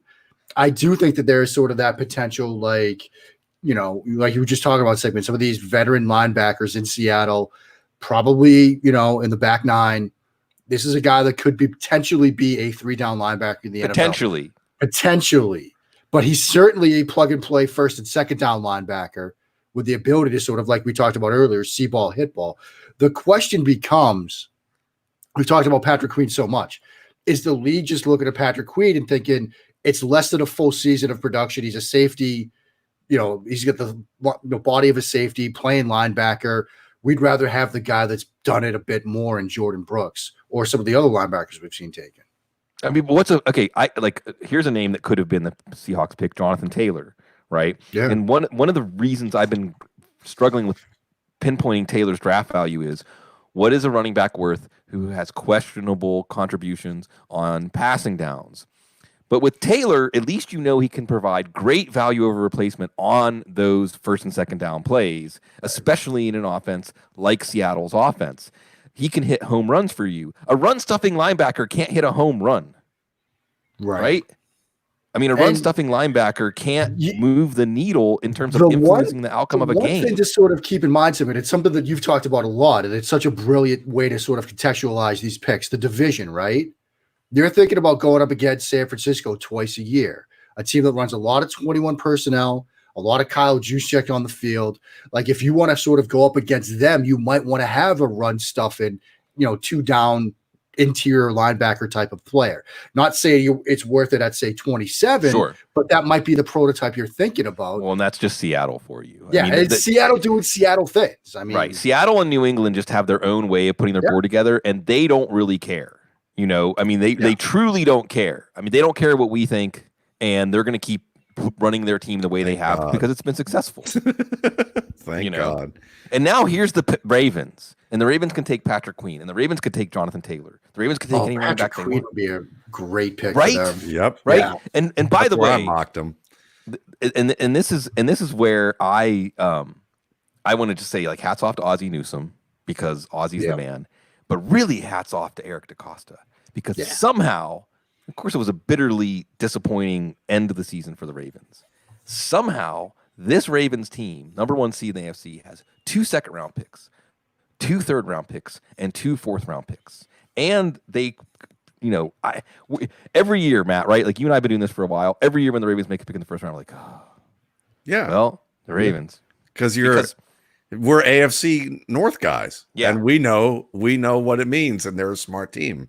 They're a smart team. They're a tough team, and here we go. I mean, it's a fun situation because this is what happens when you steal Lamar Jackson from the league. Yeah. We were all here Yep. 2 years ago when Yep. this happened, and we're all like, "Frickin' Ozzie Newsome! Yep. This might be the best pick in the draft." This was, they played poker with everybody. They were playing chess. Everyone else was playing checkers, and we just saw that happen. They were, I want to say some things I probably can't say, but it's like they were certainly saying checkmate to the league last week. By the way, just to add some more fun fuel to the fire, none other than Andrew Hawkins, friend of the show. I could tell some Andrew Hawkins stories here. He also tweeted out 10 minutes ago, Aaron Rodgers to the Patriots. So it begins. It begins. I still laugh when I just think of what just happened 10 minutes ago. I mean, it's wow. It is. We needed that moment because we hadn't had that yet. We hadn't had that moment tonight that really released the endorphins. It's Patrick Queen, by the way, to the Ravens. It's such a good pick. Yeah, it's perfect. It's perfect for them. I mean, this is a guy that's going to step in right away. Yep. How is it that the Ravens, you could put together a pretty solid defense of the players that the Ravens have let go on defense over the last 3 or 4 years, and they do it again now? As you have a starting middle linebacker who will start from day one. They still need an edge rusher. They still need a wide receiver. They still probably need an interior offensive lineman. But again, they have 2 second-round picks, 2 third-round picks, 2 fourth-round picks. DaCosta can easily combine those assets to make 3 picks tomorrow, and everything is taken care of. So Patrick Queen, Matt, Patrick Queen going after Brooks, after Murray, to the Ravens. Oh, that makes it make sense. Yeah, of course it makes sense. I mean, this is kind of the thing that happens when you create your opportunities, as the Ravens have. They're kind of the way the Patriots have been over the years. They're kind of back. They're kind of in that seat now in the AFC where, good preparation creates great luck, over and over again. And they're kind of riding that opportunity. So now we're seeing Antonio Winfield on the broadcast here. He's waiting to get picked. And then you have Patrick Queen over here, or Grant Delpit, actually. They got him waiting on the TV, but it's interesting. I mean, this has been a fairly straightforward draft. Probably the most shocking things we saw were the Austin Jackson pick, the Justin Damon Arnette pick was crazy. The Justin Love pick, like you can rationalize it, even though I'm still trying to fight off laughter. And then you have the Jordan Brooks pick here. Seattle, like you said, being Seattle. So and then Brandon Ayuk, kind of a mild shocker. So I'm just going to keep going with this because it's fun. Dov Kleiman, who's always a good follow for NFL things, he had just tweeted out that just a couple of weeks ago, Aaron Rodgers had talked about playing into his 40s with the Packers. Oh, that sounds familiar. The Packers had other plans, and he said if he wants to push to be traded, the options are the Patriots and maybe the Raiders would push Carr out for him. I can see that. I'll add the Broncos too, because John Elway has never seen, a white whale that he wouldn't go after. Give Baker one more year. Sure. Ooh, I mean, that's interesting. I don't think we're getting ahead of ourselves saying the biggest story that comes out of this night is what happens with Aaron Rodgers, because Aaron Rodgers is, he's going to be more like Rob Gronkowski than Tom Brady. He's going to dictate. He's going to take a more aggressive role than a passive role in his future. But everyone's thinking it, man. Mark, it's fascinating how many players now we've looked at. Elway late in his career, Peyton Manning late in his career, Joe Montana late in his career, now Tom Brady late in his career. When is the NFL going to learn that when you have an elite quarterback, you better ride his ass till the very end and get him as much talent as you can over the course of that time? And if the people around, in management can't figure that out, the owner needs to have his head out of his hind parts to go, we don't have the right management here. If we've got a player this caliber and we just think we're going to go pick somebody else it's crazy that this happens. No, and the whole sort of life cycle of a quarterback, especially in today's NFL, is you get that rookie, you build around him, then you hope he develops to that elite guy that raises the level of play around him. but at some point there's going to be a bit of a decline. And that's when, okay, he's carried you for 5, 10, 15, 20 years in Brady's case. Then on the downside, that's when you have to give him a bit more help.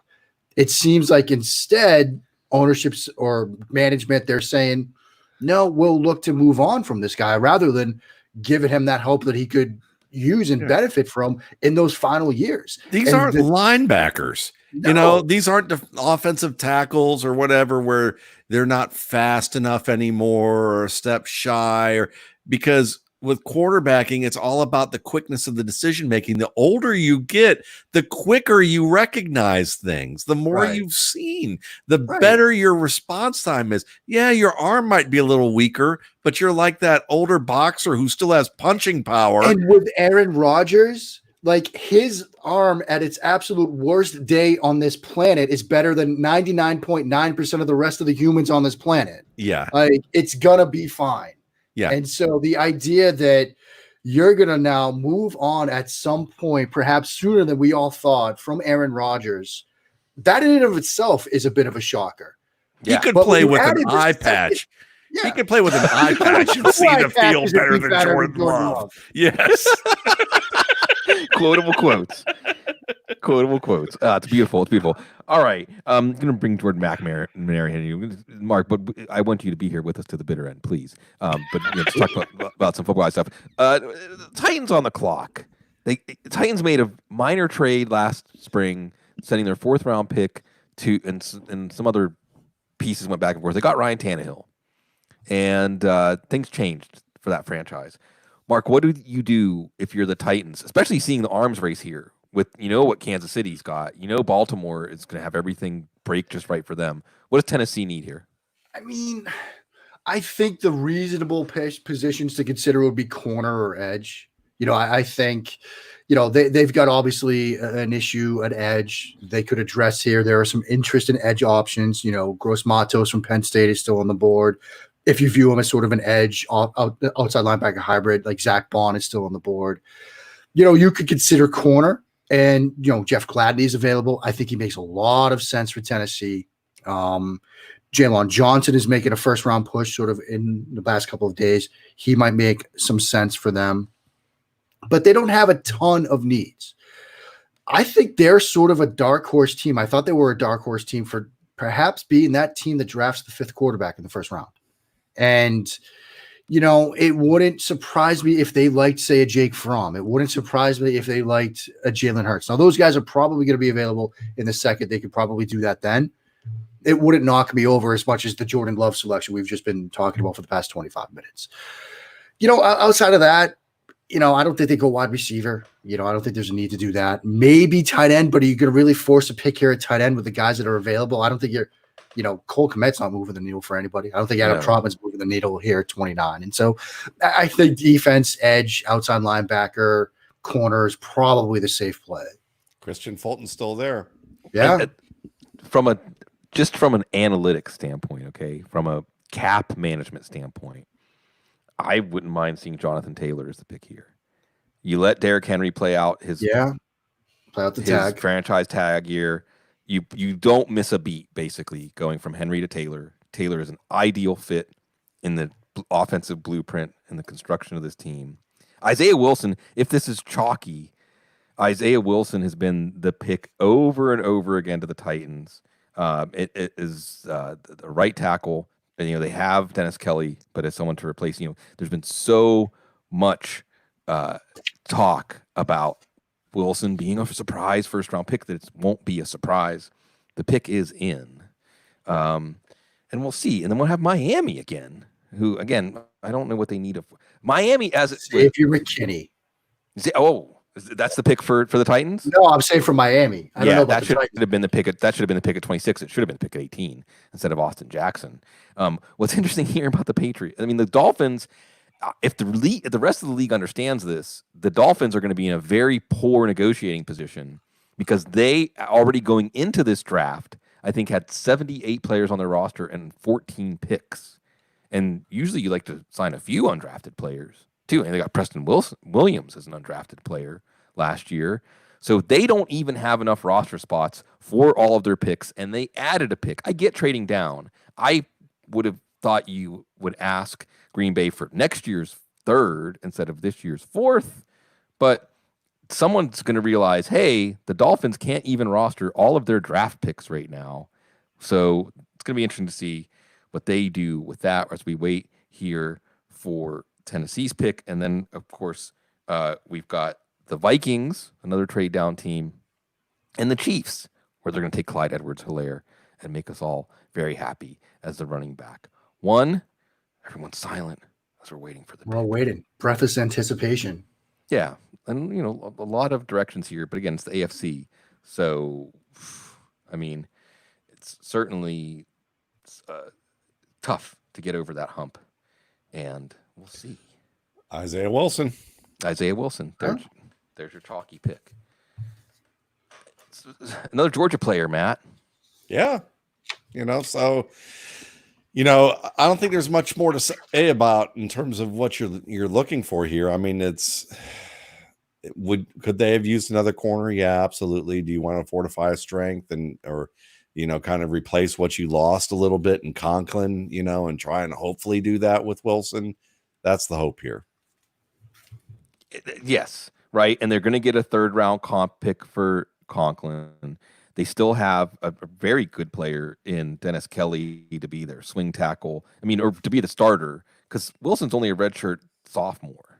Not necessarily that seasoned, but certainly somebody that has the physical traits, has the upside.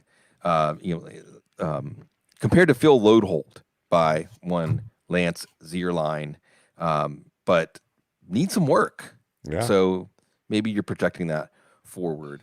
So it's so funny too, by the way, maybe this was the NFL trying to do like the double misdirection on us, that they said you're wronger than usual. And actually the surprise first round picks haven't been surprises at all. Okay, Damon Arnette to an extent. Austin Jackson was in a lot of people's first rounds.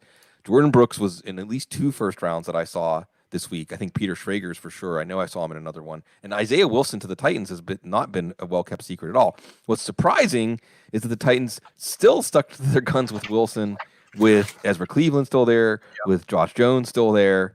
And Ezra Cleveland, so many people were saying he was going to go in the first round that it was almost now a surprise that he's not going, at least in the top. Who's the guy picks. Arm outfit in the Titans war room? That's what I was trying to figure out. Like Vrabel's got some he looked like he was in a Woody Allen movie or something. Yeah, something going on there. Yeah, doesn't seem to be social distancing. No, that's for sure. So, Mark, while I've got you, what do you think about? Because Matt and I talked about this, and we thought there was at least we already talked about Jacob Eason. But what do you think about Jalen Hurts? What do you think about Jake Fromm? For teams that do get a quarterback on the second day, or maybe they even fall to the third day, who knows? That second tier. Yeah, I think, when it comes to Jake Fromm, Matt and I have talked about this. There are some certain environments where I think he could be a very successful NFL quarterback. I would say Indianapolis might be one. I would say Chicago might be one. New England might be one. I don't think he's like the most schematically diverse quarterback in this group. I think if you're looking for somebody that's going to push the ball downfield, if you're looking for somebody to, give you some of the tight throws into tight coverage, like he's not that guy. But if you're looking for, say, the Baker type of quarterback, not Baker Mayfield, but the profession that's going to go through the recipe and check the boxes. And, I'm reading the curl to the flat to the check down. Okay, I could do that and get the ball out on time and in rhythm. That's Jake Fromm. And so I'm not surprised that there's this sort of late buzz. Bucky Brooks was talking about how quarterback coaches love him. Because you get him on a whiteboard and he's going to walk you through progressions and stuff like that. I don't think he's for everybody, but I think some team's going to love him. I think, Indianapolis at 44, that might be a team to watch there with Jake Fromm, because he could be that sort of next West Coast type quarterback for Frank Reich's offense. And with Philip Rivers in place, they've got some time. Hurts is fascinated. I wouldn't be surprised if he's the next quarterback taken. I think when you look at how he handled the Alabama situation, when you look at how he handled the Oklahoma situation, he's going to walk into an NFL office. He's going to walk into Dave Gettleman, for example, and talk about the background, and they're just going to eat that stuff up. he's going to be the locker room type guy, the leader type guy, the guy that's going to be the good sergeant to like follow the orders and carry him out and tell the rest of the troops and tell the rest of the platoon. Like Hurts is that kind of player, that kind of person. And so as far as a scheme fit for him, I think he's more of the vertical type guy. I think he has that sort of toolkit in his bag. I really loved seeing what he did down at the Senior Bowl. I thought there were times when he was throwing the deep ball with touch, with accuracy, with the stuff you want to see.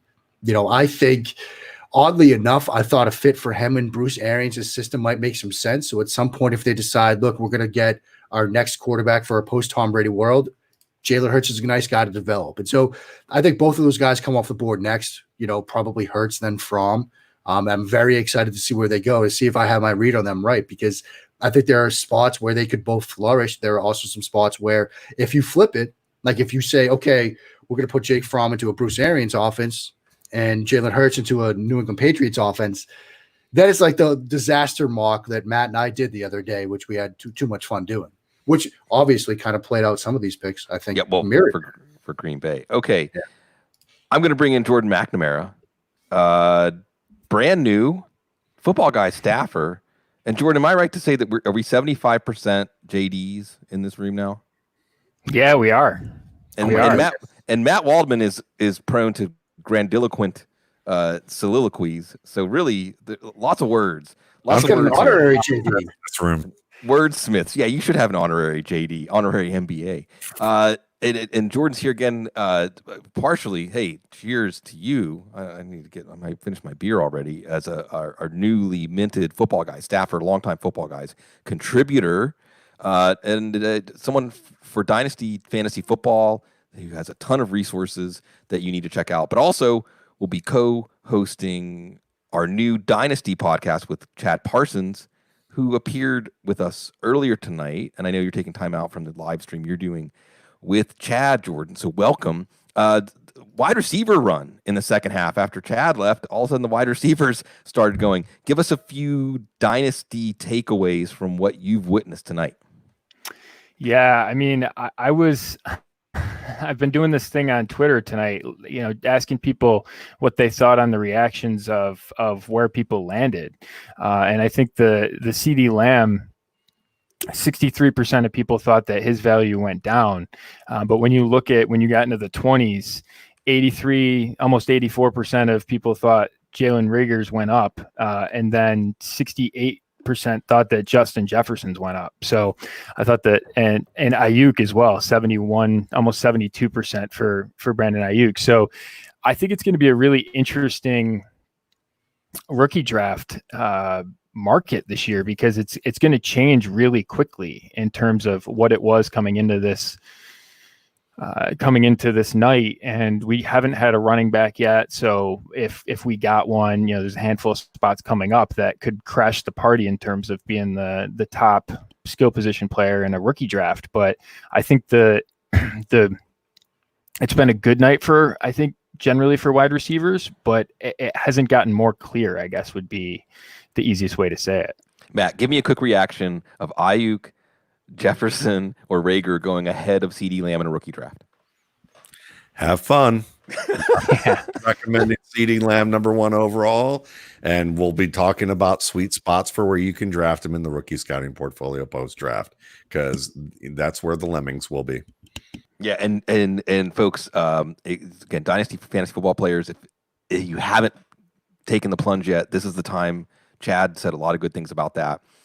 Jordan, give the folks out there an idea of some of the things you'll be contributing as the newest member of the Dynasty team at Football Guys.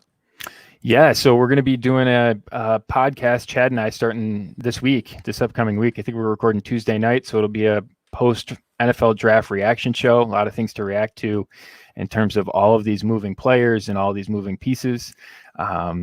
And so we'll be doing that. I'll be doing some Dynasty rankings. I've got some articles, and I bring some stuff over from some metrics that I developed when I wrote my Dynasty books, the Analytics of Dynasty. I'll be bringing some of that stuff over to Football Guys as well. So I think there's going to be a lot of interesting things to come out of this, and it's a good time to really be ramping up. And there's some I guess fortunately or unfortunately, depending on how you want to look at it, there's some free time and some time to look at some more of these things. So it's a good time to be diving into Dynasty. Yeah, it's to get your juices flowing, especially if you like the draft and the exercise of being a GM and weighing all the choices, trade down, trade up, decide who to take. If you haven't taken the plunge into Dynasty, it's fun. It tests you in that way. And it's awesome. And we're excited to have now under the Audible umbrella a wonderful upcoming Dynasty show, as Chad laid out. You and Chad have been working together for a long time, Jordan, and we're excited and appreciate you stopping by as we're waiting to see if Miami is that. I know it was rumored they're going to take DeAndre Swift at 26. So Pick is in. Yeah, I mean, if they were going to take, I don't understand how there was multiple people on my timeline saying that DeAndre Swift was the pick for Miami. So it wouldn't be a surprise at all. Jordan, give me a name or two that hasn't gone, probably won't go tonight, that will be one of your favorite rookie targets that will go on the second or third day of the draft. Yeah, I mean, watching Jonathan Taylor where he goes, I think it's going to be interesting. He was basically the top rookie in terms of pre-draft startup picks, in terms of if you just ordered the startup the rookies and startup drafts, he was the one that was going the highest. So where he goes and where he lands, I think that'll be an interesting spot to see how the ordering falls. I'm watching Dobbins. I think Dobbins is an interesting one because we don't have the full portfolio. There's a lot of missing data points with no combine, and he came in a little light, and then no pro day because of everything that's going on. That's one that I think is we think that he's a pretty good tester because of how he did in some college stuff and some pre-college stuff, but we're not exactly sure the profile there. So that's an interesting one. I think Edwards-Helaire, where he falls in this, I mean, some of the landing spots, I mean, Kansas City's got a glaring one coming up here, and then you sort of go into the 30s and 40s, and there's some spots where players can come in and be productive at their running back position. And we have seen historically the hit rate for, the rate of producing a top 24 finish for running backs in the second round is on par with what it is for wide receivers in the first round. So even though you're a day later in terms of the draft, it's about the same in terms of hit rate. So it'll be interesting in terms of how the landing spots all boil down. Plus, I think it's unclear who the receivers are going to be that really benefit from this because, why Ruggs goes early, I think the market's going to not necessarily react to him being like a top 3 wide receiver in this class. So we got the pick from Miami. Noah, I was hoping. Yes, it is not a running back, and the pick is in for Minnesota at 31. Noah Igbenogany, a corner. And what's interesting here is that they have Byron Jones and Xavier Howard, the best outside cornerback combo. So I can't imagine, and they're both signed long term. I can't imagine. I guess they're looking, and they have Bobby McCain who could play safety, who could play corner. I guess they're looking at. Look, there's a high ceiling corner. Another SEC corner ahead of Trevon Diggs. Matt, any thoughts? Does this pick make sense? Is a best player available, or what's the angle here for Chris Grier? It would probably be best player available, and it's probably also looking at you want to have 3 good corners because there's so much analysis that's out there that's like, well, they already have 2 good corners, but we're always talking about how great it is to have 3 great receivers on a football team. So you need to have 3 great corners or 3, competent corners to be able to defend. And when you think about it from that perspective, I think that's what they're looking at here. And they also see that no running backs have been taken. So there's probably some other guys that they like that they feel like they could either trade up and get a little bit later, go from there. So why not pick somebody that they like? And Auburn, there are some good cornerbacks there, and he was one of those players that I actually really liked watching him on film. Yeah. I think that he's someone that they made a sound decision, even if I like Gladney a little more in some cases here and there. But this is a guy that probably from an athletic perspective they felt like had more upside, who they could have him sit a little bit and learn, or at least use in a certain way. Now the Vikings are up, and Roger Goodell continuing his, and there's Jeff. Give us the hand report. There's the guy. Yeah, he was pocket pool with the right hand this time, and now it's Jeff Gladney, and smart player, really good job at being able to trail coverage. Very good run defender. Comes up the alley, picks through traffic well. This is somebody that is fairly battle tested, and I think overall they ended up getting a player who is, I think as solid of a cornerback as you can get in this area of the draft. And they lost 3 corners this offseason. They let go of Rhodes, they lost Waynes, and they lost Alexander. So Gladney's going to have to probably start day 1 for them. Yeah. So that's going to be something we watch for DFS, the old rookie corner rule. And as you brought up about running backs, like Jordan said, running backs, taking a running back in the second round, it's like taking him in the first round as far as investment and range of outcomes. And we come to the Kansas City pick, and we'll see if we get a running back. Well, this is your Super Bowl champions. Mark, I'll put you on the spot. What would you do? It's not necessarily the team that has everything, but it is the team that has the Lombardi. Yeah, and that's kind of a nice thing to have. And they also have Patrick Mahomes, which is also a very nice thing to have, which will probably, if there is a mistake made here at 32, he can erase those pretty quickly. I think running back and I think corner are the 2 things to watch. They've lost some corners, whether it's, Christian Fulton is still staring us in the face. Trayvon Diggs, I thought Trayvon Diggs might be a good fit for them. I know he's more of a scheme-dependent type corner, but they do a lot of press. I think he would fit with what they do schematically. Another name to sort of keep in mind is a guy that I loved watching is Ross Blacklock, the defensive tackle from TCU. Because, look, they've got Chris Jones, obviously, and he's fantastic, but they don't have a long-term deal with him yet. If you're thinking about potentially similar to some other discussions that we've had, maybe you play him on the franchise tag, and if you can't get something worked out, you've got another guy that can sort of step in. That's sort of a dark horse type of pick. I do think it's more corner than anything else. And with Fulton sitting here, I find it hard to believe that he falls out of the first round. Now, if they go oddball and say they do go offense and it's not purely a running back, and a lot of people are like Edwards-Helaire, he's got to be the guy here. Yeah. Or DeAndre Swift is for those who are in the DeAndre Swift camp. But then there's also the oddball pick of let's get another receiver. Yeah. And if you do that, you still have Denzel Mims on the board. You still have Laviska Shenault on. Laviska Shenault in an Andy Reid system. Oh, Lord. Come on, that's not fair. Yeah. So yeah, exactly. Jordan, if the pick is Clyde Edwards-Helaire, does that make him the number 1 running back in rookie drafts? Right now it does. We'll see what happens tomorrow, in terms of, but yeah, I mean, the round 1 running back thing it's real in terms of hit rates, in terms of the density of players hitting, in terms of it happening early on, like all of that stuff is there. What I thought's been interesting is I think the market is a little tepid on it as a landing spot. They think it's crowded. If you, in particular, if you got someone like Swift, I think he clears that right away. And I think, Edwards-Helaire, I think might have a little bit of that narrative to him of maybe he doesn't necessarily clear the depth chart and is the bell cow right away. I think that might be in play a little bit more for him.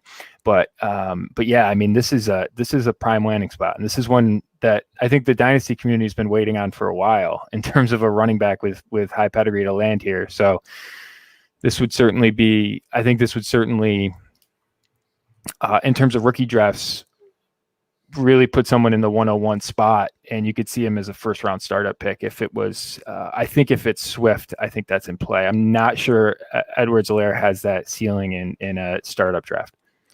What's going to be fun about rookie drafts, and for those of us in our dynasty leagues, this should make you wish you were in a dynasty league if you're not. We're going to start up rookie draft. I think my first rookie draft starts maybe Sunday, certainly Monday, and I'll have them going parallel to each other, like more than one.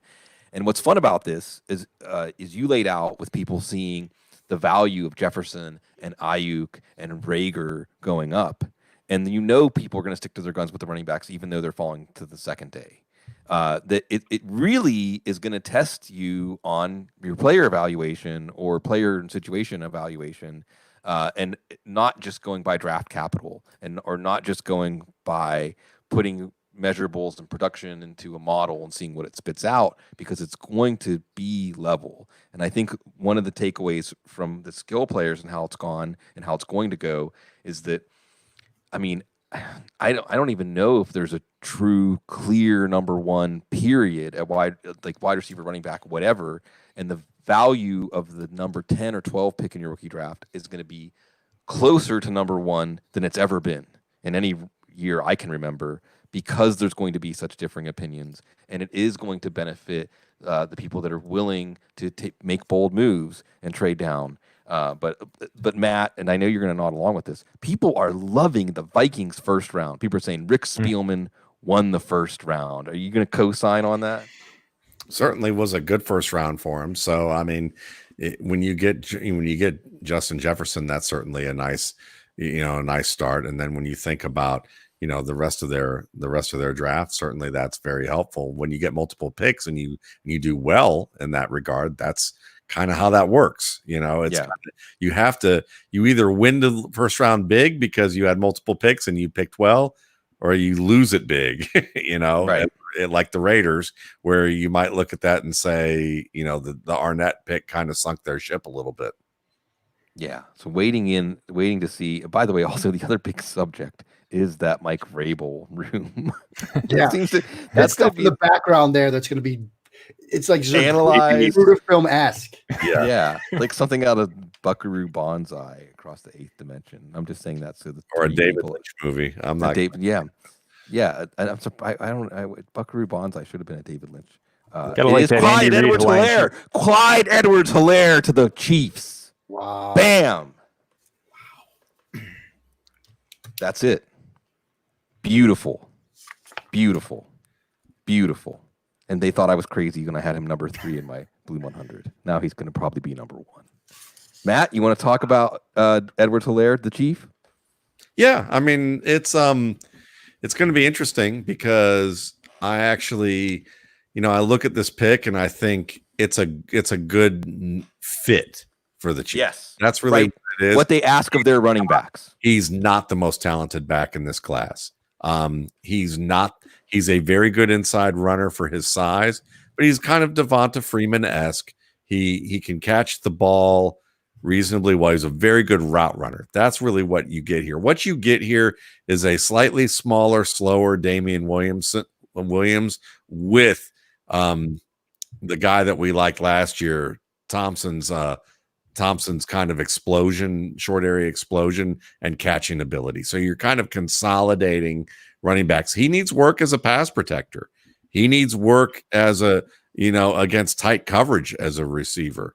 But in terms of, finding the right creases, making the right decisions, being a guy who can hold onto the ball, he's a strong player. The big fear here is I wouldn't be taking him first. Not remotely. And the reason that I'll say that, and I think your reasons are good to take him early because it's a great team, all of that. But I think he's going to be in a 3-headed committee early on in his career. I don't think he's going to win it outright. Now that may change quick enough, but I think he's going to be in a 3-headed committee in this offense. And I can't wait to see where Jonathan Taylor goes. I can't wait to see where DeAndre Swift goes. I can't wait to see where A.J. Dillon goes. Sure. People don't even think A.J. Dillon is worth a top 5 pick. If A.J. Dillon winds up in Tampa Bay, if A.J. Dillon winds up with the Steelers, if he winds up, in any team like that, he could wind up, being the best back in this class for the short term.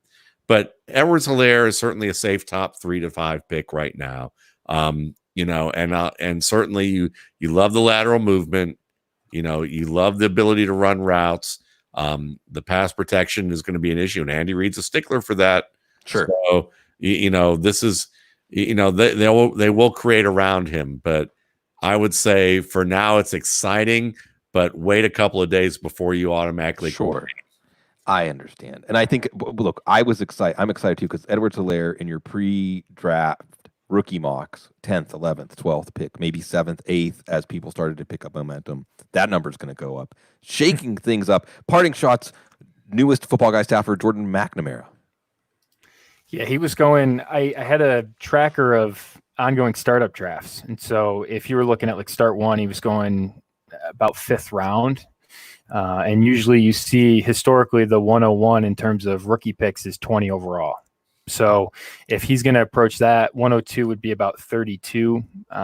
So if he's going to approach that, you're going to see a couple round jump, I think, in his valuation. He was running back 20 in terms of how he was going off the boards. I think that's a huge story. I think the wide receiver ordering is going to be a big story. But of all of the things that I've been thinking about in the offseason, I think the thing I am most clear on right now coming out of tonight is that Dak Prescott is quarterback 2 in Dynasty. Right. As ahead of Lamar Jackson Hello. and ahead of Deshaun Watson and just behind Patrick Mahomes. That's, I think, of everything that has happened tonight, that's the thing I'm most clear about. Mark Schofield, parting shots. Well, I think obviously we've beaten the sort of Aaron Rodgers thing to death. I think that, like every draft night, we get windows into how teams both view their roster as it is now and how they view their roster as they want it to be. I think, look, Minnesota did a very good job because I think when most people did mock drafts for them, at their 2 picks earlier, they had, wide receiver, corner, sometimes Jeff Gladney, sometimes Justin Jefferson. Well, they get Jefferson early and they get back and they still get Gladney. Like, that's a very good job at sort of moving around and working your board. Obviously, look, Baltimore, we talked about it when they made that pick with Patrick Queen, like just a quintessential Ravens selection. They do such a great job at, doing the things that they do year in, year out. Like you said, we were together when they drafted Lamar. Now this is another sort of quintessential Ravens pick. So that's fantastic. I'm very curious to see, why some of these guys fell out of the first round. Why guys like Xavier McKinney fell out of the first round. Why guys like, AJ Epinesa, he started to sort of fall a little bit, but Yetur Gross-Matos was looked at as a surefire first rounder. He falls out. Grant Delpit, Christian Fulton. Curious to see why those guys fell out and how quickly they came off the board tomorrow night. Because was it just a positional need thing? Or is there more to it that we're not seeing? So going to be curious to see how those go. And, of course, look, come back to it, Aaron Rodgers. Like, that's going to be like the defining storyline. Yes. I think first round is when do the leaks come? I know people already bought a fake tweet about Rodgers being angry. That's because sometimes jokes are rooted in truth. And we're going to hear sometime tomorrow afternoon or into the weekend, Aaron Rodgers is not happy, and it's going to be certainly fun to watch. Matt Waldman. Ice cream cones, one-eyed Aaron Rodgers. Final parting thought. Sure. I think the Dolphins did a great job being able to pick up Tua. They didn't fall for the, over-analysis of the situation, and they picked arguably one of the 2 best quarterbacks in this class. And they get a guy that they're probably going to have for the next decade and be a really strong start, which could be fueling a turnaround for this team within the next 2 to 3 years.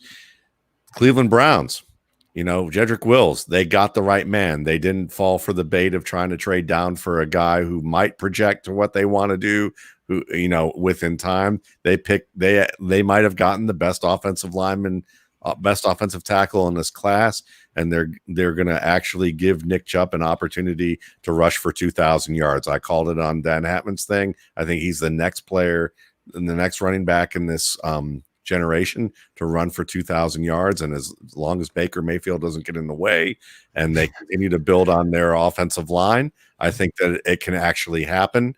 And then you have Saquon Barkley, who's going to be the other guy who's going to be racing them there for that opportunity if their quarterback situation can continue to grow and they can continue to build that offensive line as well. And adding, the offensive lineman that they did is also, a nice get for them. Getting Andrew Thomas, very solid pick. So this is helpful to, 3 organizations right now are on their way up, I think, in terms of it's a slow crawl, but as they build a little bit more momentum, I think within a year or 2, we might see them suddenly be, in a much better situation. And honestly, with the Browns, you look at their situation and they're not that far away if Baker Mayfield can make good decisions. And this is going to be a fascinating look from that standpoint. These are 3 teams that have been much maligned, and they're off to a good start this year. Folks, follow Mark Schofield Jordan McNamara Dynasty, by the way. Matt Waldman, of course, avalanche of content coming at Football Guys. And again, excited to be launching our Dynasty podcast with Jordan and Chad. Thanks for joining us. Thanks, Dan Hatman. Thanks, Paul Perticchese. Thanks, Matt Caraccio. Thanks, everyone. You made a good decision spending your draft night with us for almost 4.5 hours in. I think this is a new record for us. And it took a little while. We got the juices flowing there in that last hour. So thank you, everybody, always for being the lifeblood of this show, for being the lifeblood of our opportunity to get to do this. And, NFL giving us a night where things felt kind of normal, except in the Vrabel household. So maybe that's normal for them. Thank you, everybody, really. We love you. We hope you're well. We hope you're safe. For everything you do, we do for you, you do for us. And we'll keep chugging, still like lots to think about. Get a dynasty team. Get in a rookie draft. Or, I don't know, find something else to bet on because the draft's, we got 2 more days. Everybody, we love you. Please stay classy. No offseason fantasy football. Wash your hands. Get a mask. Thank you.